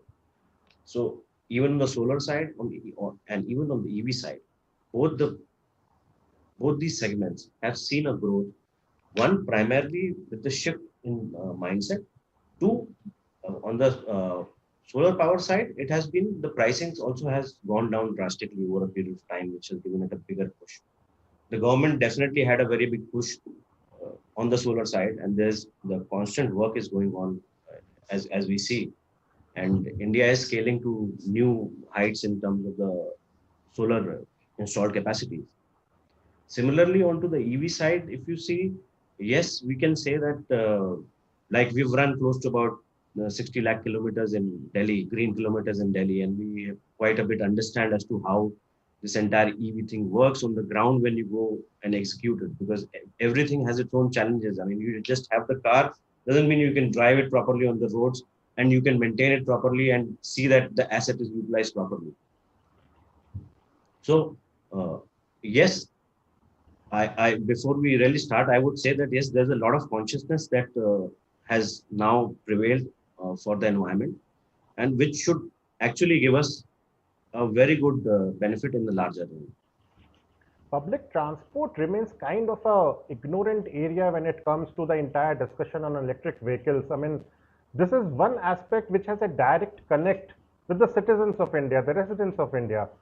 If you do not have an efficient public transport system, as we have seen across cities, we are not talking about the Delhis and the Mumbais and the Bangalores.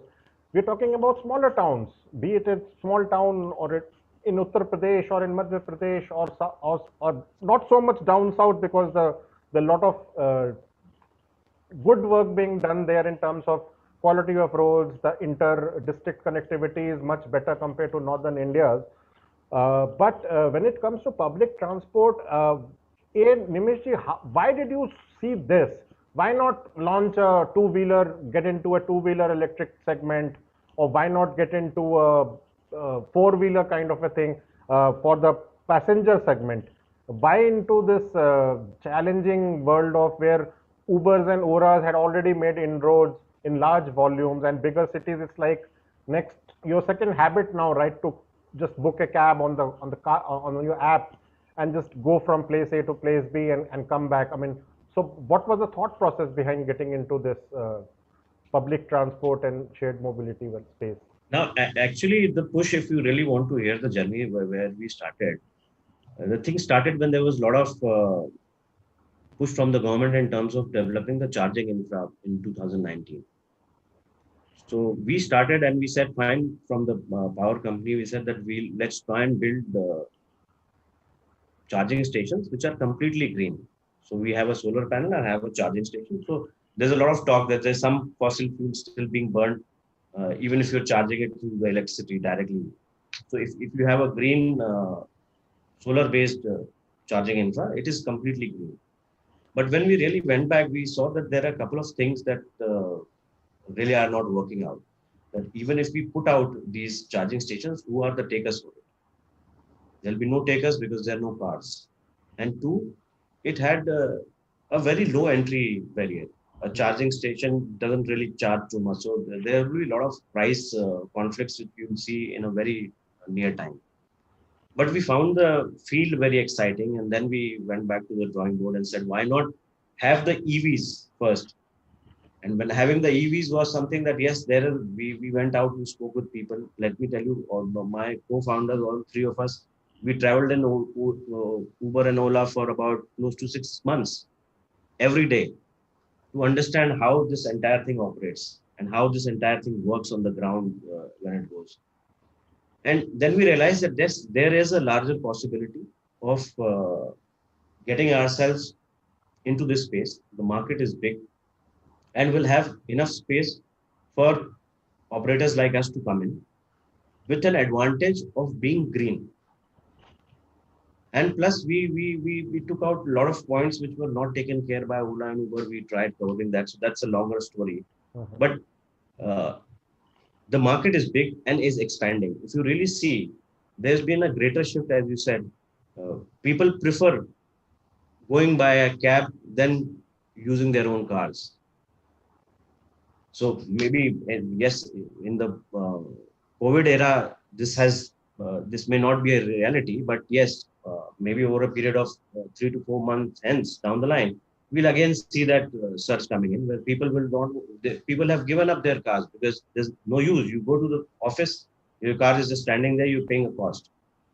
So in fact, the younger generation, if you see, they don't want to spend money onto their buying a car. They would rather spend it on their other lifestyle stuff because that facility is available to them at a much lower price. Okay. If someone has to start today, I mean, get into this space, what do you think? Is it too cluttered now? Is there still room for a new player to come in to service this commercial four-wheeler for public transport purposes? Or how do you look at this, considering well-established Uber, well-established Ola, and then it's more of a bigger cities phenomena still. I mean, we still haven't seen that kind of mass demand supply situation in tier 3 or 4 towns. Maybe tier 2 is still getting into it. So how is the entire ecosystem? Is there space for new players? From an EV perspective, the market is huge. And I see potential for at least in a place like Delhi, you can have 3 to 4 more players easily accommodated because the demand supply gap is already there, even if you see the Ola and Uber. So currently people are now more shifting towards getting scheduled rides. So at least you have an assurity that you will get a cab at that point in time. So yes, there is enough scope in tier 1 cities, but when you talk about tier 3, tier 4, no, I don't see enough business. Why? Because the cost of the EVs is still high. And to make a value proposition out of it to the customer at the end of the day may become difficult because the rides will be less. While tier 2 cities, definitely I see, and that's been our focus area. That's where we want to expand as well, where we're saying that definitely I can have the distances are shorter from point A to point B. So I'll have more customers coming in onto the cab, and I can probably make a much of a difference with 500 cars in a, say, Indore or a Raipur or a Chandigarh versus that in Delhi. Even if in a Delhi market, even if I put 5,000 cabs, it will still not be able to suffice the requirement. And hence I said that there's enough scope for more players to come in. But how has been the regulatory scenario and the ecosystem? Talk us through some kind of, is there a definite roadmap? That's the biggest question, because a few years ago, Delhi government was asked this question, why don't you have a city-specific population? Because the normal common sense says that more and more players keep coming in and more commercial vehicles, four-wheelers, cars are pumped on the road, coupled with auto rickshaws, coupled with e-rickshaws. What happens to the traffic scenario? What happens to that small confined space? I mean, how does it work then? If the roads are choked with a large volume of normal regular ICE taxis, then EVs, then e-rickshaws, then e-buses, it defeats the purpose. So how is the regulatory framework right now, and is there a need for some kind of a city by city or an adjoining kind of a grid? Like for Delhi, for example, Delhi NCR is not just Delhi, it's like Haryana, Uttar Pradesh on sides. There is a smooth movement, transfer of movement, but laws, from the point of view of law, lot changes when the moment you drive into a Noida or you drive into a Gurgaon or some place like that. So as a player operating in this thing, what is the general comment on the regulatory scenario, the need for anything specific, and the traffic scenario, which is going to be a bigger nightmare as more and more players join in? Absolutely. So, Ashish, to take your first question on the regulatory part, it is surely fragmented, and that's where I think has been a challenge, not only to this industry, but industry at large overall. So on a regulatory basis, what is needed? One, on the shared mobility side, if I have to really say, because if you really look at it, the number of pollution which is created by public transport is much higher than what is done by the person using. So there's a greater need of a focused approach towards having a policy driven for the public transport system. Today, there's no policy around having EVs to be running as buses, which are more largely driven by the government.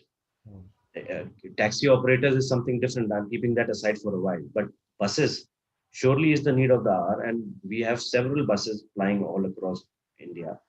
There should be one simple policy that at least you start moving your bus fleet from start changing over year on year with a certain percentage target. That's how we'll have to do it. Yeah. Without which, till the time it is dependent on states, states will have their own views, own requirements. Till the time we have one policy around it and say that yes, nationally we want to shift from normal buses to EVs over a period of time in say about 5 years down the line. Unless we have that clear policy coming out, I really see it challenging, because we've been talking to state governments and we've been approached by them as well, that they want to have an understanding about what EVs are all about. There's a conscious approach towards it. But they eventually don't have so much information. What a Niti Aayog has sitting right here. So which may be translated down into the states, but states would not have that kind of an expertise that has been built already here in the center. So I really see that there's a larger need of having a pan-India policy in terms of at least public transport. Sure. Some states are taking initiative. If I'm not wrong, Tamil Nadu wants to change their entire fleet of buses into electric buses. That has been the intent. Whether this new government follows up on it or we don't know. That's also another beauty of our country, that every 5 years or so, government changes. Yeah. And then some policies are retained, while some are amended and some are just forgotten, kind of thing. So, operational wise, are there any real challenges while dealing with state authorities for you in your limited experience of operating here? And what are these? I mean, and then the second part would be availability, which we will come to later. I mean, availability of electric vehicle, availability of trained personnel, availability and training of the backend system. That we can come later. But as an operator, what are the challenges you face while dealing with, say, the civil administration, the police administration? Are they in support or are they not? Because my experiences as a consumer and a commuter of public transport has been very different, hearing all these drivers crib about how they get harassed at everything. So as a promoter, are you factoring in those things? Or what is your learning you want to share with us? Now, on the government side, I'll just say again, like Delhi government has come out with a mandate that they will shift all their taxis into EVs in the next 6 months, which is a very strong move. They did a Switch Delhi campaign also, which was quite successful, and we see a lot of things happening around there. So there is an approach, and as I said earlier, that it is fragmented. Till the time we have one policy running around it, we may not get that level of success in it, as I see it. Two, in terms of challenges, now, like Delhi has a policy in terms of providing electricity at a lower cost for EV charging. Okay. Now, if I have to have a hub, which I have created, we've got 2 hubs here. I would not want to go into Haryana. I would not want to go into Noida. But just for the simple fact that commercially it doesn't become viable for me. Even if state governments try and say that, yes, we will want to give you electricity at a lower cost for charging infra, which is happening in Delhi. So these kind of support mechanisms is surely required, as I see.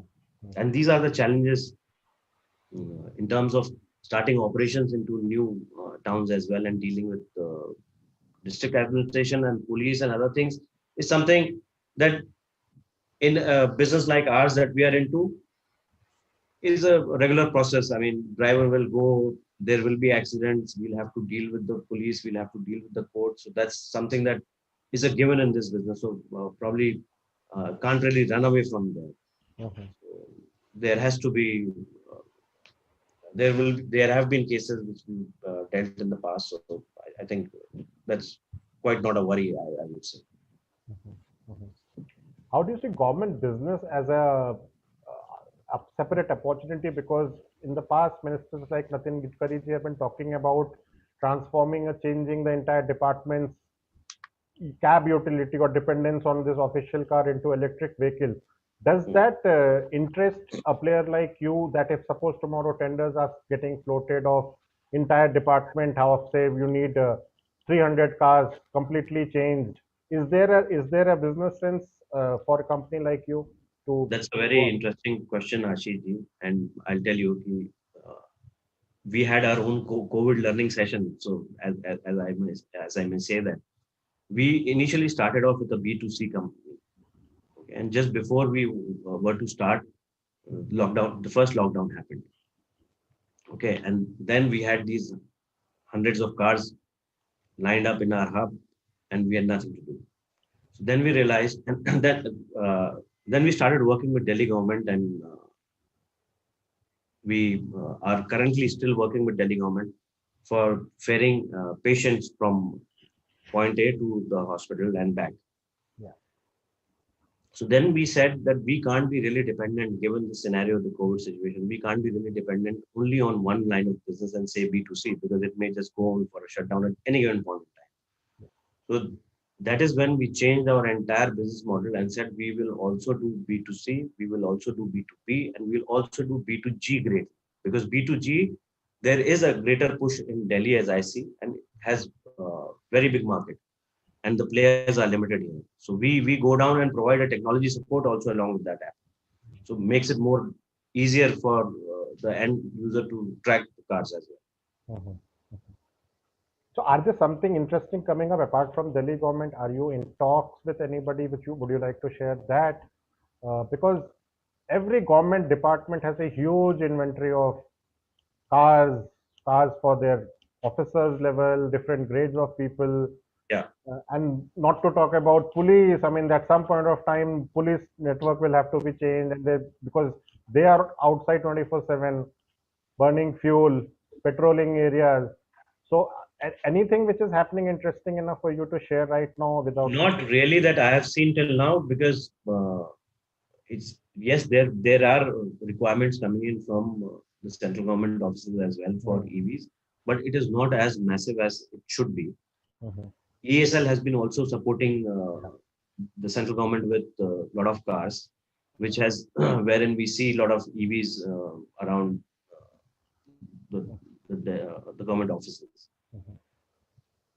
What about delivery business? Are you do you have plans of getting into the two-wheeler segment of electric vehicle to cater to that market? What's the future roadmap? Say 22, 23, 23, 24. These next 2 years, financial years.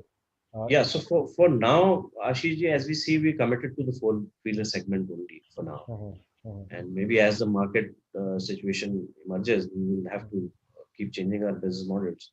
But nothing that we've really thought seriously on to the two-wheeler or the three-wheeler side of business, or even on the buses for now. We're more focused on the four-wheeler segment itself and building up that line of business. Is scaling up an issue in terms of, from investors' perspective, raising capital for it? Because every expansion would require some kind of money to back that initiative. Has that been a challenge, or has that been fairly easy to tap? What has been your learning? Now, money is always a challenge, Ashish. Wherever and whatever you do. So, and as much money as you get, you want to expand more. So yes, expansion requires a lot of capital infusion here, which we've been doing till now, and we have not seen any problems as such till now, because there are a lot of incentives that the central government is giving, and even the Delhi government is giving in terms of procuring the vehicles right now. So with this greater incentivization, it has become cost-wise, it becomes workable for us to invest more into this fleet business. And can you throw some light on the operational aspect of your business? in terms of when you compare it to an ICE vehicle with in the public transport space versus you, what are the broader numbers, cost of operation, cost of maintenance, which are the similar things, which are the different things, mileage, etc. If you can throw some light based on your experience here. Okay, so economics wise, if I would say on a IC engine, it will cost you around 6 to 7 rupees a kilometer. To me, it would cost around 1.5 rupees a kilometer. Okay. But my entry barrier is higher. Like a Tata Tigor that we buy is the landed cost to us is around, after all the subsidies, around 10.5 lakhs. Versus a similar model in IC engine would cost you around 7.5 lakh rupees. So there is still a 30-40% delta there that we have to cover up. So in terms of matching up with the prices of what are the current prevailing market prices per kilometer, yes, we are able to be fairly competitive there because of the running cost being less, and the maintenance is not there. So I don't need a regular maintenance which is required for a ICE engine. Only a wear and tear, normal wear and tear of tires and little bit of servicing that is needed. Nothing much on the maintenance side as well. On the operating side, like this car runs about 160 kilometers in one charge. When we started initially, the moment the battery would come around 50, you will have that fear, the driver will have that fear that now I have to go back and get myself charged. But now over a period of time that the drivers have been trained, they understand that they can easily go up to 20% as well and then come back and get the cars charged. Plus, the ways that you drive, there's a regeneration of the battery also that happens when you're driving in a certain fashion. So all of that learning is surely a lot of training was required for the drivers to make them understand what EV is all about, because there's a little difference, and especially in this segment, the biggest one big challenge was that these are all automatic cars. Okay, so the drivers in this business, the cab business, are used to a manual transmission cars. So that is something that takes a little time for them to get used to operating on. In terms of choice of vehicle, right now you have just one brand and one variant to depend on. Am I correct? There are two. Okay. One is Mahindra e-Verito and one is Tata Tigor. But in terms of your fleet mix, what would be the percentage? It's not 50-50. No, I have 100% Tata Tigors. Why? Because they have a higher range than. But is that also a barrier or a challenge? Because if you had a choice to shop around for maybe a little smaller in size car, maybe a little different version, that would help. And is there something in the pipeline? Because you must be interacting with all the large car manufacturers. Is something exciting on the horizon which is coming up maybe this year or next year? Yeah, so the last Auto Expo that happened, you would be aware the flavor was completely electric. Yes. Everyone was displaying their new cars onto the electric side, and there are certain very good models which are already lined up to be there. And because of the pandemic, the launches have been delayed, but there are very good models from different companies which are lined up, which will surely change the patterns that we have, the buying patterns as well. And in particular, you are looking forward, which is coming early, because as we know, all the manufacturers have put their plant on hold. Their plans are on hold. The demand supply issue is there. Month on month, because of lockdown, sales are plummeting. So things must be like getting pushed. But any particular brand from international experience or from looking abroad, which works well for your requirements kind of a vehicle? No, for our requirement is simple, because we need a sedan and we need the highest range of sedan. That's my parameter of picking up the car. So there is a MG which is there, which runs about 300 kilometers, but that's on the premium side. Even Kona, I think. Yeah, even Kona is there. Yeah. So that's again on the premium side, and it's an expensive car. So there is a lot of cost parameters also that we have to work around. So a decision can only be taken once we know how the numbers look like. Sure. Well, I'd like to thank Nimeshji. Thank you for carrying on this conversation. I know it's difficult. We were supposed to have 2 more of your esteemed colleagues with us, but they're not there. Thank you for sharing in detail about your business, your plans, etc. Over to you, Abhinavji. Siddharth, thank you so much. Thank you so much, Ashish. Thank you, Nimesh. Thank you, Ashish. Thank you. This rather turned into be a fireside chat and very interesting. Thank you, Nimesh, for elaborating on your company plan. Siddharth? Thank you. Yes. Thank you, Nimeshji. Thank you, Ashish sir. It was a great discussion. So next we have another fireside chat. We have this with Mr. Sudhir Mishra, who is the advocate, founder, and managing partner of Trust Legal.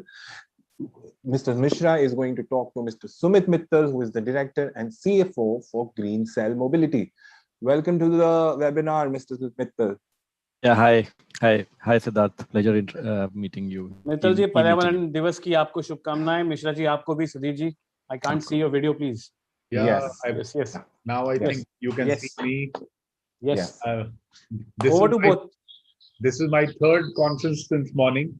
I did a 2-hour conference for BW earlier, where we had senior advocates and MOEF, Ministry of Environment Forest people who had joined it.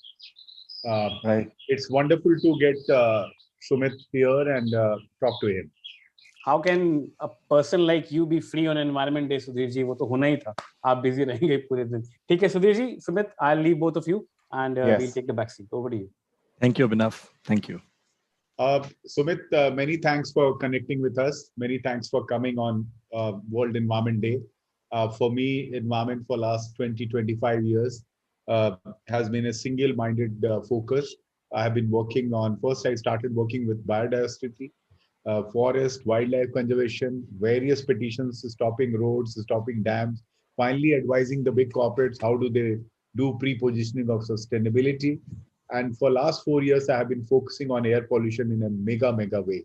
And when I started working with air pollution stakeholders, the latest one has been the stubble burning petition in Delhi High Court, which is going on for last 5 years. And the hearing, in fact, happened during the pandemic also, couple of times. So when I managed to talk to people from the auto world and people who take care of the mobility, we have tried to understand the concerns of all segments of mobility in this Delhi High Court petition, and impact of CNG, impact of ethanol, impact of biofuel and conventional energy. And what is something which judiciary or people like me who think climate is very important part of our life, what is actually very aspirational for us, and what is something which we look with a lot of expectation is the electric mobility or any kind of green mobility. And your company is a company which people look up to. The reason is you have got funds from India's first climate fund, which is the consequence of the Paris conference. And I would like to know your journey, your company's journey, because you are very passionate about your company's journey in green mobility.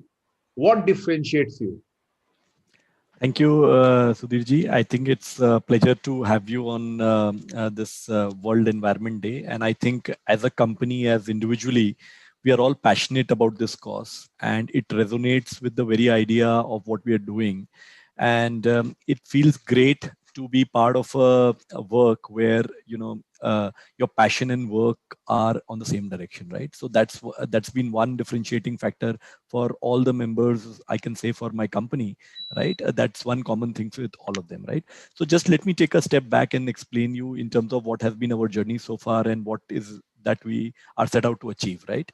So in 2018, during the Paris Convention, Mr. Modi and Ms. Theresa May, then Prime Minister of UK, they launched our fund called Green Growth Equity Fund, right? This was the first climate fund of India. with an initial contribution of $170 million each, right? So they had well capitalized it and then created a brilliant platform to create various capabilities within the country on mass kind of utility scale renewable energy, which is our sister concern called Ayana. Then another company which is in rooftop and CNIF, which is Radiance, which is another of our sister concern, and our company which is Green Cell Mobility focuses on electric mobility as a service, right? Essentially what we do is like, we have identified in electric mobility at the current cost of equipments and cost of the product which is available in the market, mass mobility is something which will resonate best in terms of economics, right? So what we have done is like, we have focused ourselves in terms of mass mobility, and that too we have. The first thing that we are focusing here is electric buses, right? So now Government of India has come up with a policy of FAME 2, which is faster adoption of electric vehicles, right? And they had bid out almost 3,500 buses in the last 1.5 years, right? And we have actively participated on many of them, and I can say by now we are one of the largest e-mobility player in the country in terms of the projects under implementation, because all the projects are in the advanced stages of implementation, and we will see some results by the end of the year, right? So clearly this has been the focus area. We are keen on kind of creating an ecosystem in India, right? Not just one company which is capable of doing mobility, because there are 20 lakh buses in India, right? 35, almost 50, more than 50% of city pollution is through vehicular pollution, right? There is a huge import burden that a country has to bear during the import of fossil fuel, right? So there are so many directional supports which are available for the sector to kind of, really take a lead and move forward.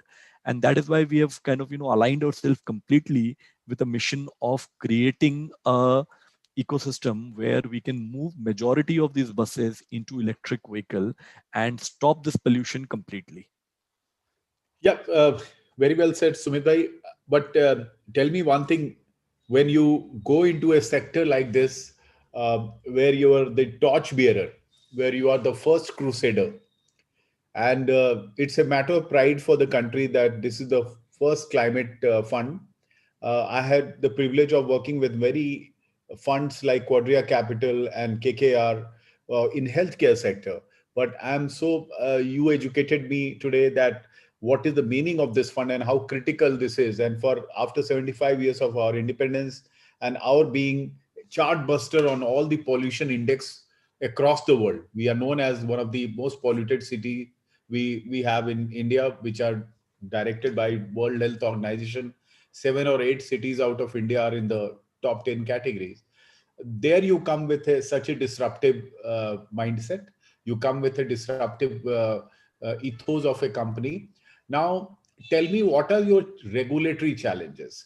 What are your big regulatory challenges? Because let me assure you, I'm going to tell it to Dr. Batra also, that most of our sessions today will go into a charter and we will send it to the relevant ministries and the think tanks, that these are the bottlenecks which you have to clarify.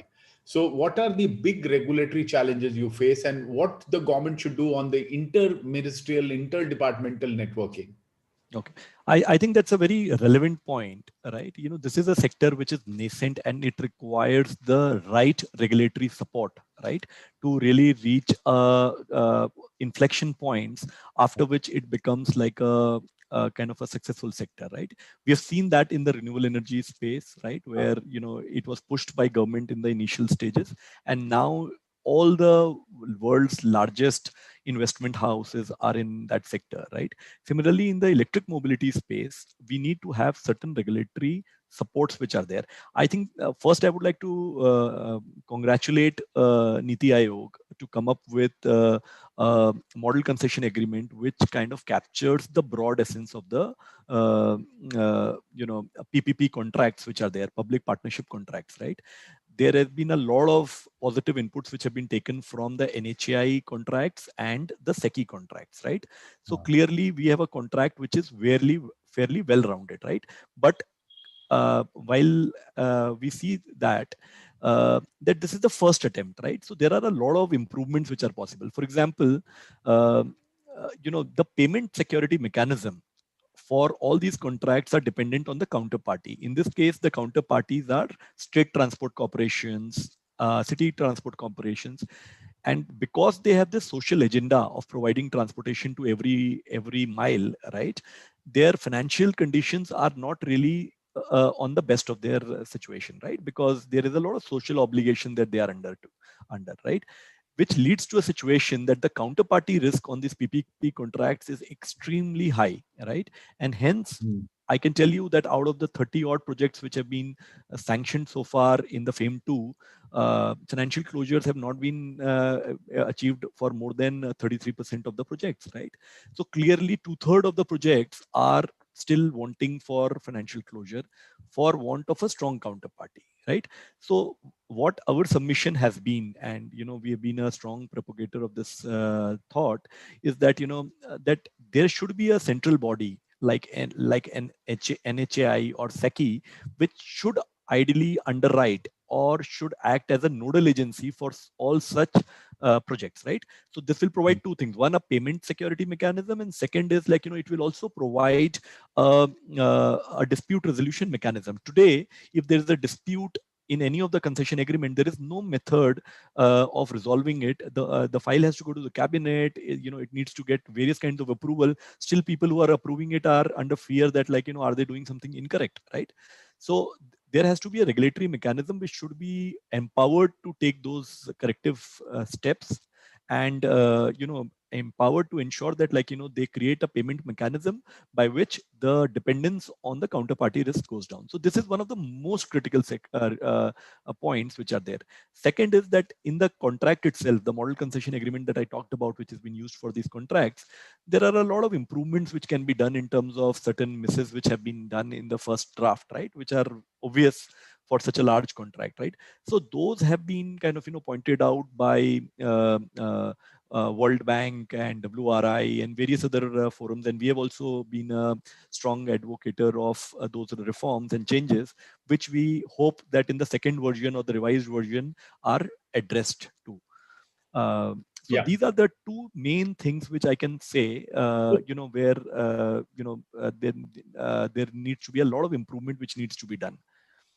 Sumit, tell me that which are the states in India where you're applying the electric buses or whatever model of funding is there, they have started becoming small notional successes, which other states can copy. Yeah. So for example, we are having 3 projects under implementation as of now. One is at Rajasthan, 2 are at UP. Right, and between them we are implementing 400 buses, right, put together, and then we have another 250 odd buses that we are in the process of starting off in the private sector business, right? So that is something which we are doing for the first time, and we feel that a lot of states have done quite a bit of progress. There are 14 states which have come up with EV policies, right? Some of the states are yet to notify them, but at least but they have come out, right? So the first steps have been taken, and we strongly feel that these are the steps in the right direction. And some of the things which states have done very well, including Maharashtra, including Gujarat, right, is that they have provided all the requisite clearances for an developer to come and develop the project, right, in terms of readiness, which are the condition precedents of the authority. So those are the things which are absolutely necessary for any investment to be successful and achieve a faster closure, right? Because as of now, we have to create trust both in the lender community, in the investor community, into the international investor community, which will create a mechanism that the capital will rush into the sector. And once the capital rushes into the sector, then we can really scale it up, right? So I can just tell you that the kind of job creation which this sector will do is immense, right? You think about almost like 1,000 employees, direct, indirect, that we will engage in our projects, right? Just 3 projects. And when this goes to 30 projects, we are talking about thousands and thousands of employees. We are talking about new skill creation in terms of handling electric vehicles. So these are some additional rub-off effects which will come into country. And clearly, at Greencell Mobility, with investors like National Infrastructure Fund, DFID, which is government of UK, FMO, which is government of Netherlands, GFC, which is Green Climate Fund, which is the world's largest fund. They are all our investors, right? And with them, we have almost like $500 million of committed equity, and we have all the ammunitions to really go ahead and create a very large replicable model where we can make a meaningful impact on the climate. So I'll just like to tell you that in my early years in Bihar, where I was raised, because we belong to UP, but my father was in civil services in Bihar. I remember that the sign of affluence of a family was that how many coaches you have. Like in a place like Siwan or a Banka, if you have these buses which are 2x2, and you are going from Siwan to Patna or from Patna to Ranchi. So the society, like today, if you say that if you have a mall or a multiplex as a status symbol as a businessman, that time the status symbol was, so with that, how many coaches you have, 20 or 30. And it has never gone from my mind. So what I remember of my childhood from Bihar and Jharkhand, now Jharkhand, is that they are completely dependent on buses. And when you said you are doing with UP and Rajasthan, we will connect on this after this, because I still work with a lot with Bihar government. In fact, 2017, I was asked to take up a high court judgeship there, and there was a talk, but somehow I was not very inclined. I think Bihar will be a state which will be absolutely viable for electric conversion, because they're very fast. Their electricity situation has dramatically improved, and they will be in a position. I was just thinking after hearing out to you. So tell me, I want to ask you one more question on this direction, that Greencell Mobility, what they want to achieve out of it. Where is your journey heading for? One is the electric buses, because you believe in mass transportation. You want it to be available for each and every person. You want it to reach to a stage जहां पर ये बिल्कुल affordable होना ही पड़ेगा. इसको affordable होना ही पड़ेगा. You are waiting for that final chain reaction like non-conventional energy sources, like solar or wind. So what is the journey? What are the milestones you're looking at? So as a company, our vision is to being able to create a company which will provide pollution-free mass transportation, and it will be one of the companies which will be the largest in terms of overall impact in terms of the climate, right? So that's our vision in terms of creating world's largest e-mobility company, and convert as many of these ICE vehicles into electrified vehicles, right? So we started with a journey. So I joined this organization after 15 years of experience in bank, right? And I have experiences of across infrastructure financing of ports, roads, transportation, all of them, right? But then when I heard about this concept and this idea, it was very fascinating, right? So, we are creating value, but while we are creating value, we are also creating a lot of social impact, right? Both in terms of climate, both in terms of employment, both in terms of the right direction in terms of how we are conducting our businesses, right? Now, for example, what we want to do is we have identified driver community as the community that we want to adopt for well-being, right? So what we want to do is we just don't want to ensure that we have a profitable running business. We want to create an impact in their lifestyle, right? So there will be training, there will be opportunities for their family members, there will be opportunities in terms of their quality being improved, right? So in terms of now the compartment or the experience, the driving fatigue is far lesser in an electric bus as compared to a diesel bus.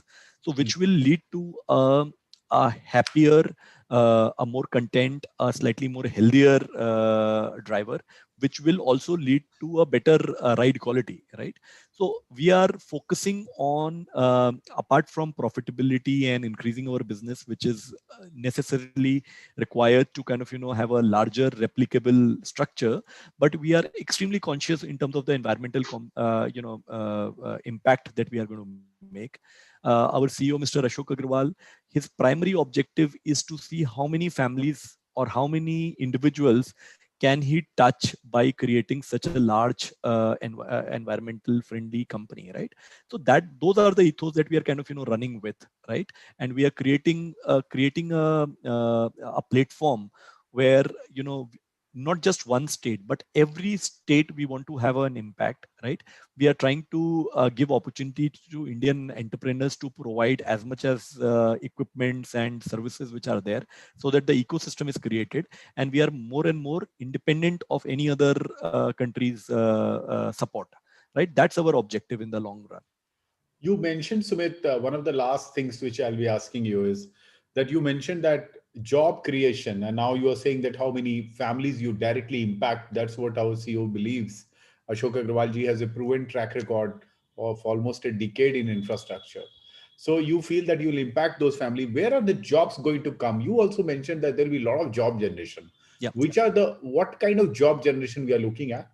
So there is a lot of upskilling which is required in terms of maintenance of these buses, in terms of operations of these buses, right?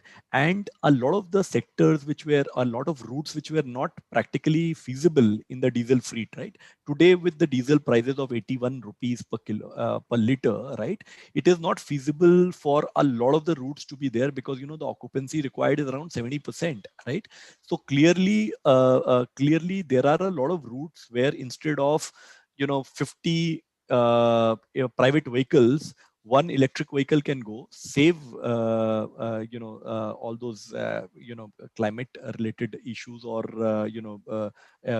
emission of diesel, and also create a lot of jobs in terms of as drivers, as cleaners, as well as engineers, maintenance staff, IT system providers, right?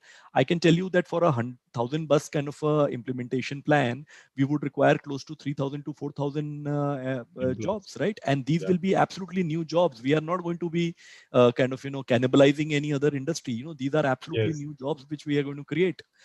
Second thing is also we are very conscious about the last mile connectivity. We don't want to transport a lot of discussion which I was hearing was like, people are talking about electric mobility in the cities, right?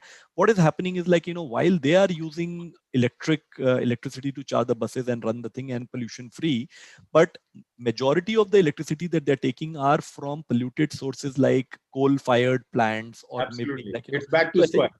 So essentially what we are doing is we are displacing pollution. We are displacing it from possibly the cities to rural areas, right? Whereas our objective is completely green, right? So what we want to do as a policy advocacy also, that, we want to request the policymakers to allow renewable energy sources like solar, wind, to be allowed for these kind of projects, right? So essentially what we'll have is like, end to end, there will be minimal, so to say, impact on the environment. Now, a lot of states have come up with the EV policies, but the policies regarding transmission of electricity and merchant power and all, and captive plants for your electric mobility projects, those are still requiring final touches and brushes to kind of make it effective in the large scale, right?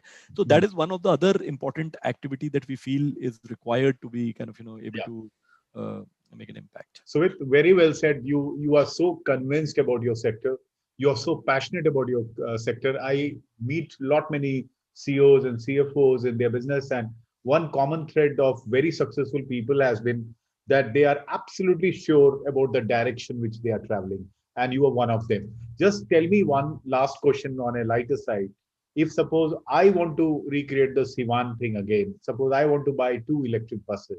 What is the cost of one electric bus? If a private sector wants to invest in it, if I take your bus, how much is the cost? And if I have to travel, say, Patna to Siwan, I'm just doing it as a simple thing to understand. It's 150 kilometers.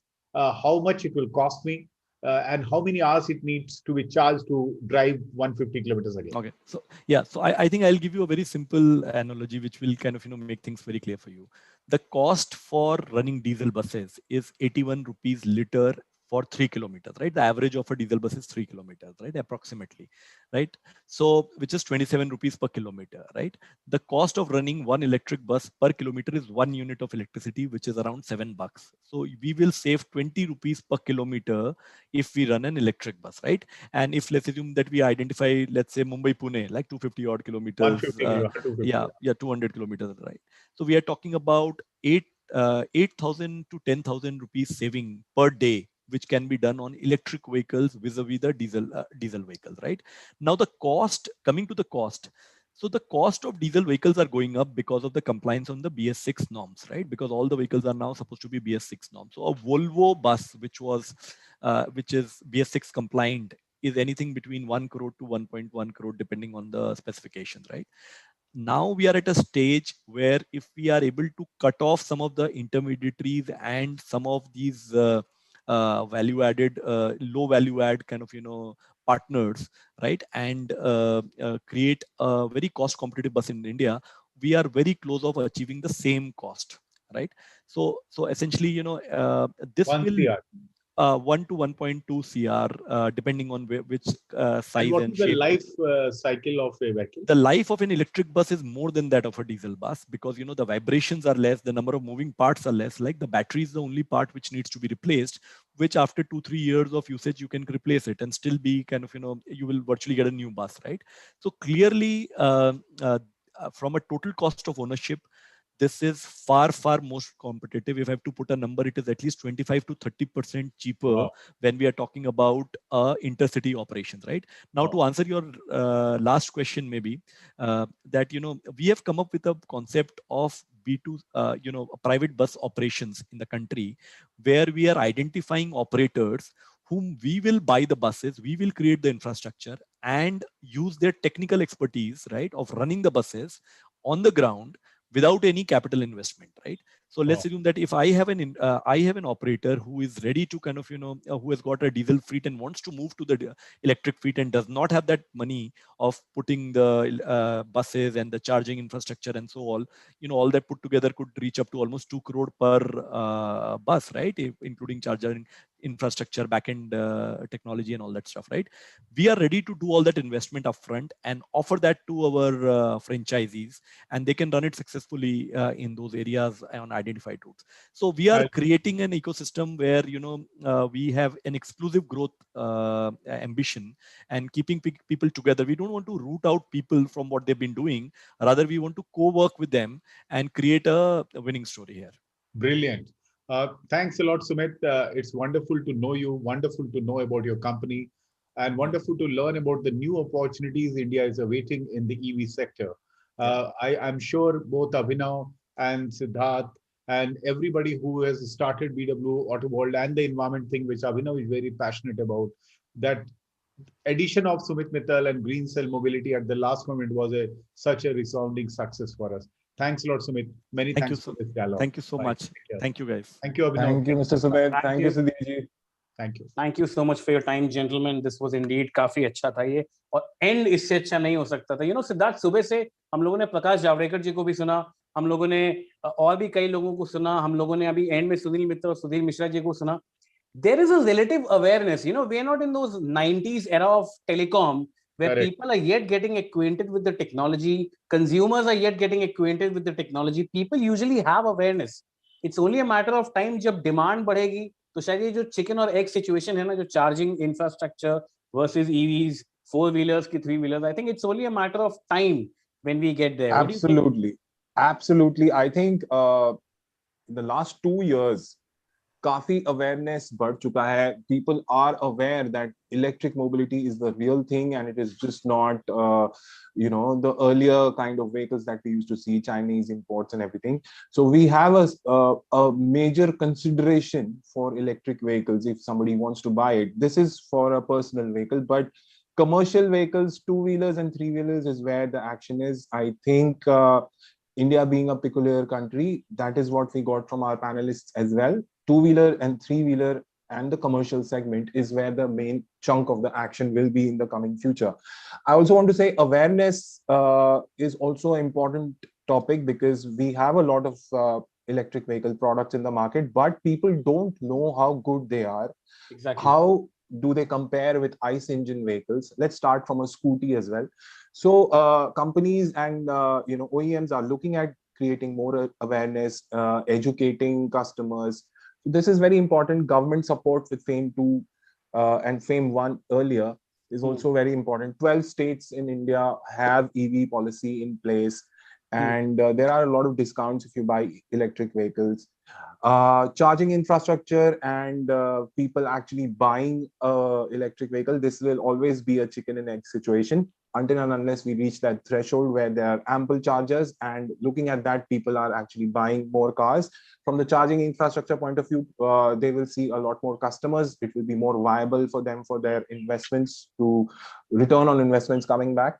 So that, I think, was it. From the environment perspective, I think everybody knows that this is the time to move on. This is the time to get onto electric mobility, because we in fact sustainability wale panel mein, Siddharth, I was delighted that wahan pe free fund ka gyan nahi tha. We were talking about practical stuff. We were talking about practical stuff from Minya Chatterjee to Ms. Roy Chaudhary. They were making very valid points.